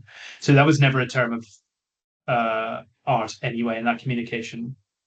But when one looks at that document itself, so that's the quarterly update to the DFSA. What it does say is that it fixes a deadline for the claimant's removal as SEO as the 30th of July 2023. And again, the claimant's submissions make a point about this compliance issues. They say, well, if termination happened by a particular date, you are under a regulatory obligation to inform the DFSA within 7 days after the date of termination. And that's why, for example, March is not held up as being an appropriate date. But that analysis doesn't help the claimant at all, because we've got the IND 3 application itself. That's in the supplementary bundle, page 189.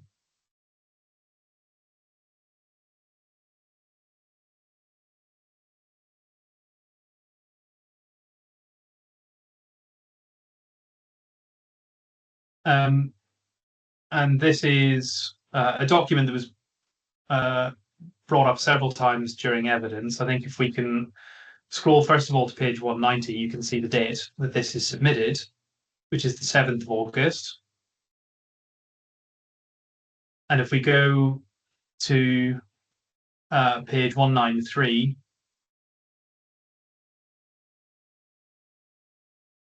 at the top of the page, what is the date that the individual stopped performing the licensed function?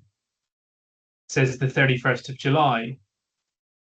So if the analysis is a matter of compliance, one has to submit within 7 days of the date the appointment ended.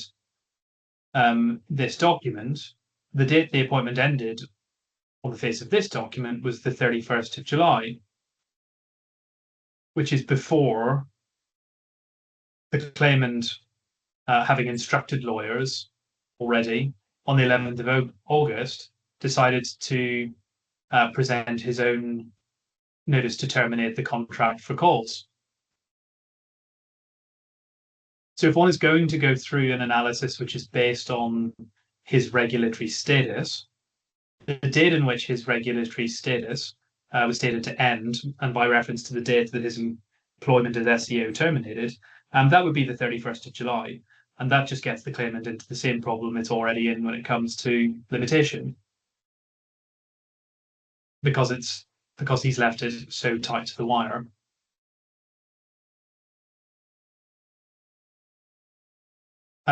So for those reasons, we say that when one follows through this secondary piece of analysis, even if you don't get to a November termination, the analysis of the termination, the resignation being handed in March, coupled with the evidence that surrounds that and the steps being taken to actively remove the claimant from his role as SEO thereafter, points in the direction of termination being prior to the 11th of August. We say that on that analysis it would be on the 18th of April, but in any event, it gets you to a claim that's been presented out of time. Can I ask you a question? This document was submitted on the 31st of July. Was that the same time that the application was made to make Mr. Abramo the SEO? This application was submitted on the 7th of August, which is submitted, yes. But the stated date is the 31st. Because there was talk about submitting them together.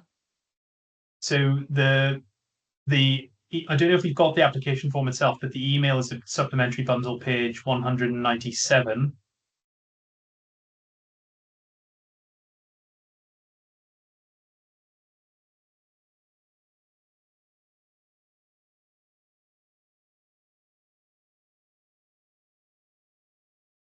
So that application was submitted, it appears, on the 25th of July.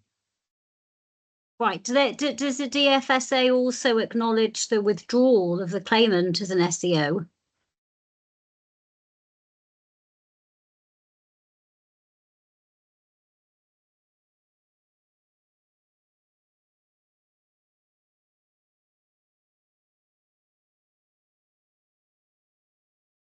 Page 200.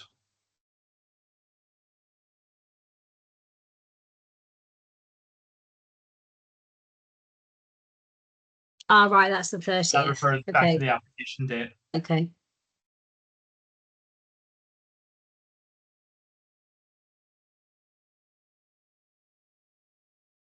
Okay. I'm happy to continue cracking on. I'm equally happy if people want to take a short break to do so. I'm in your hands. I've decided How what much track it. longer do you have?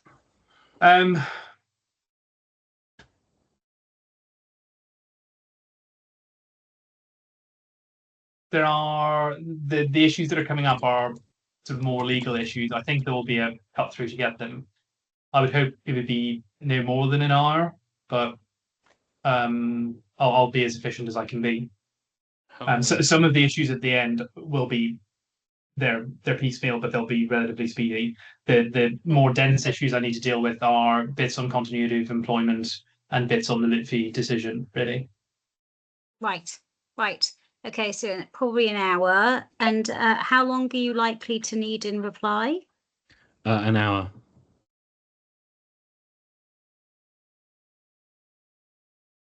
Sorry, before I forget, I unmuted originally. I didn't get. I've been following, but I didn't get that final bundle reference from my learned friend. Did the one right at the end? 200 in the supplementary bundle. You mean the date that Yes. the claimant was withdrawn as SDO by the DFSA, and they confirmed that? Well, the day they confirmed it. Yes. Right. So why can we take a half-hour break? That's fine with me. I'm well, it depends on what everyone else is doing. I'm happy with a 15-minute break. It doesn't matter from my perspective whether it's 15 minutes, whether it's 30 minutes. I'm conscious that it's late for you, and so finishing earlier is better. I'd very much like to try and finish by 2:30 p.m. UK time, if we can. So it's now 1 p.m. Yeah, it's fine. Okay, let's adjourn till 1:30 p.m. and then let's aim to have one further hour from the defendant's counsel in closing, and then 1 hour maximum in reply for the claimant in closing. Can we aim for that? Wonderful. And just one housekeeping point. I certainly haven't seen it. I don't think we've received the draft order that you had kindly amended on Monday. It may be that it's just not been sent through. Let me just mute for a moment on that.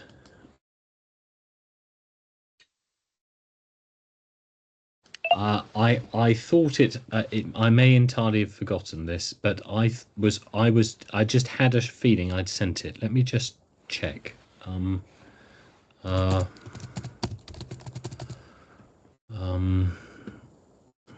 It's fine. We don't need to now, Yes. but you can follow up. And I know we're busy with closing, but at some point I'd like to see it, but I don't need to see it this minute. Just wanted to remind in case it hadn't been sent. And if the registry have received it, they can let me know. Wonderful. I will see everyone in just over 30 minutes. Thank you. I'm grateful. Thanks. Grateful. Hello, I think we're all here and we can continue with the defendant's closing submissions. Thank you, Your Honour. The next issue is straddles both issues 18, which is whether the unpaid wages claim is in time, and also issue 2, which deals with this question of successive fixed term versus indefinite term contracts. So the issue is effectively whether the claimant was employed either on an indefinite contract or whether it was succession of fixed term contracts, and if so, what the effect of that is. If we can start in the main bundle at page 387.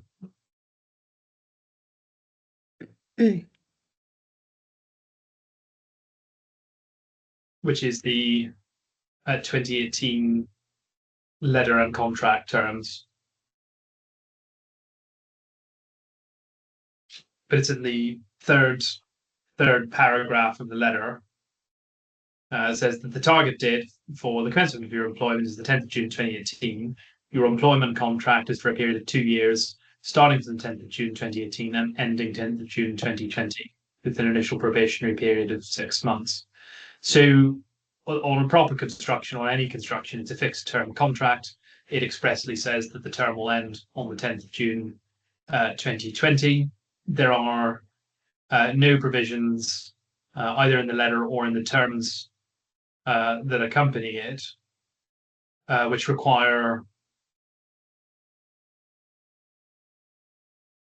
or which fix provisions for automatic renewal, or, for example, an automatic transition after the fixed term ends to it becoming a contract of an indeterminate length. The only provisions which deal with the timing and how the contract will come to an end is what we've just looked at. If we go from there to the employment law and the authorities bundle at page 1066, 1066.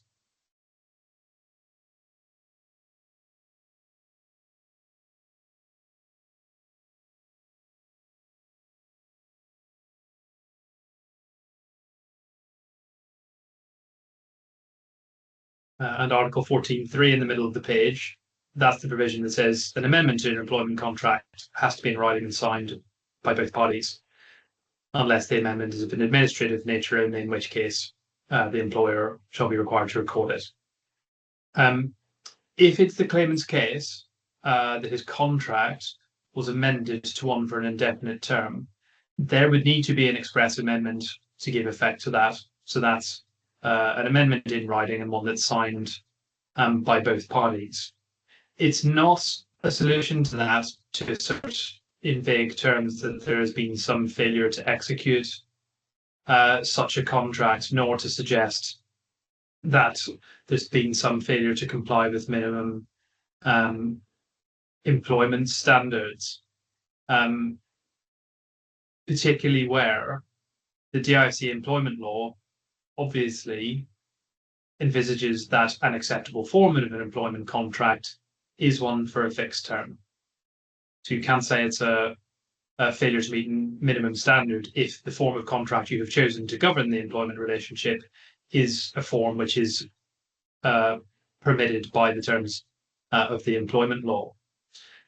It's also one thing to say that historically there were amendments to pay which were not necessarily reflected in an amended contract, but it is a logical leap to go beyond that to say that the court ought to pluck from thin air some reading that there should be an indefinite term of the contract in this case.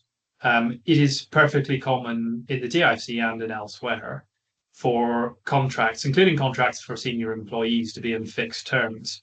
One certainly sees it quite often in brokerage, for example. You have people with the economic reality of what they do is they leave behind often large bonuses to join somewhere else. You need to get some certainty and protection of remuneration provided by a fixed term contract to cover that. So there's nothing unusual about a senior employee being in a fixed term contract, full stop. The extract which my learned friend relied upon from Harvey, which also concerned variations of contract, very much made the point that there was not preponderance of case law in this area because the contractual approach remains strong. So you have to actually show, as a matter of contract, that there is a variation agreed between the parties that changed this contract from one which was for a fixed term, which it undoubtedly was, to one for an indefinite term.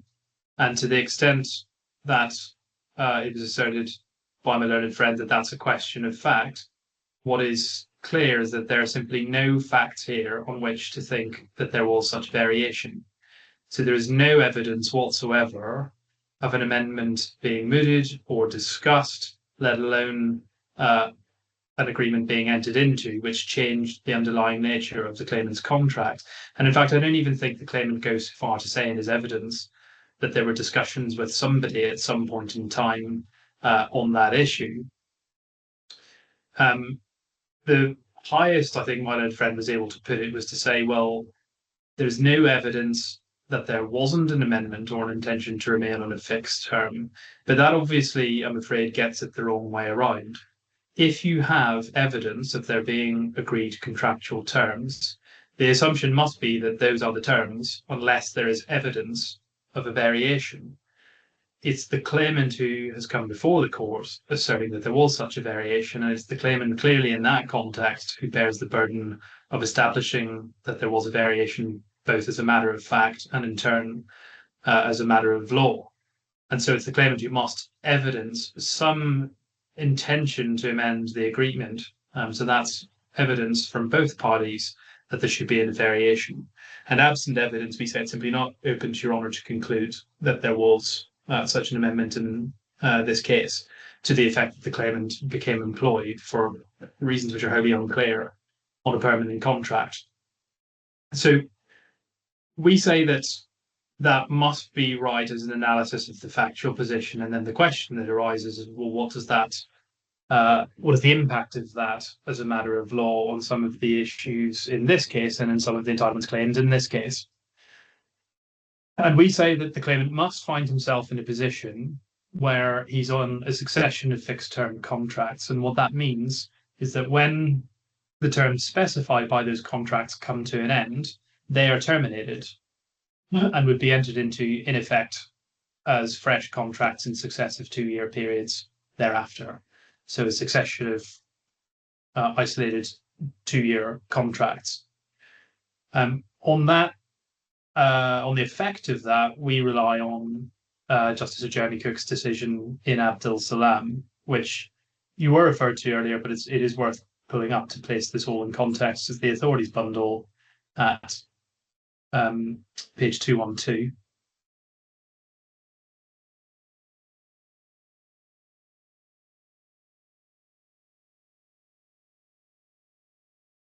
So paragraph 1 fixes the context. In this case, there were 3 signed contracts of employment with the claimant, the nature of which in that case was disputed.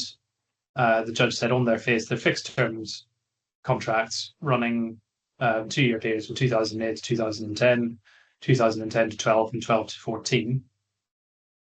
At paragraph 3 at the bottom of this page,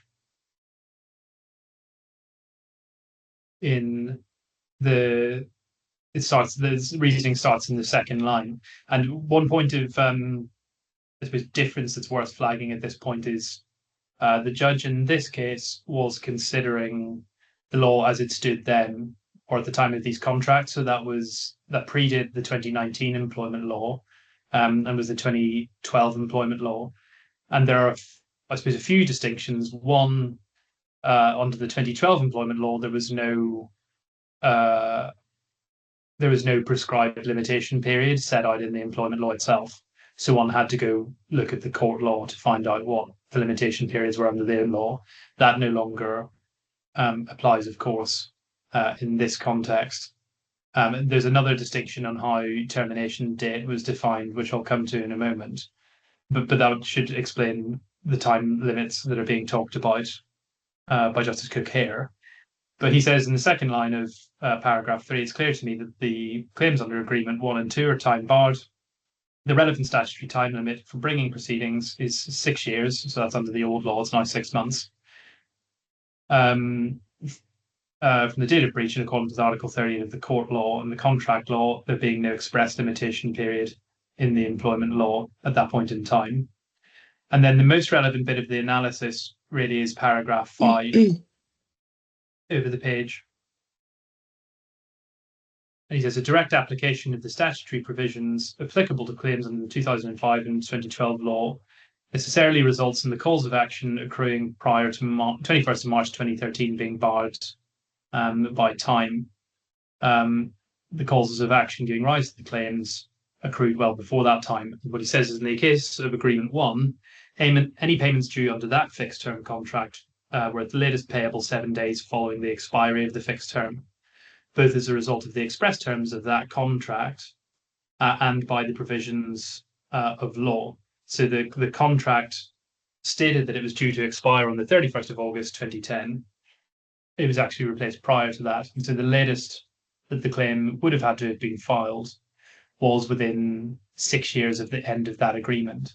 And then similarly, in the case of Agreement 2, the payments were due 7 days following the expiry of that fixed period, both under the terms of the agreement and in accordance with the law itself. So we've looked at the terms of the contract here, and what the term of the contract says is that it automatically expires on the date that is specified, and there's no express provision dealing with conversion, for example, to an indefinite term or anything else. So that's what the contract says. On a proper construction, what the law will also say is that if you're an employee on a fixed term contract, like the one in this case, and the term comes to an end, if there are unpaid dues at the end of that term, those would be payable within a prescribed period of time. So in this case, 14 days of termination under the new law. And if there's no payment at that time, you have to bring a claim within 6 months from the date of termination. And as a matter of law, the termination date is fixed under the terms of the employment law, which is Authorities Bundle, page 1100.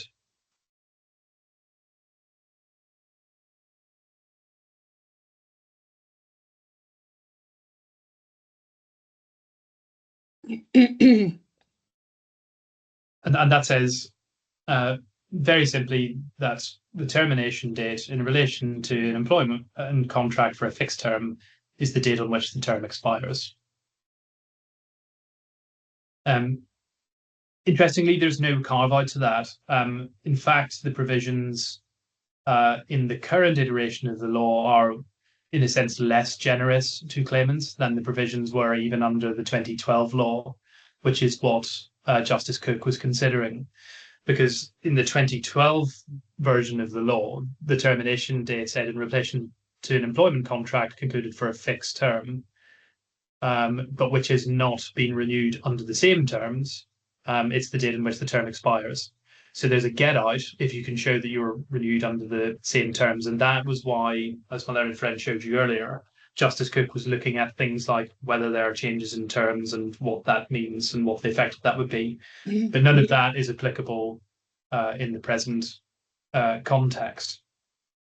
Can we just look at Article 10 again, since we have... Yes.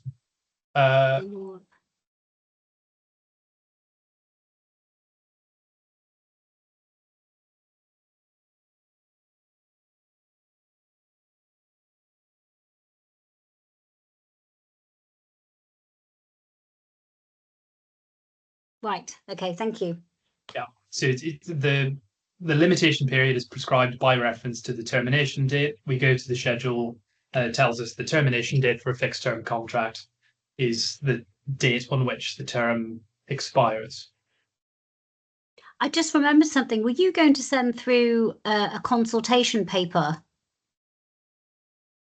Yes, that was sent. I think that was sent through at the end of day one, but we can resend it if that never made its way. I haven't seen it yet. Yeah. I have to say I haven't seen it either, I should mention. Right. I'll chase on that.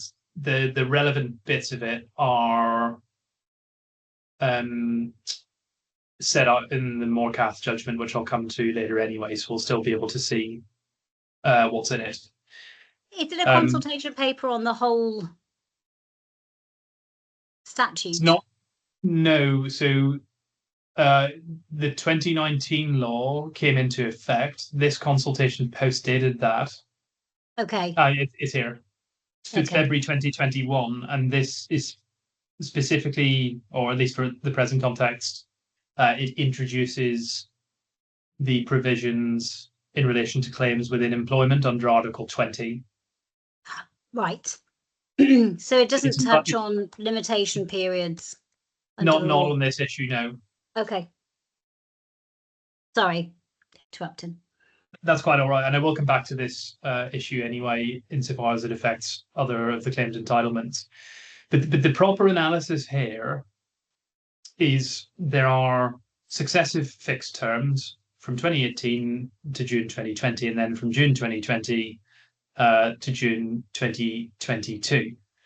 And what that means is that to the extent the claimant is claiming unpaid wages running from the period from the 1st of March 2021 to the 10th of June 2022, that fixed term contract terminates as a matter of law on the 10th of June 2022. If you're going to bring a claim for those dues pursuant to Article 10 of the Employment Law, you have to do that within 6 months of the 10th of June 2022. So those claims for payments preceding that date, we say must be out of time. And that's the only way that one can construe both the provisions of the employment law, but also as explained previously by Justice Cook in the Abdul Salam decision. The analysis that relies on continuity of employment is not something which is of assistance in this context. And if anything, it's almost a bit of a misnomer. So continuous employment as a concept is dealt with, really it's in Article 62(2) of the employment law, which is the provisions concerning notice periods. So that is page 1086 of the authorities bundle.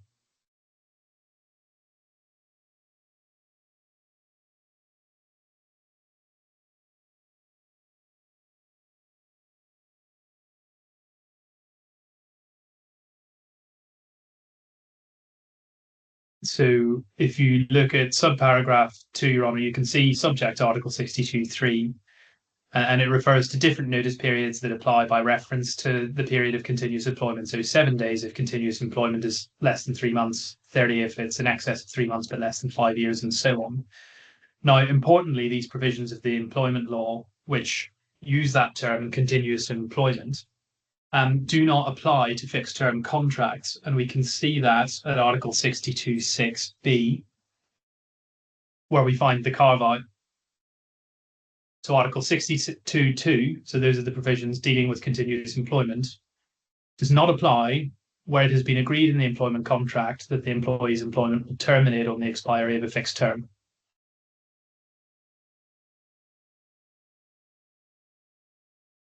So the concept in that context is it's a red herring. It's not really relevant, and it doesn't assist the claimant in the analysis of when the termination date is. The other, I suppose, conceivable approach that one might go down to look at this is there is some reference to fixed term contracts when it comes to the gratuity provisions in the employment law. So if one goes to page 1089 of the employment law, this is Article 66(8)(d). We could zoom in a little.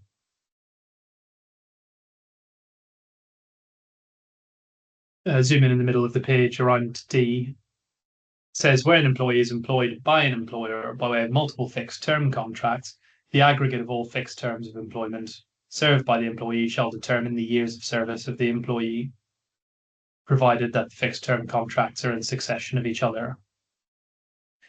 Now, that provision obviously acknowledges that it is possible to have successive fixed term contracts as a matter of law. And it also impliedly acknowledges that the effect of the end of a fixed term is what we've just looked at, which is that the provision terminates. And it's precisely because of that that the calculation of your gratuity isn't by reference to when the period terminated. It puts it in different terms. So it says that the calculation is not by reference to how long the contract ran. It's by reference to, quote, the total years of service. So the words being used here in Article 66 are different from the concept of continuous employment, where you've got the succession of contracts. The proper analysis is if you've got 2 years, terminates at the end of 2 years.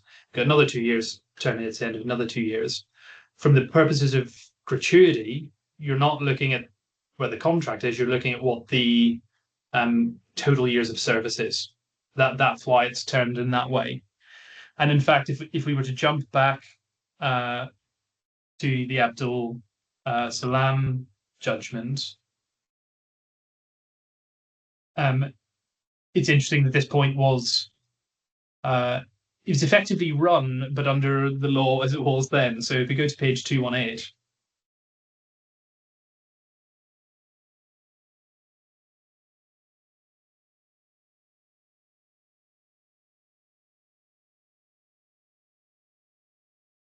and we look at paragraph 44, you can see a submission that was made in that case. It didn't work under the provisions of the old law because the old law didn't have this specific express provision dealing with how you should deal with successions of fixed term contracts for the purposes of gratuity. But what the submission was in that case is the claimant says the gratuity entitlement isn't calculated on years of service and is not referenced to any particular individual contract of employment. In the end, because of the state of the law then, that argument didn't work because, as I say, there was no carve out for succession fixed term contracts in that way.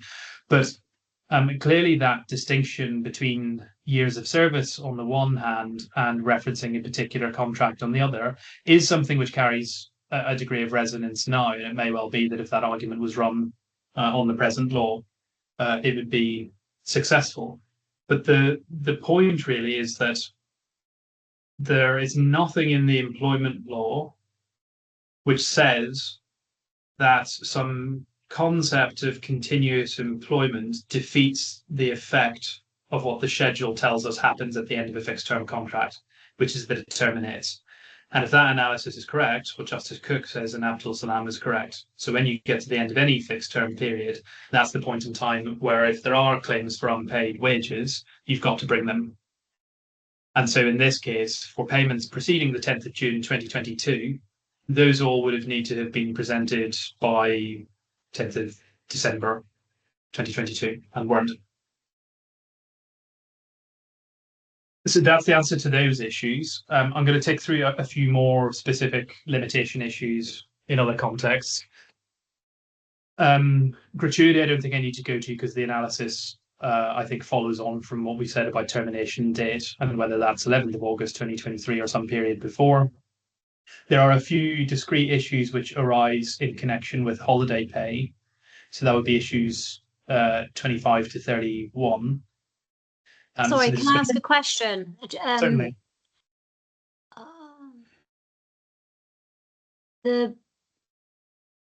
Maybe Claimants Council can remind me of this. The outstanding dues, DEWS, it's agreed that they were paid up to November 2022, is that correct?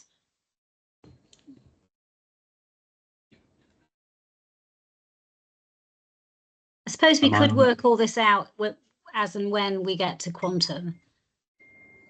Sorry, I'm not sure if I'm on mute, but my understanding, unless I'm wrong, and which I may be, but my understanding is that is agreed. It is agreed that they're paid up to November 22 dues, DEWS. Okay. Yeah, I think that was my understanding of the way it was put as well. Okay, sorry, thank you very much for clarifying that. Please continue. So on holiday pay, I'll deal with the issues which are both limitation-based and also standalone points. So obviously, for all of these points, we rely on the overarching limitation issue, which is about termination date, whether it's November, whether it's April, and so on. So I'm not going to repeat that every time. The second point I want to raise is a contractual point. So first of all, if we go to page 388 of the main bundle.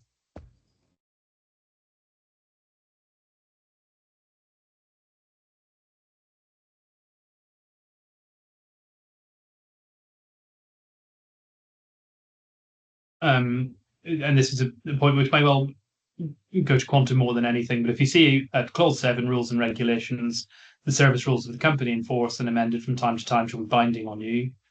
We say that that's an incorporation of company policies in effect, like you would get in many employment contracts. And the reason we refer to that is if we go to the supplementary bundle at page 13.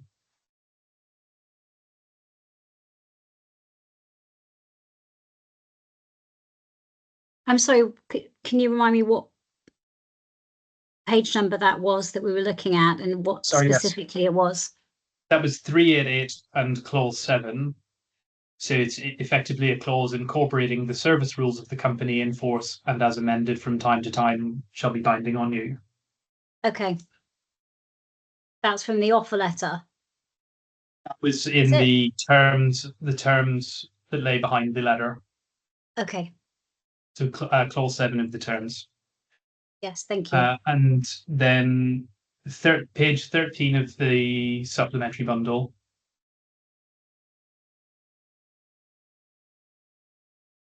Which should be an extract from the HR manual, i.e. a company policy document, and it's at the top of the page. An employee is entitled to carry forward up to 5 work days of accrued but untaken vacation leave into the next year for a maximum period of 3 months, after which unused vacation leave shall expire. So the analysis there we say is that if leave rolls over, which we deny in the facts, which I'll come to, it would have had to have been used within the first, so this is from 2022, it would have had to have been used within the first 3 months of 2023. So whatever right there would have been to accrued but unused leave in 2022 expired before termination of the contract on the claimant's case on the 11th of August 2023.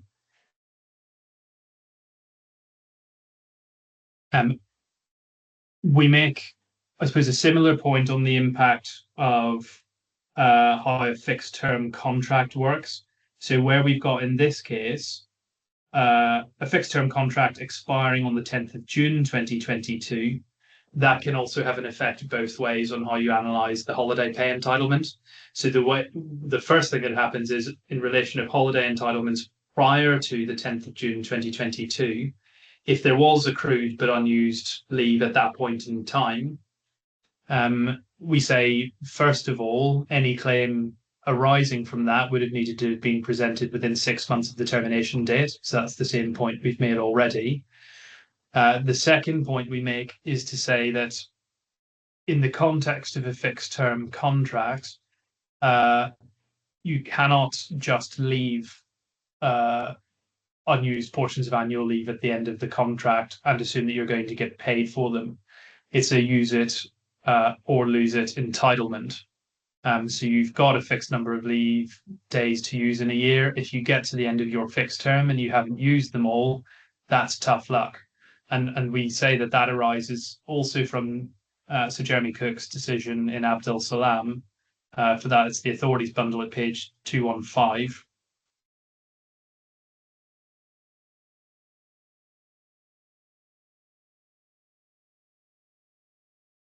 And the analysis that he sets out in this case is to look at he looked at the contract terms. Sorry, just to remind us, the authorities bundle, page 215.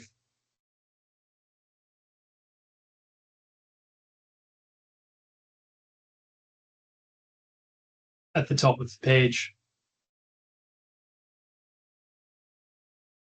So these are the contract terms, which we say reflect what the provision effectively is in the employment law. So you get a certain number of working days in a year.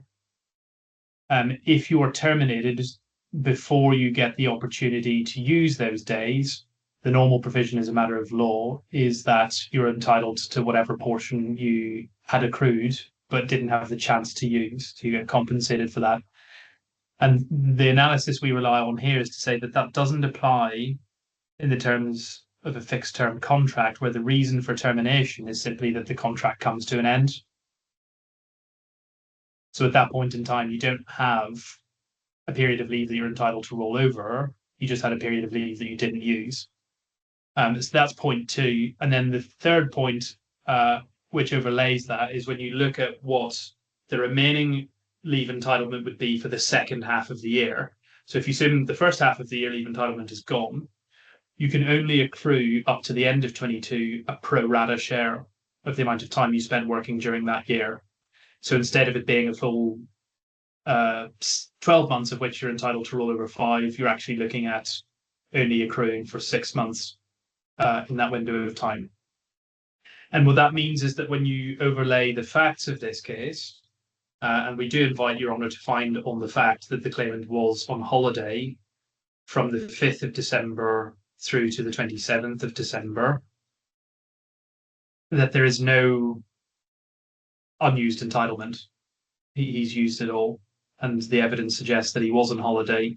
That's the period of time that we know about. It may well be that there are holiday periods before, and given what in our submission were the less than candid views given by the claimant about this during cross-examination, you would be perfectly entitled to infer that there were other non-working periods despite his assertions in his witness evidence. So there is no leave entitlement on the facts when you view it in that way. But how does that interact with your first point that he would have had to use any leave carried over from 2022 in any event within the first 3 months of 2023, and so he wouldn't have any leave entitlement from 2022 in any event? Is that just a separate point? Yeah, it's a separate point, so it follows on from it. So let's say, in either way, he wouldn't. If you're right on that, then I suppose this additional point wouldn't be engaged. Is that correct? Yes. So if on the argument I've just given you, if you disagreed with me and on the facts he didn't go on holiday and therefore was entitled to roll over that 5 days, then we say in any event, because of this provision in the contract that says you've got 3 months to use the 5 days, the entitlement would go anyway. So it's another layer of the argument which explains why the 2022 holiday pay accrual doesn't work. So if I found that he was employed until either March or August, then if I agree with you on your first point, then the only leave he would in principle be entitled to would be from 2023. And I don't think we've gone to a granular level of what when the defendant says he was on holiday or not. But I know you've said that for December 2022, but do we have that for 2023? No, we don't. And I think what we would invite, given the state of the evidence on 2022, is to say that you don't have the factual basis to believe what the claimant says about this. He might assert that he was working all of those days. The evidence suggests that for 2022, that's inaccurate. And I think that given that state of the evidence, you would be entitled to conclude that you don't have the evidence to say that he didn't take any leave during 2023 on the assumption that he was employed. Okay. So that's holiday pay. The next one is the unlawful deductions aspect of the claim out of time. So this is the Article 22 point, which I'll run through. So I don't know if we need to turn up the documents because you saw them during the hearing, but we've got the amended pleadings at 2 points introduced the words, further alternatively, the claimant has breached Article 20 of the employment law by making impermissible deductions from Mr. Gahlowt's remuneration from March 2021 until the termination date. And I think it's uncontroversial that the first time that specific pleading was introduced was on the 28th of May 2024. And the 2 points we make about that are, first, if you're going to plead a statutory cause of action, you have to specifically identify it, and we've got authority on that. And the second is if you introduce an amendment which does specifically plead a cause of action late, it is out of time. You cannot save that by relying on the relation back principle. And those points arise again from the Abdul Salam case. So if you could pull up page 219 of the authorities bundle.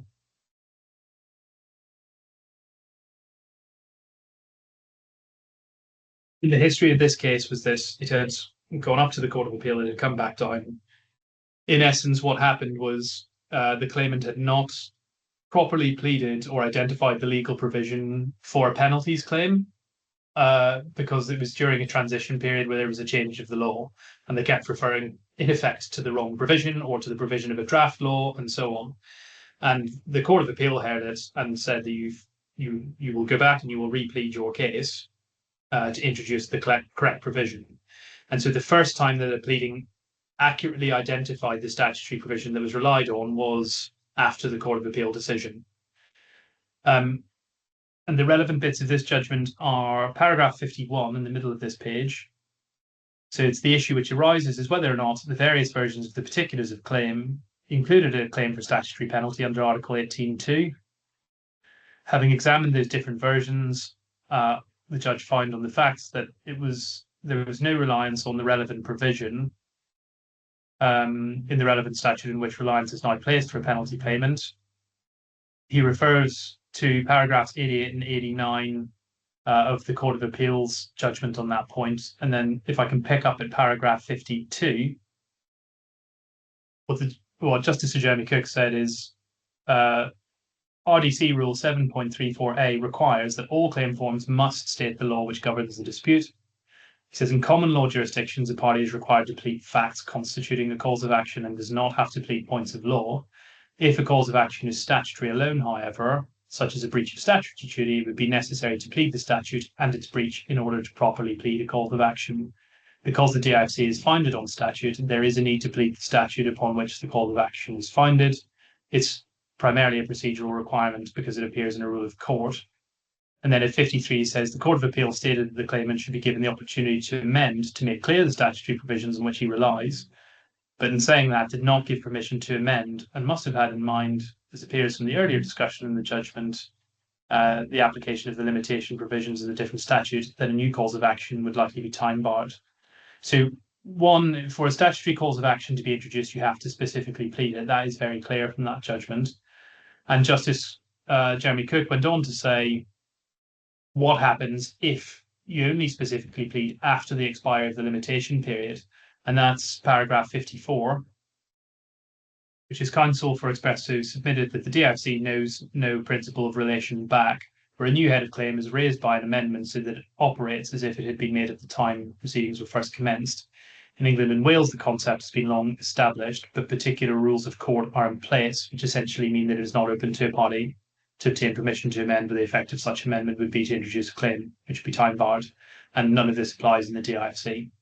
So the relation back principle doesn't help you. If we go to paragraph 55, at the bottom of the page, to the extent that the claimant relies upon the fact that the Article 20 claim arises from at least materially the same factual background, that doesn't really assist. So paragraph 55 says, here it can be said that no new facts need to be alleged at all, because Article 18.2 is a provision which applies in circumstances where employment comes to an end and wages are not paid. But over the page, at paragraph 56, and this is 1, 2, 3, 4, 5, 6 lines from the bottom is the relevant bit, starting with, as a matter of principle, it appears to me that it is necessary to plead the fact that sums were owing under Agreement 3 and remained unpaid at the end of the 14-day period provided by Article 18.1, with the result being that penalties were owing under Article 18.2. It seems to me it's necessary to plead the relevant article, which is an essential part of the cause of action. Without such a plea, no cause of action under Article 18.2 has been pleaded. It's a statutory right. It must be claimed and pleaded, to which limitation provisions must be applied. So if you plead it after the limitation period, you lose the right to make the claim.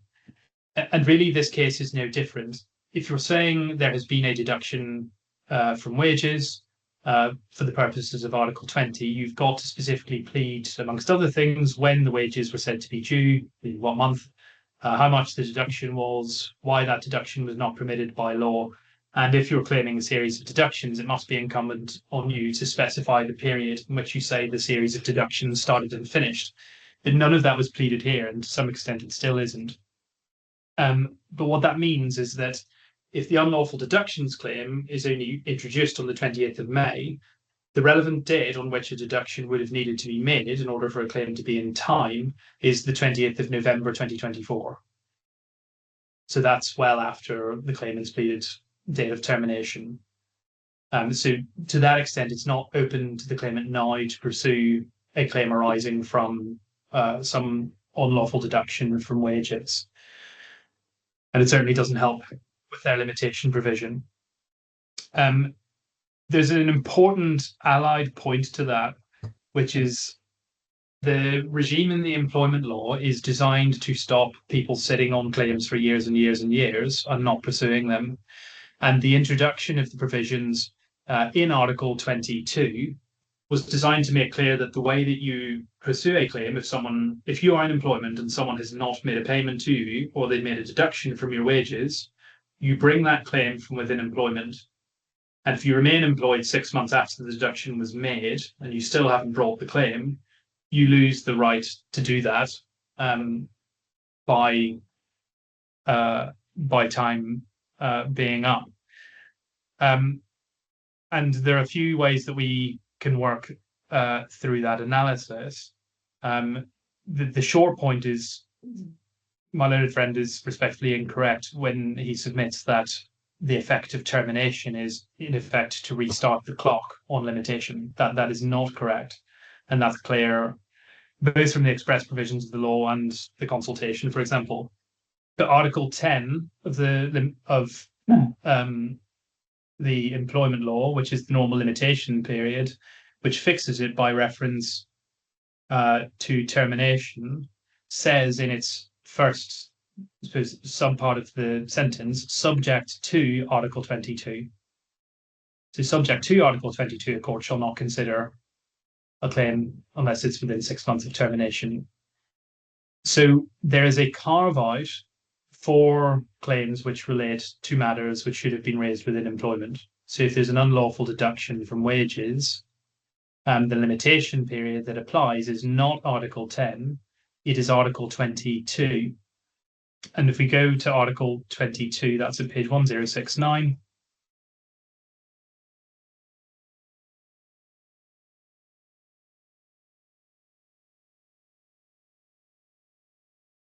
The relevant limitation period is at 22. In relation to a claim brought by an employee that an employer has made an unlawful deduction from remuneration or otherwise failed to pay, a court shall not consider the claim unless it is presented before the end of the 6-month period, beginning with, in the case of a claim relating to a deduction from or non-payment from remuneration, the date of payment of the remuneration from which the deduction was made, or the date on which that remuneration should have been paid. So the clock starts to run on the date the payment should have been made. And this was dealt with pretty helpfully by Justice Lemiere and Morcath. It's 239 of the authorities bundle.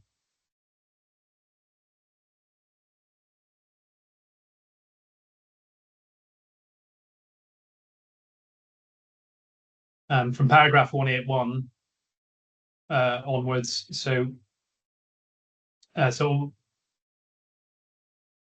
he sets out the terms of Article 22. At 181, he says, it does not extend limitation period in Article 10, it limits it. The primary purpose of Article 22 is to limit how far back claims can be made and how far back the claims period can extend from. In the absence of Article 20A1, an employee could make a claim in relation to a payment deducted from his remuneration at any time within 6 months of the termination of his employment, even if the deduction had occurred years before the termination of his employment. A secondary purpose of Article 22 is to clarify that claims in relation to unauthorised deductions or payments by an employee may be brought during employment. And he goes on at 184 and going in over the page to refer to the consultation paper, which in longer form but largely recites what he's just said. It's to clarify that the claim should be brought during employment. So that's what's said in paragraph 18A at the top of the page. And paragraph 18C, just below that, says that the intention is to limit how far back the claims can go to prevent claims, like in this case, being brought going back several years. And then at 185, the judge says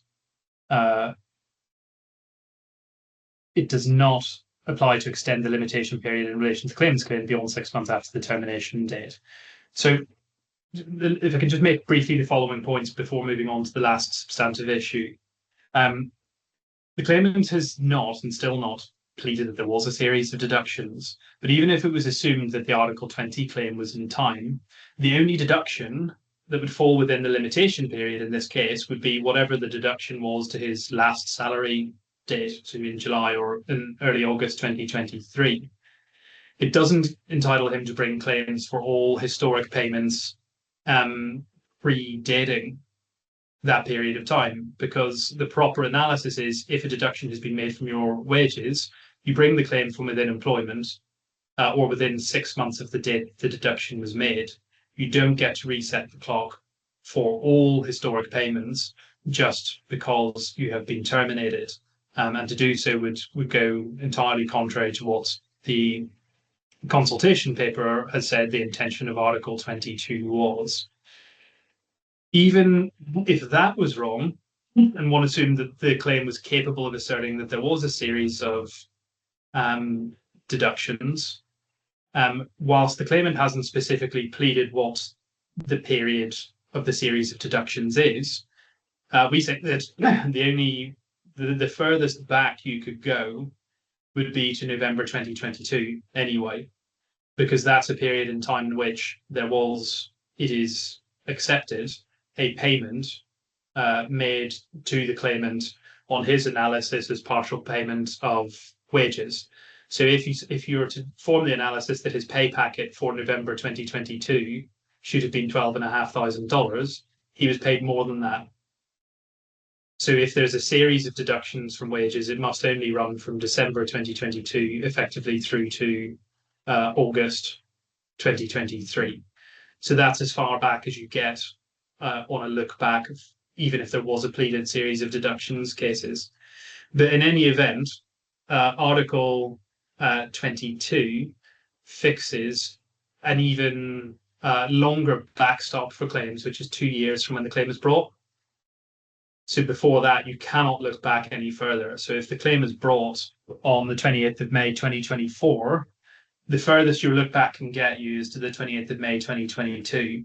And that really is the hard limit on how far a wage claim could go in this case.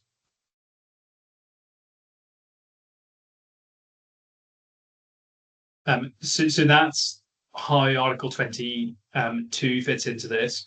I'll try and deal as quickly as I can with the last substantive issue, which is the simultaneous claims under the contract law and the employment law point.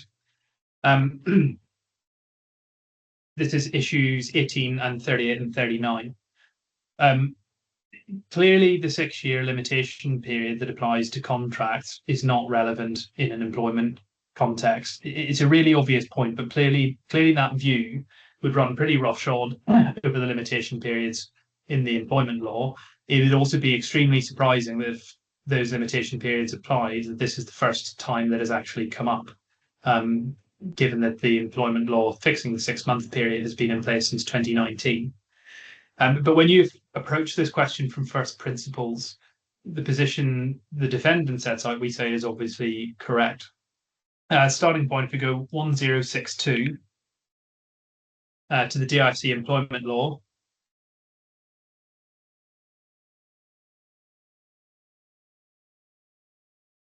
which are it's Articles 3 and Article 4 of the employment law dealing with purpose and application, which says that it's to provide minimum employment standards, etc. Application is that it's supposed to apply to any person having a place of business in the DIFC who is employed by way of an employment contract, which is subject to DIFC law.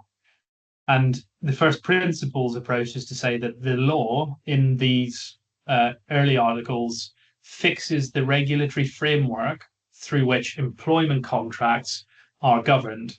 And it says that it is this law which applies to any employment contract that applies to workers based in the DIFC. And what that means is that this is a regulatory code which applies to the exclusion of other DIFC statutory provisions which govern non-employment contracts.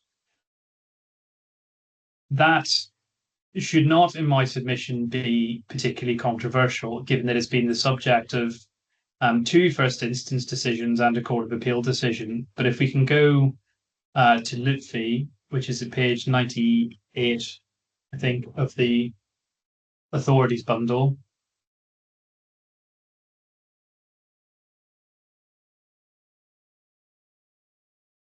And the relevant bits of this start from paragraph 57 in the middle of the page. Effectively, the argument is, unfair dismissal apply in the DIFC.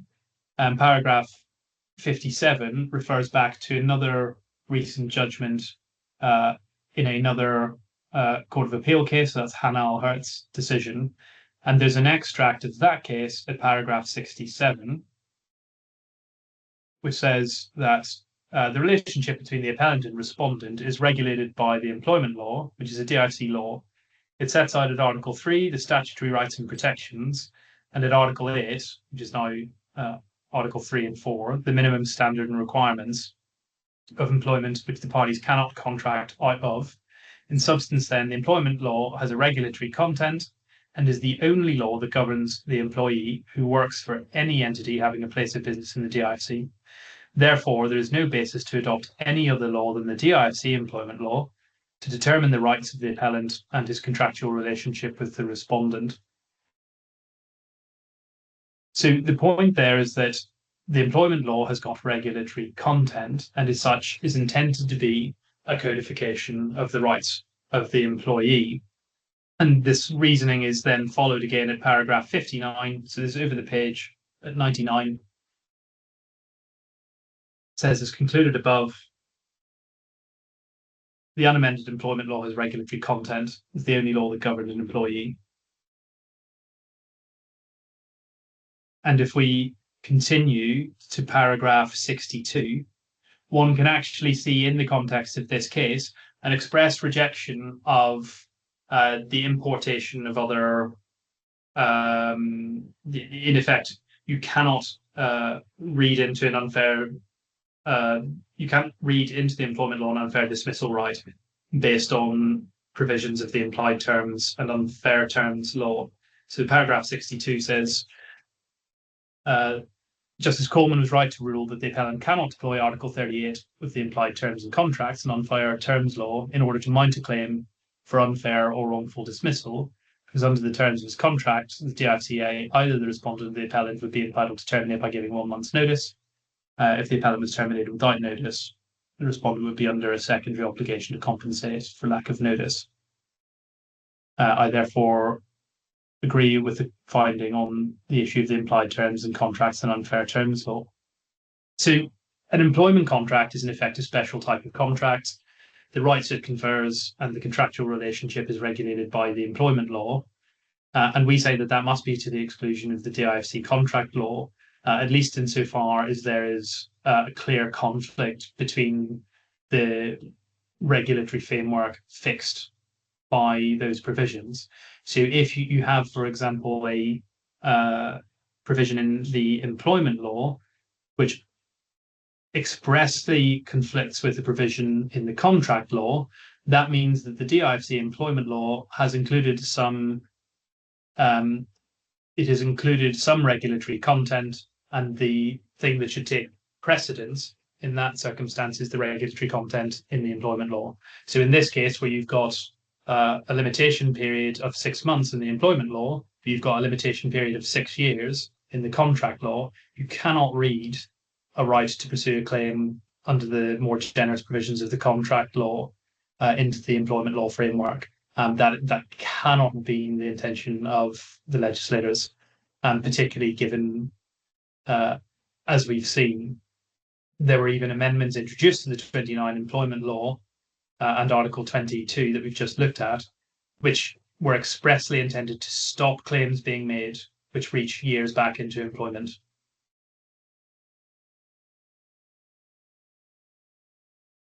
And I won't, I'll give you the references, but I won't necessarily turn them up because I'm conscious of time. But the provisions in Litfi were effectively, they were argued, they weren't referred to directly in the judgment in Morcath. So that's Justice Lemaire's judgment. It's in paragraph 333 through to 336.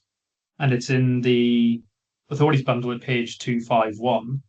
But in effect, what he says in that judgment is you cannot read across an obligation from the DIFC law of obligations into the employment law, and because at 334 the employment law comprehensively regulates the relationship of employees and employers, including obligations on termination of employment. So there's another example of the court being invited to and rejecting the invitation to read across other substantive provisions of other DIFC statute. And that was followed again by Justice Michael Black Casey in the Nancy decision at paragraph 67 to 70. And in that decision, he does expressly refer to and rely on the Lutfi decision. And again, for your note, that's paragraph 67, it's page 272 of the authorities bundle.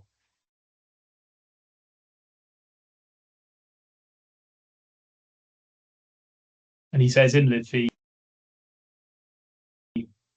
the Court of Appeal stated that the employment law is regulatory in content and there's no basis to adopt any other law to determine the rights of an employee. There is no authority under DIFC principles that offer a statutory right to damages arising from a breach of the employment law. He rejected then the submissions made by the claimant that the defendant's reliance on Lutfi was misconceived.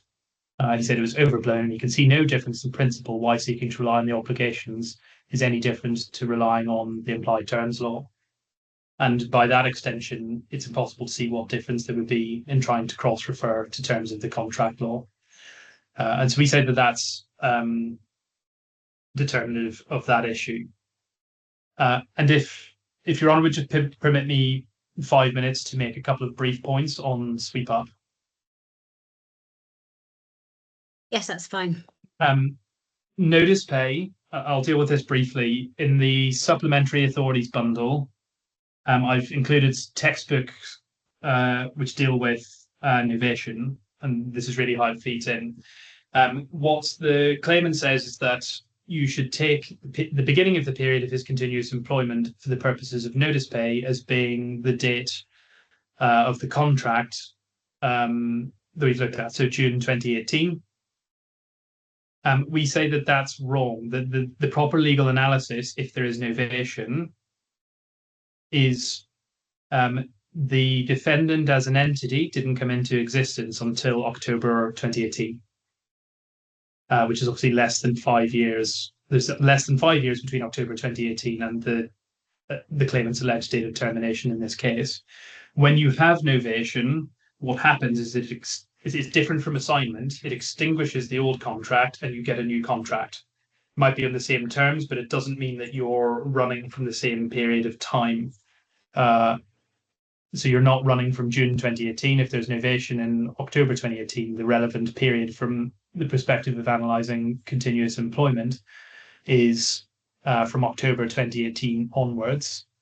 And that's supported by the other analysis which I provided in the supplementary authorities bundle at page 1, which is from the IDS employment law handbooks, which deal with what the common law position is when there's no statutory provision dealing with continuous employment where your employer changes, which is what's happened here. And what that says is where there are no statutory provisions where the employer changes, an employee's contract of employment will be deemed to end automatically by virtue of the change of identity. And we say that the effect of that is because of the legal analysis on novation is the same. So the initial contract is extinguished. There is a new contract from the date that the new employer takes over. And the way that feeds into notice pay is that in order to get an entitlement to 3 months notice, you have to have 5 years continuous employment. And in this case, there's no 5 years continuous employment because it's under 5 years if you run from October 2018 through to August 2025. 2023, rather. So that's that point. And then really the final points are sweep up and they're dealt with in my skeleton anyway. For the penalties claim for issues 32 and 33, the court must suspend the penalty period where there's a dispute. And this is clearly a case where there's been a relevant dispute about the amounts being owed. So no penalty accrues under Article 19.4 in the context of this case. And we actually would go further to say that in any event, the claimant acted unreasonably in his conduct in October, November 2022 in discussing his employment entitlements. The visa claim, again, I'll deal with very briefly. I don't understand it. Normal principles of causation and loss clearly must apply. There's no pleading of what the loss is. There's no evidence the claimant sought alternative employment. There's no evidence of his applications or of offers. There is no basis on which to assess causation. He's adduced no evidence whatsoever that he's sought to secure alternative employment. And there can be no loss, therefore, arising from that claim. It's not been properly pleaded and properly advanced, and it must be dismissed. And similarly, the Article 14.3 claim, so that's issues 3 and 43 about the failure to provide an updated contract of employment. Again, we say we struggle to understand where that goes. The claimant accepted in cross-examination. He didn't raise concerns about it at the time. No loss is said to flow from it. The events relied upon by the claimant appear to relate to the period where he was the only employee in the SEO. So we don't understand who he's saying should have done this in any event. Unitas, we say, are not the appropriate party because they're compliance and finance. And insofar as the court is being invited to award some unprincipled and discretionary remedy, there can be no proper basis for doing so here.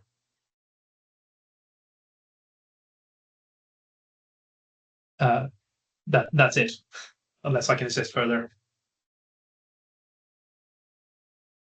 Thank you.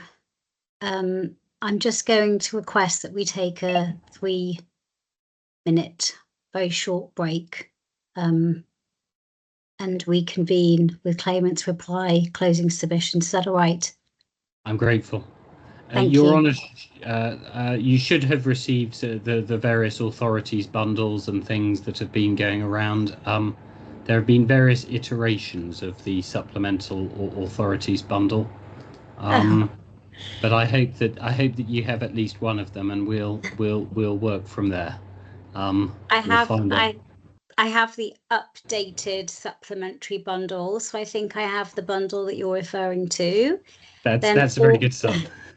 Good. And then all I'm missing is the consultation paper, which the defendant will send through in due course, and the draft order, which the claimant, I think, believes they've sent, but I haven't received it. Wait, hold on a second. Let me just check. No, I don't think I have it. Can we check that the draft order needs to go over?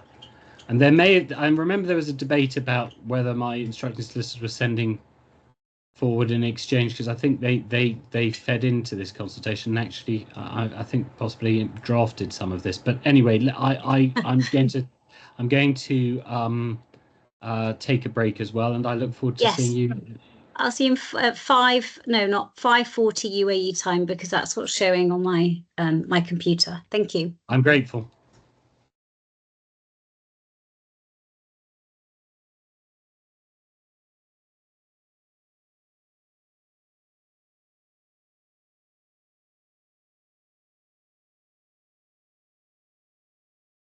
You're on mute. Good afternoon. If you were talking to us. Yes, yeah, very much I am. And indeed, Your Honour at the time was the only person I could see in the bottom right of my screen. And I'm afraid that with no discourtesy intended to my learned friend, that's the position that I'm going to resume. And the reason for that is that way I can manipulate the bundles. So I just want to begin, please, with the joint bundle of authorities. I believe this may actually be the reference where the court is or may be at, page 98, please, of the joint bundle of authorities. Which issue are you addressing? I'm addressing the issue that my learned friend dealt with last, about the relationship between the employment law and the contract law. But it is also a principle that goes the other way and actually raises a more fundamental issue, which I'll explain very shortly, if I may. Okay. So at paragraph 98, what we have seen here, and it is important here to read these judgments on this particular issue quite carefully.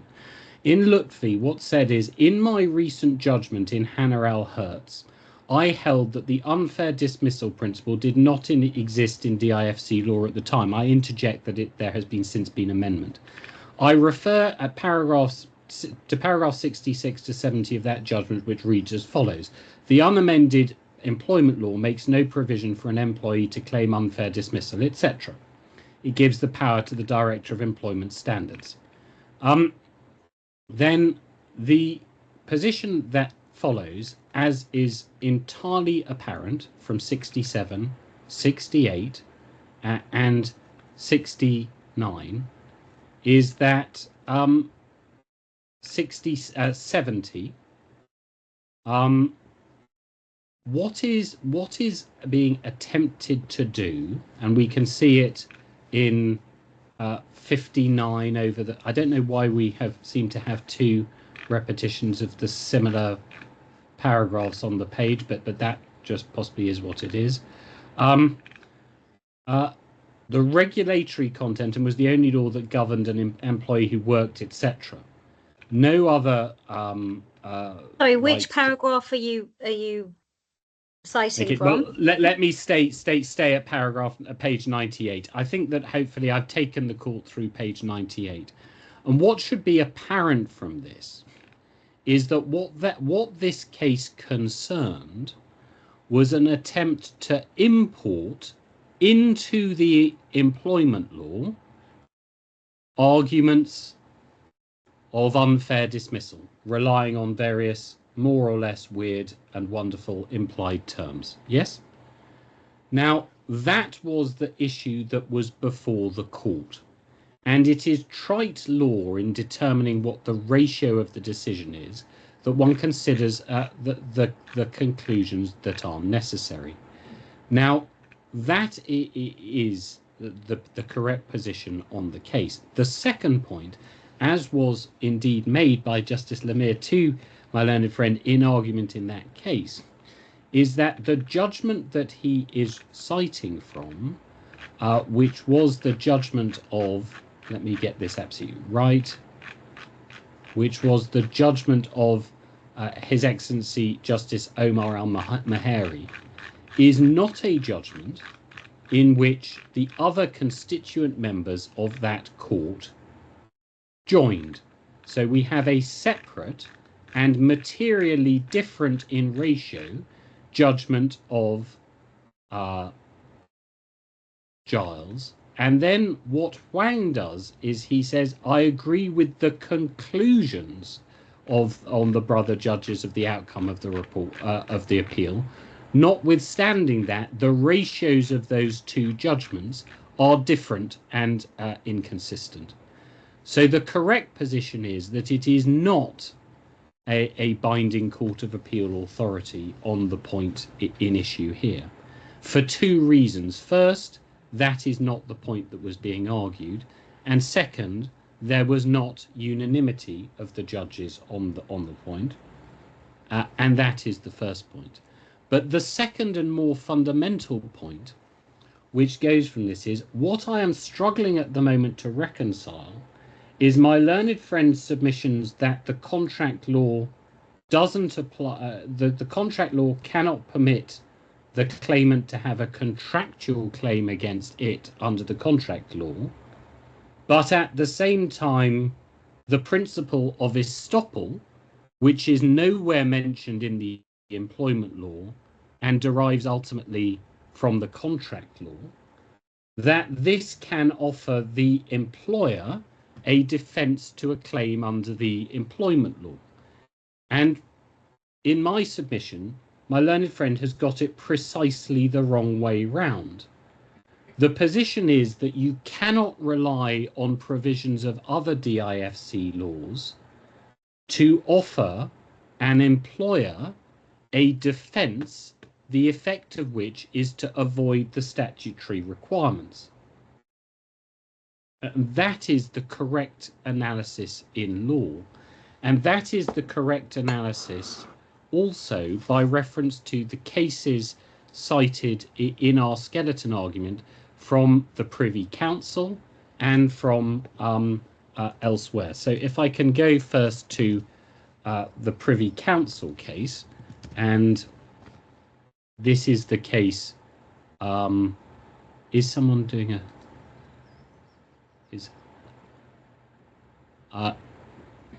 The Privy Council case that I would like to go to is Authorities Bundle 38, which is the Cockhoon case. And there's then the Moneylenders Ordinance and all the rest of it. And so it's page 773 of the PDF to start with. And then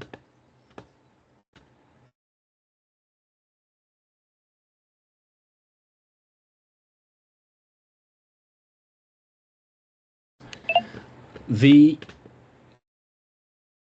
key ratio appears at 774 at 2 in the head note, and I'm doing this because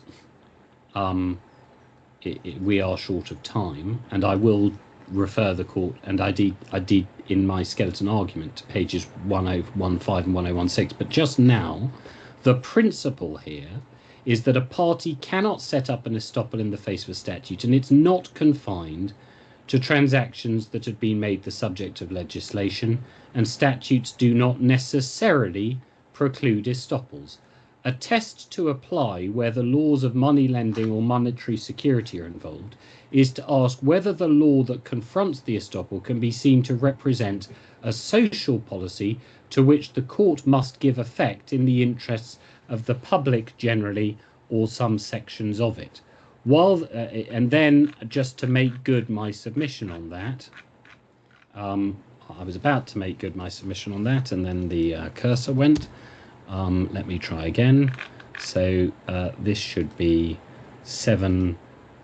It's about 785, I believe. 785. No, it's 795. My apologies. We see here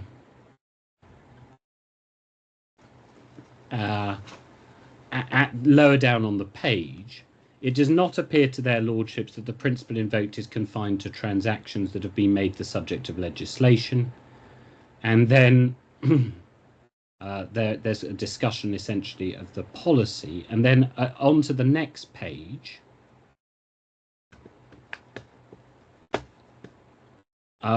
one sees that paragraph there. It has been said that the question whether an estoppel is to be allowed or not depends on whether the enactment or rule is imposed in the public interest and grounds of general public policy, social policy, etc. Now, there is then English court of this decision, I should say, was a decision of 1963, 1964. There is subsequent English Court of Appeal authority addressing in some detail the position of how the court should proceed, and that's referred to at the relevant paragraph of my skeleton argument. Now, the point here simply is there's no mystery about what the purpose of the law is, because if I can take Your Excellency, Your Honour, to paragraph 3 on page 1062 of the PDF.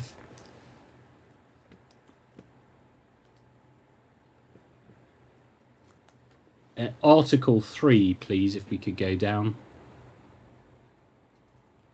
The purpose of this law is to provide minimum employment standards for employees, promote the fair treatment of employees by employers, and foster employment practices that will contribute. And if one goes down further to Article 11, it's quite important to look at what 11.1 says.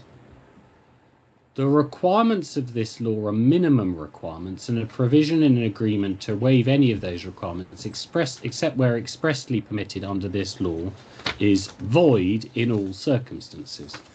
And then one sees at 11.2a, nothing in this law provides an employer from providing in an employment contract terms and conditions that are more favourable to an employee than those required by this law. It's a fairly innocuous provision, but let's just think it through. On my learned friend's analysis, how would an employee have any right to enforce those terms and conditions? because their right would be a contractual right. But according to my learned friend, there is no right that they have to bring a claim under the contract law. And in my submission, that is contrary to legal principle. Similarly, so in my submission, there should be no ambiguity about the fact that the defendant's argument in this case is contrary to principle in two fundamental ways. First, it is seeking to bypass express requirements of the employment law as to wages, as to settlement agreements, by means of an estoppel. Second, my learned friend is seeking to shut out a claim under the contract law using the employment law, and that is wrong. Now, the English authority relied upon the very recent decision of Bruce Carr KC is not a decision that we object to. We do not object to Chassis and Left Shift Limited, which for the bundle references PDF 711. We have no objection at all to the ratio of this case, but one needs to read what that ratio is. And one looks then at paragraphs 33, which is at PDF 734. Now let PDF 734, and I'm going to take this a little bit slowly because I think the court was taken through this, but let's just go through it. Section 13 of the ERA creates a statutory right for a worker not to suffer unauthorized deductions from their wages. And so the word there is unauthorized deductions from wages, which is a statutory concept set out there on the page. It's four ease of reference. And then it's suggested on behalf of the claimant that the effect of this section is to exclude the defendant from advancing any argument in relation to the claim for non-payment of salary based on any alleged waiver, forbearance, estoppel arguments, as none of the Can matters we scroll down? Sorry to interrupt you. Can we scroll down, sorry, please? Thank you. I have. It's paragraph 34. Yes, I should have given a clearer signpost. My apologies. Now, we need to look at these words very carefully, so I'm very glad that we've scrolled down. It's suggested on behalf of the claimant that the effect of this section is to exclude the defendants from advancing any argument in relation to the claim for non-payment of salary based on any alleged waiver, forbearance, estoppel arguments, Now, where is this decision from? Is this a decision of an employment appeal tribunal in England sitting on appeal from a Section 13 ERA claim? No, it is not. It is a judgment of the High Court sitting in judgment on a contractual claim. Yeah. So it is correct to say, and indeed it is confirmed by this decision, that the statutory claim for wages under Section 13 of the Employment Rights Act, it's in fact technically, as we seem to have got into great technicality about what pleadings are brought under, Section 13 is the prohibition. I think the cause of action may be affected by Section 23, but leave that aside. If you are bringing a High Court claim on a contract, then you cannot, as an employee, set up a statutory defence. But we have not sought to set up a statutory defence to my learned friend's estoppel argument, so far as it is an estoppel argument to the contract claim. But where my learned friend relies on the estoppel argument as a defence to the wages claim, it is that he is precluded from doing. So I just want to deal with this, and I apologise for particularly late in the day delving into conceptual matters, but I do have to delve into them to this extent. There is a general confusion in my learned friend's submission between an employment and an employment contract. Now, this is a particularly difficult issue because under many jurisdictions' law, including the DIFC, to be an employee and therefore to have an employment for statutory purposes, you have to work under a contract of employment. Yeah. So this is something that always gives rise to, or can give rise to, confusion. As it happens, many jurisdictions simplify the confusion by having completely separate courts and tribunals dealing with the different types of claims. But that's not where we are. But one of the, I mean, let me just give an example, which I think is extremely important actually here. If one goes to another issue that I know was troubling your Honour, which is the interpretation provision. Can I take Your Honour to page 1096 of the PDF? And let's just look at the definition of employee and employment contract. So let's just go down a little bit. So we see here an employee is an article referred to in Article 4.1b or C. Now, despite my general rule against cross-clicking, let's try and cross-click to 4.1b because we should have a way to get us back here. So 4.1b is an individual employed by way of an employment contract by a person referred to in etc. So we can see that an employee has to have an employment contract, right? What one then needs to do, could you please click on employment contract, and let's look at these wordings again carefully. A contract of service or apprenticeship, whether express or implied, and if it is expressed, whether oral or in writing. So I just mentioned that all this complaint about, oh, well, it's, you know, not properly written. There's no requirement to have a written employment contract. And this is the crucial wording, and any permitted amendment or replacement thereof as agreed between the employer and the employee.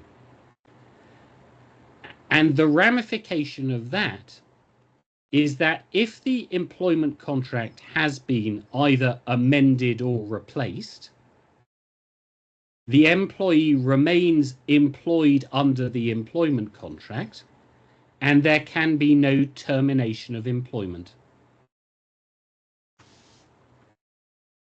So those are some of the sort of foundational issues of law that I wanted to go to just straight away.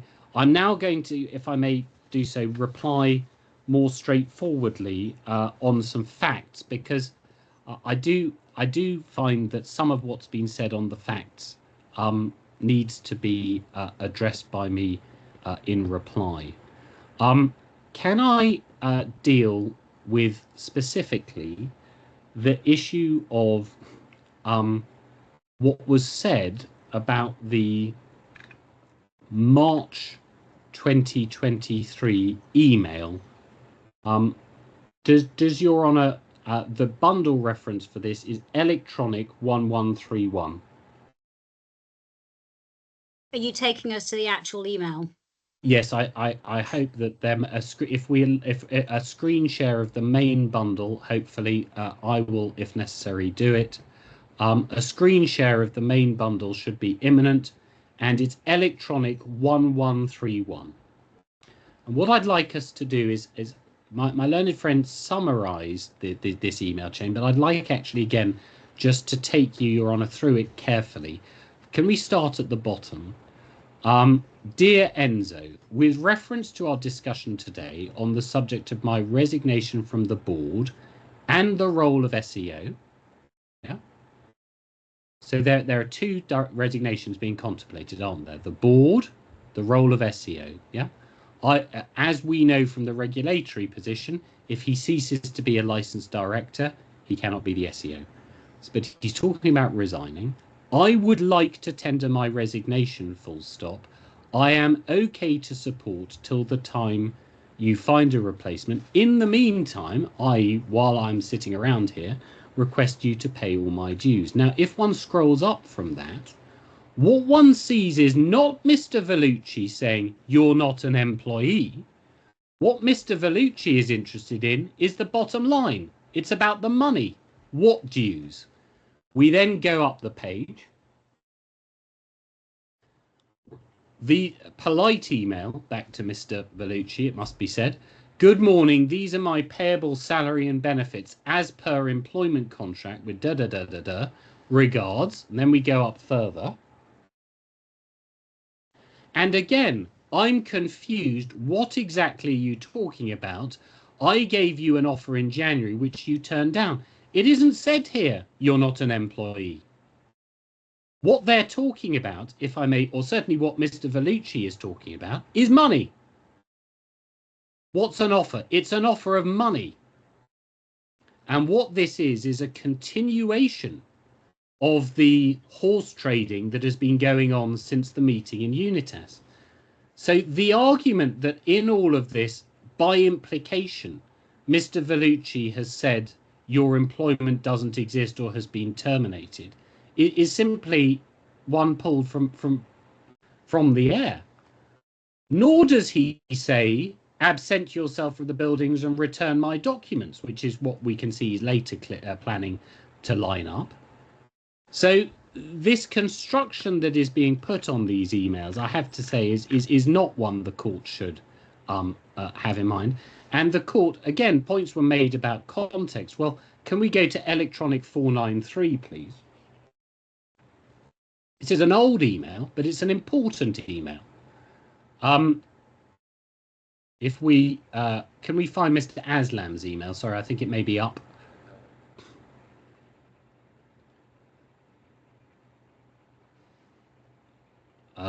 Are we in?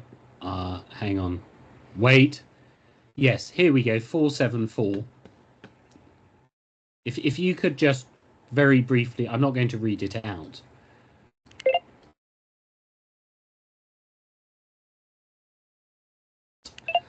Uh, 474. The SEO is a key function, and if this is the case, then the firm needs to have a replacement in mind. Now, how has that position has not changed in the intervening period, and indeed we know it is the same. So what we have are a series of very clear positions, and indeed what happens when Mr. Gahlowt gets his position very clear, talking about money. What happens is, far from Mr. Vellucci saying, "Oh well, off you go," look at the chain of emails. 1145 electronic. We can, well, this is, I seem to remember, quite a long chain. You know, this is, we've now got to May. And then we go up. When will you be available for a Zoom call? I'll be back June the 4th on vacation now, non-working vacation. In evidence, Mr. Vellucci said, oh, well, this was because I suspected that Mr. Gahlowt was up to what he described as shenanigans. Well, in my submission, the person who's up to shenanigans, as we can quite clearly see, is Mr. Vellucci. So I should, by the way, mention, just as an aside, although maybe it's not an aside, that I don't recall any case being put to Mr. Gahlowt that he was involved in shenanigans at this point, but you know, the notes will say what they say. But the point, therefore, is that this idea that by conduct the defendant has immediately told Mr. Gahlowt that not only is his resignation accepted, but he should leave forthwith, it is simply wrong. And what my learned friend has skated over is that in the face of detailed cross-examination about a meeting at JLT after this email was sent, in response to detailed probing about what was agreed or not agreed at that meeting and what was said and not said, in my respectful submission, Mr. Vellucci, and the court can consider the transcript when it arrives, he gave wholly incredible answers. What Mr. Vellucci seems to have this tendency of doing is events happen in whichever conversation he sort of feels that he seems to have a real difficulty distinguishing between a conversation, in brackets, undocumented by anyone else, which occurred at some hypothetical first date when he made the claimant, as to which he's given no evidence. Then we have the October-November meeting in Unitas. Then we had, and I believe I took the court, and if I didn't, I'm not going to waste its time now, not because it's not a good point, but because I'm conscious of time. I took the court to the confusion Mr. Vellucci had. Oh yeah, maybe it was November, maybe it was January. It's plain that he started doing when these questions about the JLT meeting were put to him was he started moving back to, oh well, maybe this was said in the March meeting. I don't believe I met the claimant after that. Oh well, maybe I did. I mean, the court has got to form views about this. I am very disappointed in, I mean, it's my learned friend's job, but I'm very disappointed to hear the claimant described as an uncandid witness. May I make the following simple point in this regard? Mr. Gahlowt at least did my learned friend the courtesy of allowing him to finish his questions and answer them. And he said to the court, well, I have an explanation. And you, Your Honour, said, well, maybe later. And he respected that and we carried on. Well, we saw what happened with Mr. Vellucci. I mean, the simple fact is the claimant has given careful, credible evidence. He has had a barrister putting to him in great detail a series of points by reference to series of emails produced for a particular purpose. We have had those emails subject to scrutiny such as the Chancery Division would be justly proud of. But, you know, his evidence has been credible.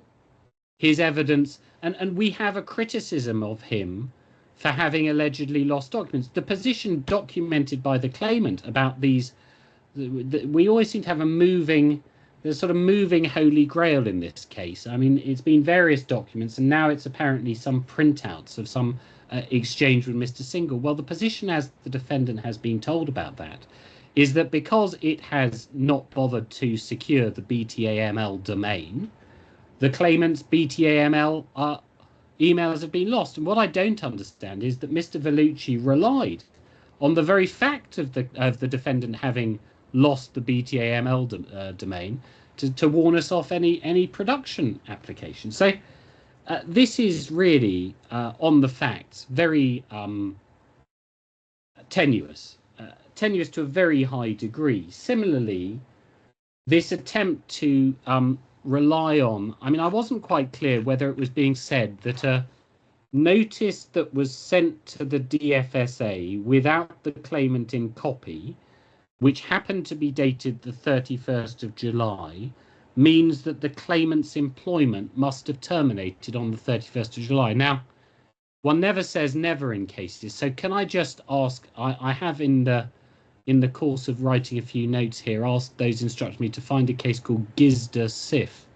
I hope they have. I believe I sent it to them in PDF. If I didn't, that's my fault. But I have to say there isn't that much in this case which is radical. But just in case there's any doubt about this, it is contrary to basic principle to find that there has been a yes, this is right. So this is there's a long head note on this. I believe this is this was the Supreme Court. Yes, that's absolutely right. And what one sees here is a series of really quite important points made about this. And if we can scroll down to the speech of Lord Kerr, can we go down about 4 pages, please?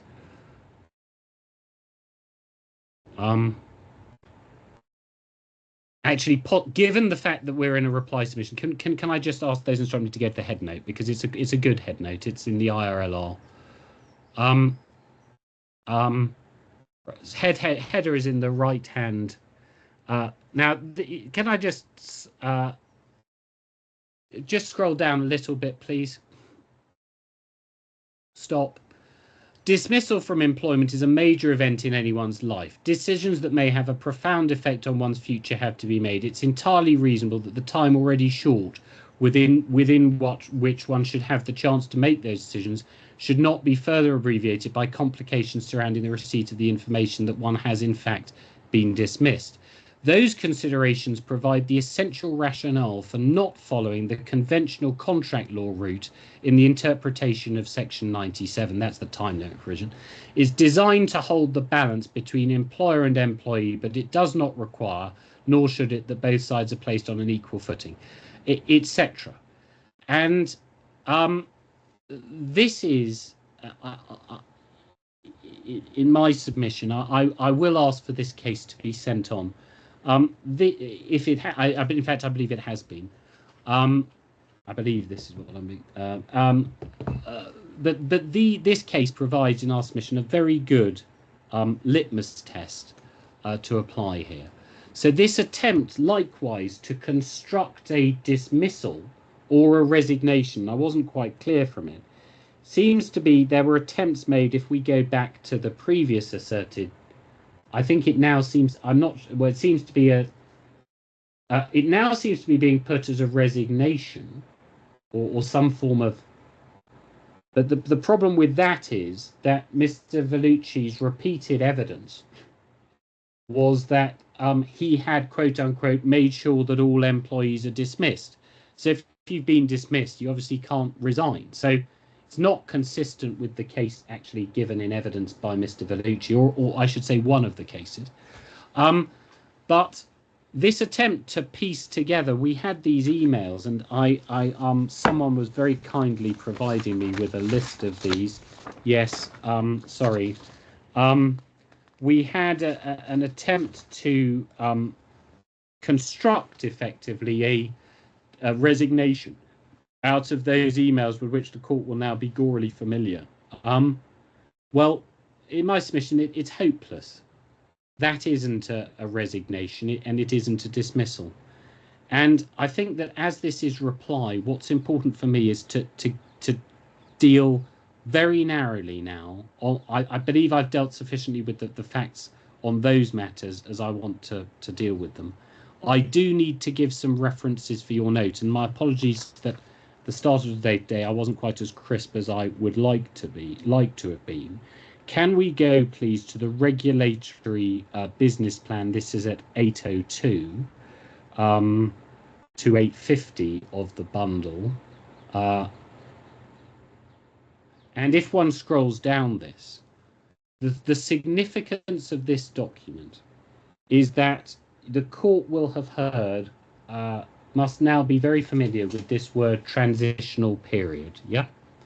Can I simply note for your honour's note when you get the transcript that Mr. Vellucci was never clear about, his final evidence was that a transitional period could be anywhere from 90 days to 6 months. So it's not a sort of defined term of law. It seems to be being said that it's obvious that everyone knows what it is. Well, if that's obvious, it's escaped me. But what one goes through this regulatory business plan, if one could just go down this at some speed, please. What one sees here is, what one sees, yes, let's just keep going down. What one sees is that not only is there's a very detailed business plan, that's why I'm saying at speed, I'm not going to, and then what one sees when one gets to, it's discretionary portfolio management, all of the usual, and then when one gets to executive structure, what one sees here is the board and Mr. Gahlowt, and then when one goes down, one sees the responsibilities are to hold a board meeting. I'll come back to that. And then the function of the SEO. Now, just pause there. Does it say here that the function of Mr. Gahlowt as SEO is to be there for a transitional period before someone else takes over? No, it doesn't. What he's meant to be doing are all of these things here. Now, Mr. Vellucci's evidence is, well, he didn't do these things, and so he wasn't worth the money. But the simple fact is, first, in law, that's an argument that goes nowhere other than the fact that if they felt like that, they should have terminated him properly. Well, terminated him full stop, which they managed to fail to do. But the key point here is, this is not a transitional role. There is this entire suggestion of a transitional role is a flight of fancy of Mr. Vellucci's, to which no rate whatsoever should be given. Likewise, the attempt to complain at Mr. Gahlowt being sort of, it seems now to be suggested that Mr. Gahlowt has sort of joined trail finders or something. I mean, there is careful evidence from Mr. Gahlowt about his holidays in the bundle. The attempt to say, oh, well, in light of the evidence, he can't be trusted. He's the person who's produced these flight receipts and everything else. To leave my learned friend to do his best with that. When one goes to the WhatsApps, 738.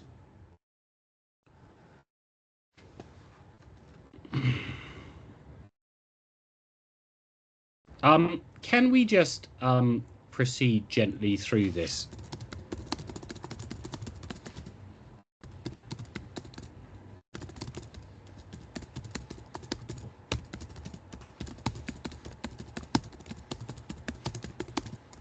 So the court was taken through this. Now let's go down a little bit.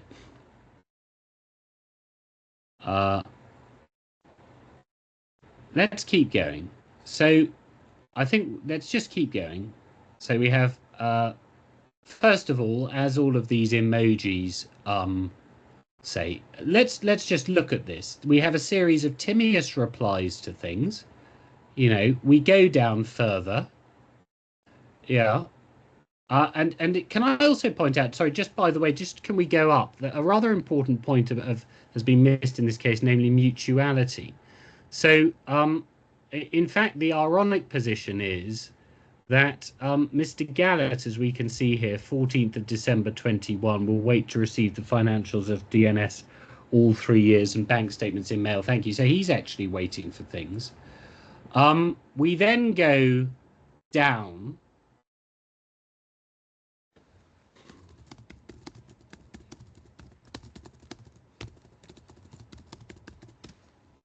And so much play was made, and we keep going. So we've now had already a series of corporate documents passing to and from. We keep going down. And I think that we had the position where a page break coincided with some alleged absence. So let's avoid the page break. We keep going down, Oh yeah, sorry, just go back up there a minute. So we have, yes, if we just go back up over the page, actually, yes. So here we have Mr. Gahlowt asking Karen, hi, Karen, is the check banked today? Thanks. And then she's saying, oh, my God, I'm really sorry. I forgot. Please don't tell Enzo. I'm going to the bank now. Well, there we are. So we go down further. The parking card. Now, what seems to have been neglected about the parking card is that the parking card couldn't be acquired because the sublease hadn't been concluded and the relevant documents weren't in place. We then go over the page. Fit out permission required. We go down and I think we came up to, so we've got Enzo's Rolls Royce, Cullinan, Phantom, Ray over the page. And sorry, this was where we got to. Happy New Year. Do you have the documents I was asking for you last time? And he replies saying, we have not received new set of docs yet from DFSA. Changes are stapling. In case you need the old license, I will share. And then we see a little bit down the page. Battery of .pdf files. Thanks, Amitesh. Does she say, oh, you're late? This is, you've been absenting yourself. He's back. Now, the simple point about this holiday point is that the correct position on holiday generally, for your honour's note, is this. My learned friend has advanced a series of arguments on holiday, which are, I'm afraid, ones that would lead this court into an error of law, so I do need to mention them. You will recall, Your Honour, that in the supplemental bundle, there was a draft HR manual, which was relied on for limiting the holiday pay entitlement. Does Your Honour recall that? Sorry, Yes. Now, the reason that this is really quite important is that the actual position is that the that provision is expressly overridden by the employment law. So it's actually the same point. Because it is less generous than the employment contract, if the employment, I'm not going to go into the question of is it actually a proper incorporation by reference to have a draft HR manual, which Mr. Aslam is inputting into. I mean, very interesting point of contract law there. But the point on the employment law is that it contains minimums of holiday, and it contains, and let me just try and find the reference here. It's article. It's a combination of Article 27.3, I seem to remember, or I'm getting that from a message. 27.3, which will be at there we go. An employee is entitled to carry forward accrued but untaken vacation leave into the next vacation leave year for a maximum of 12 months. The amount of accrued but untaken vacation leave to be carried forward may be agreed between the employer and the employee, provided that nothing shall preclude an employee from rolling over at least 5 work days vacation per year. So the attempt to say, oh, well, you've lost it by virtue of the employment contract is wrong in law. So that's the end of that one. So we then come on. Just to understand, are you saying that if you have a manual which says you can carry over 5 work days, but they have to be used within the first 3 months, you're saying that's incompatible with this? Correct. Okay. Because otherwise an employer could have a thing saying you're entitled to carry them over for 10 days. Well, that would effectively be ceasing carryover, wouldn't it?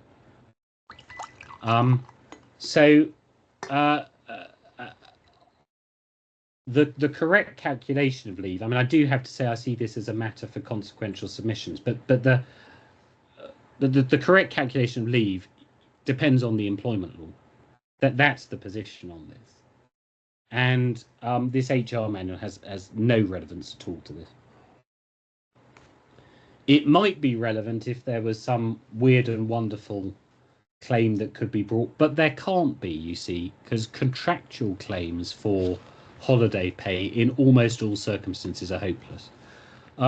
So we've covered the fundamental legal issue. We've covered the fundamental legal issues as between the employment law and this. We've covered the WhatsApps. Now I do want to turn to the references arising from, as it happens, a series of submissions about what was happening on the facts, which are very problematic indeed, because my learned friend said, apropos of the resignation email, it says what it says. Well, indeed it does, and I've taken the court to exactly what it says. What I'm not understanding, therefore, is why the following documents don't say what they say. 1103, please. This is a formal company minute. We go down in it, the claimant is referred to as an employee. It's as simple as that. And attempts to suggest Mr. Gahlowt wrote these minutes haven't even been put, because he didn't write these minutes. They're Unitas products. There are no other employees at the company at present.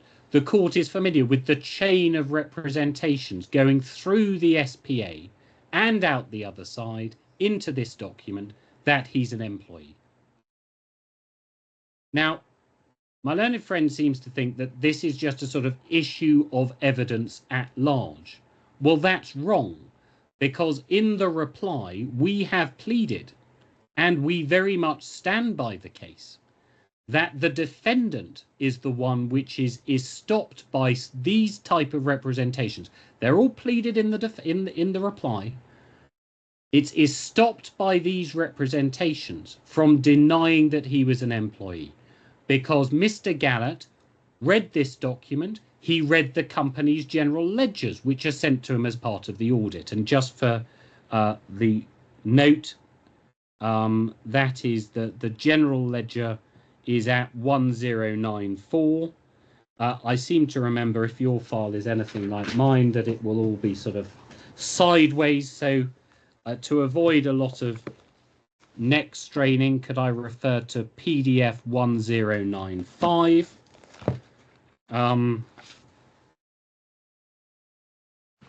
Which is 1080.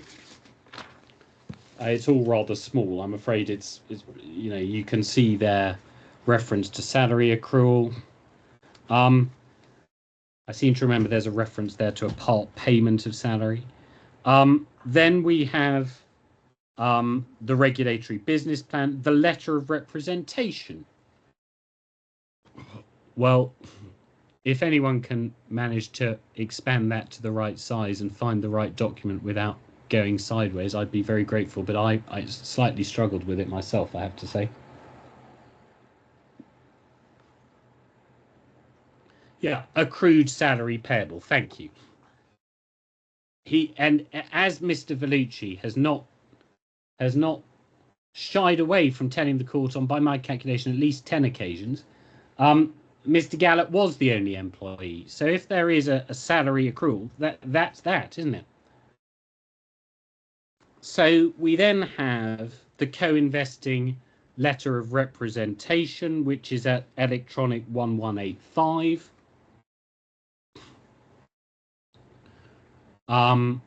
It'll now have to go back the other side. I seem to, yeah, there is indeed a font it doesn't like here. It's all going on. So we have here at paragraph 30 something from memory, or 27 or 34. Apologise that when one gets to this, yes, 34. We confirm that the end of service benefits. Now, those are, of course, due to employees, right? And the simple fact is that this, you know, Mr. I don't know whether Your Honour remembers, and I just ask you, it's not a question for now, but Your Honour may want to ponder, because I remember now going yesterday over this document. Can we just go down page by page with this? Because I remember going to this document with Mr. Down, please. I remember going to this document with Mr. Vellucci, and he had a very sort of long look at it and was, you know, he seemed to be hesitating. I thought for a long time he was going to say this wasn't his signature.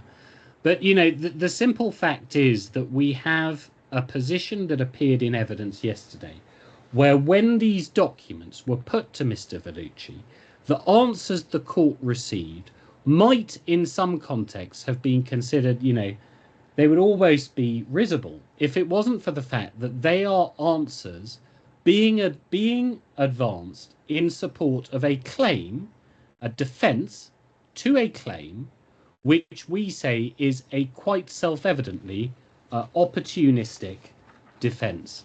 And the you know, I've heard it suggested the claimant's case is a lawyer's confection. Well, I'll do my best to complete the packaging if so, but I don't think it is. What this case is a very basic question of someone who has been used by a business, bluntly, and then they have not paid him. And really, I mean, despite the employment context, this slightly reminds me in some ways of going to county courts on sort of debt claims.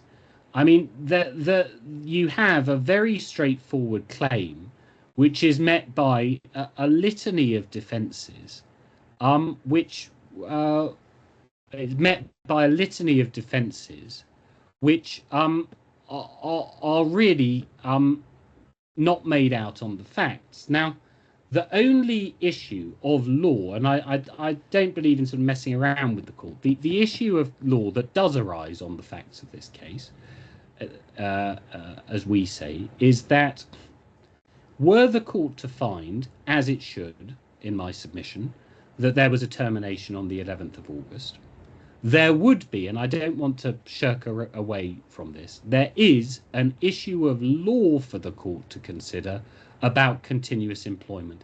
That's the issue where I trust the court has my submissions about the termination date, it has my submissions about continuity, it has my learned friend's submissions.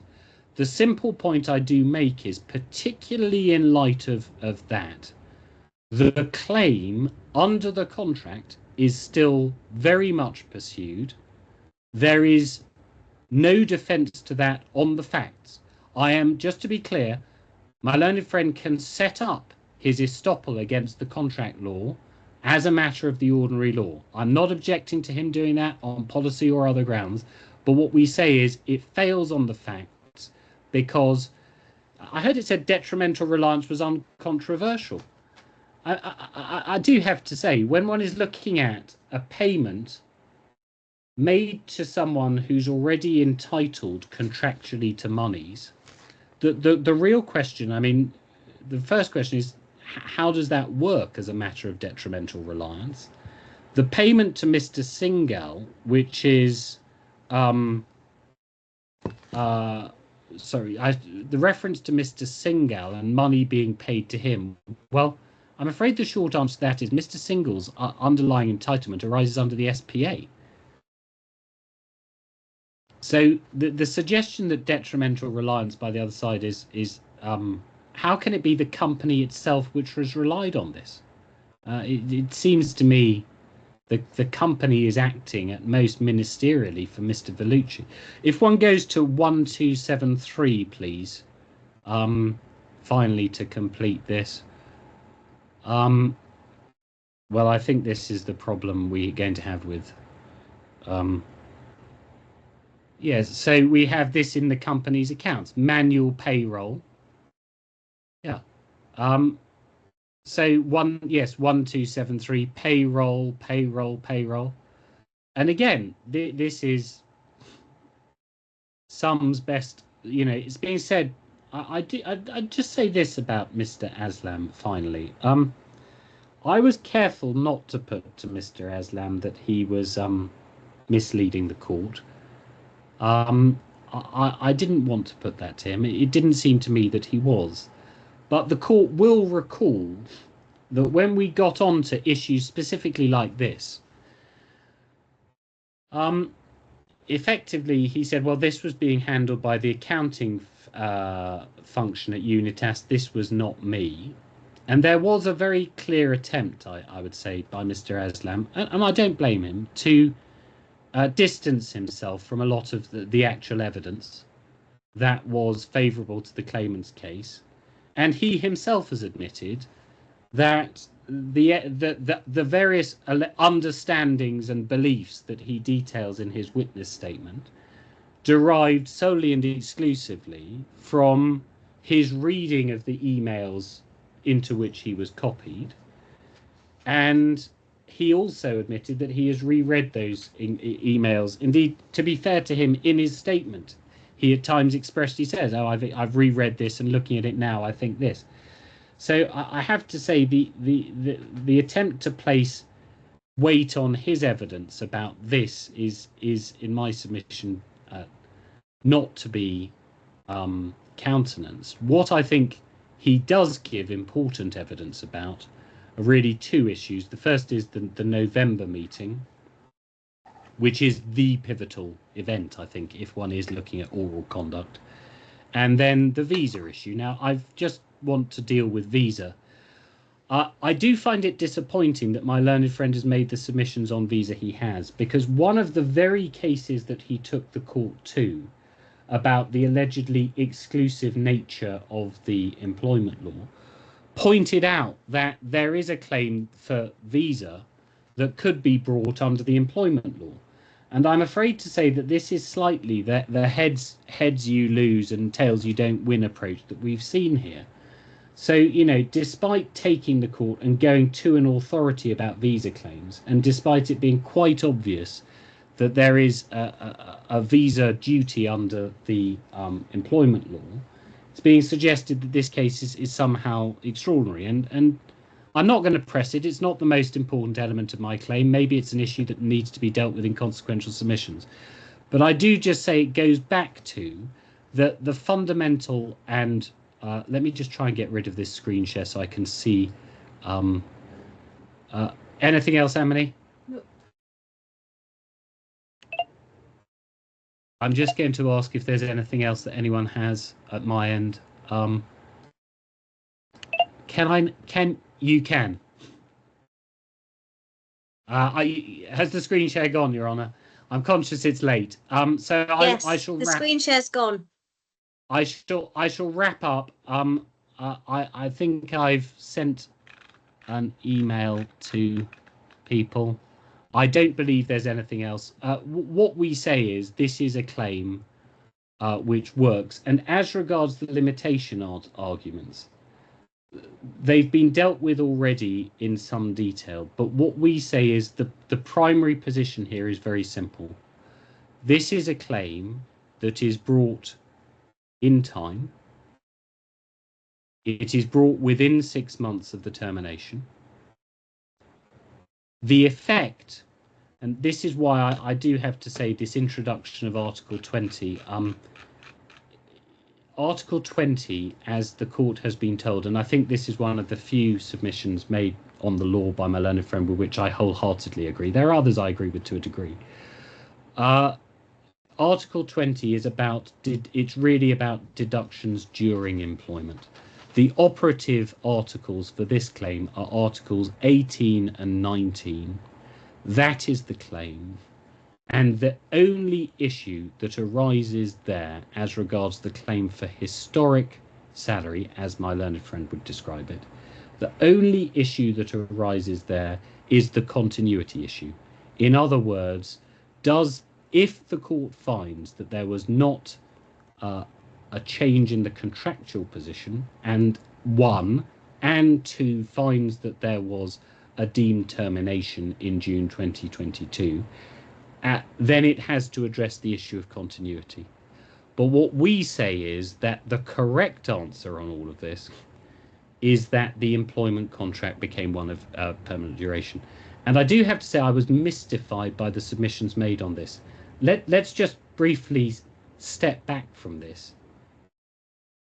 The employment contract has to have been amended because on its face, it lasted until 2020.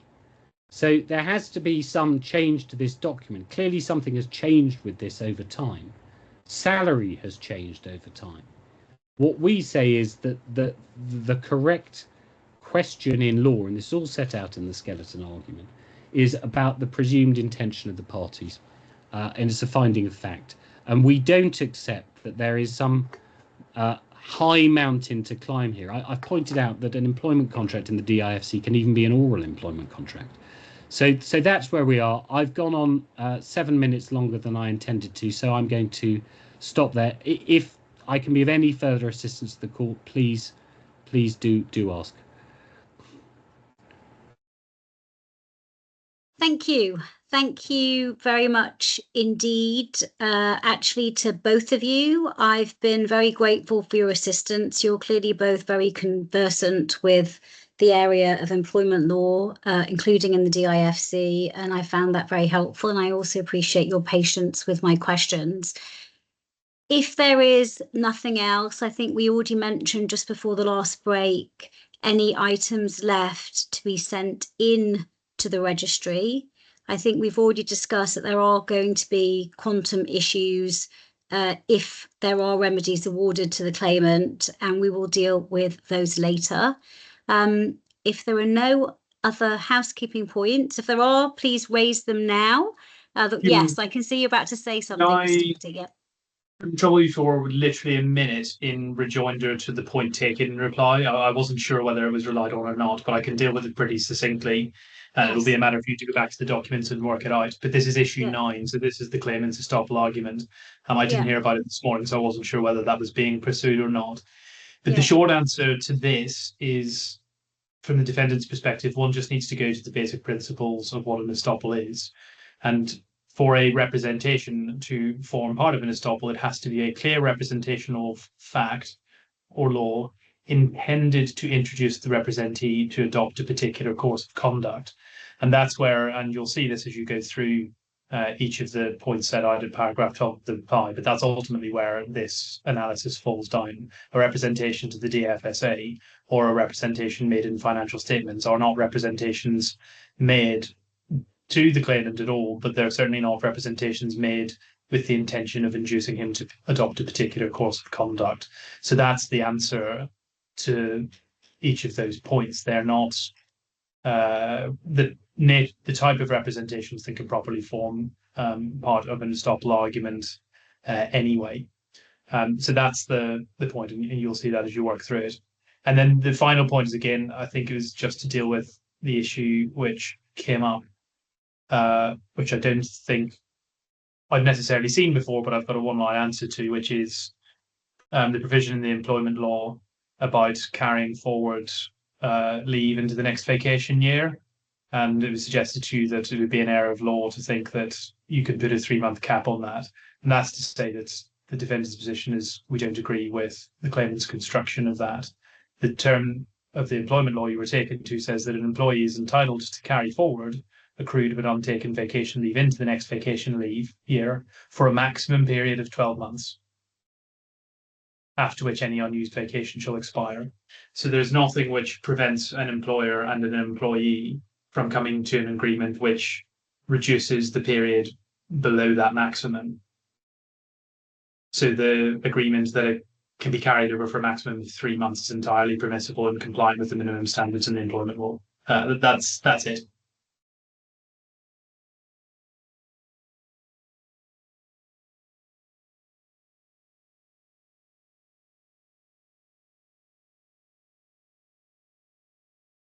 Yes, thank you.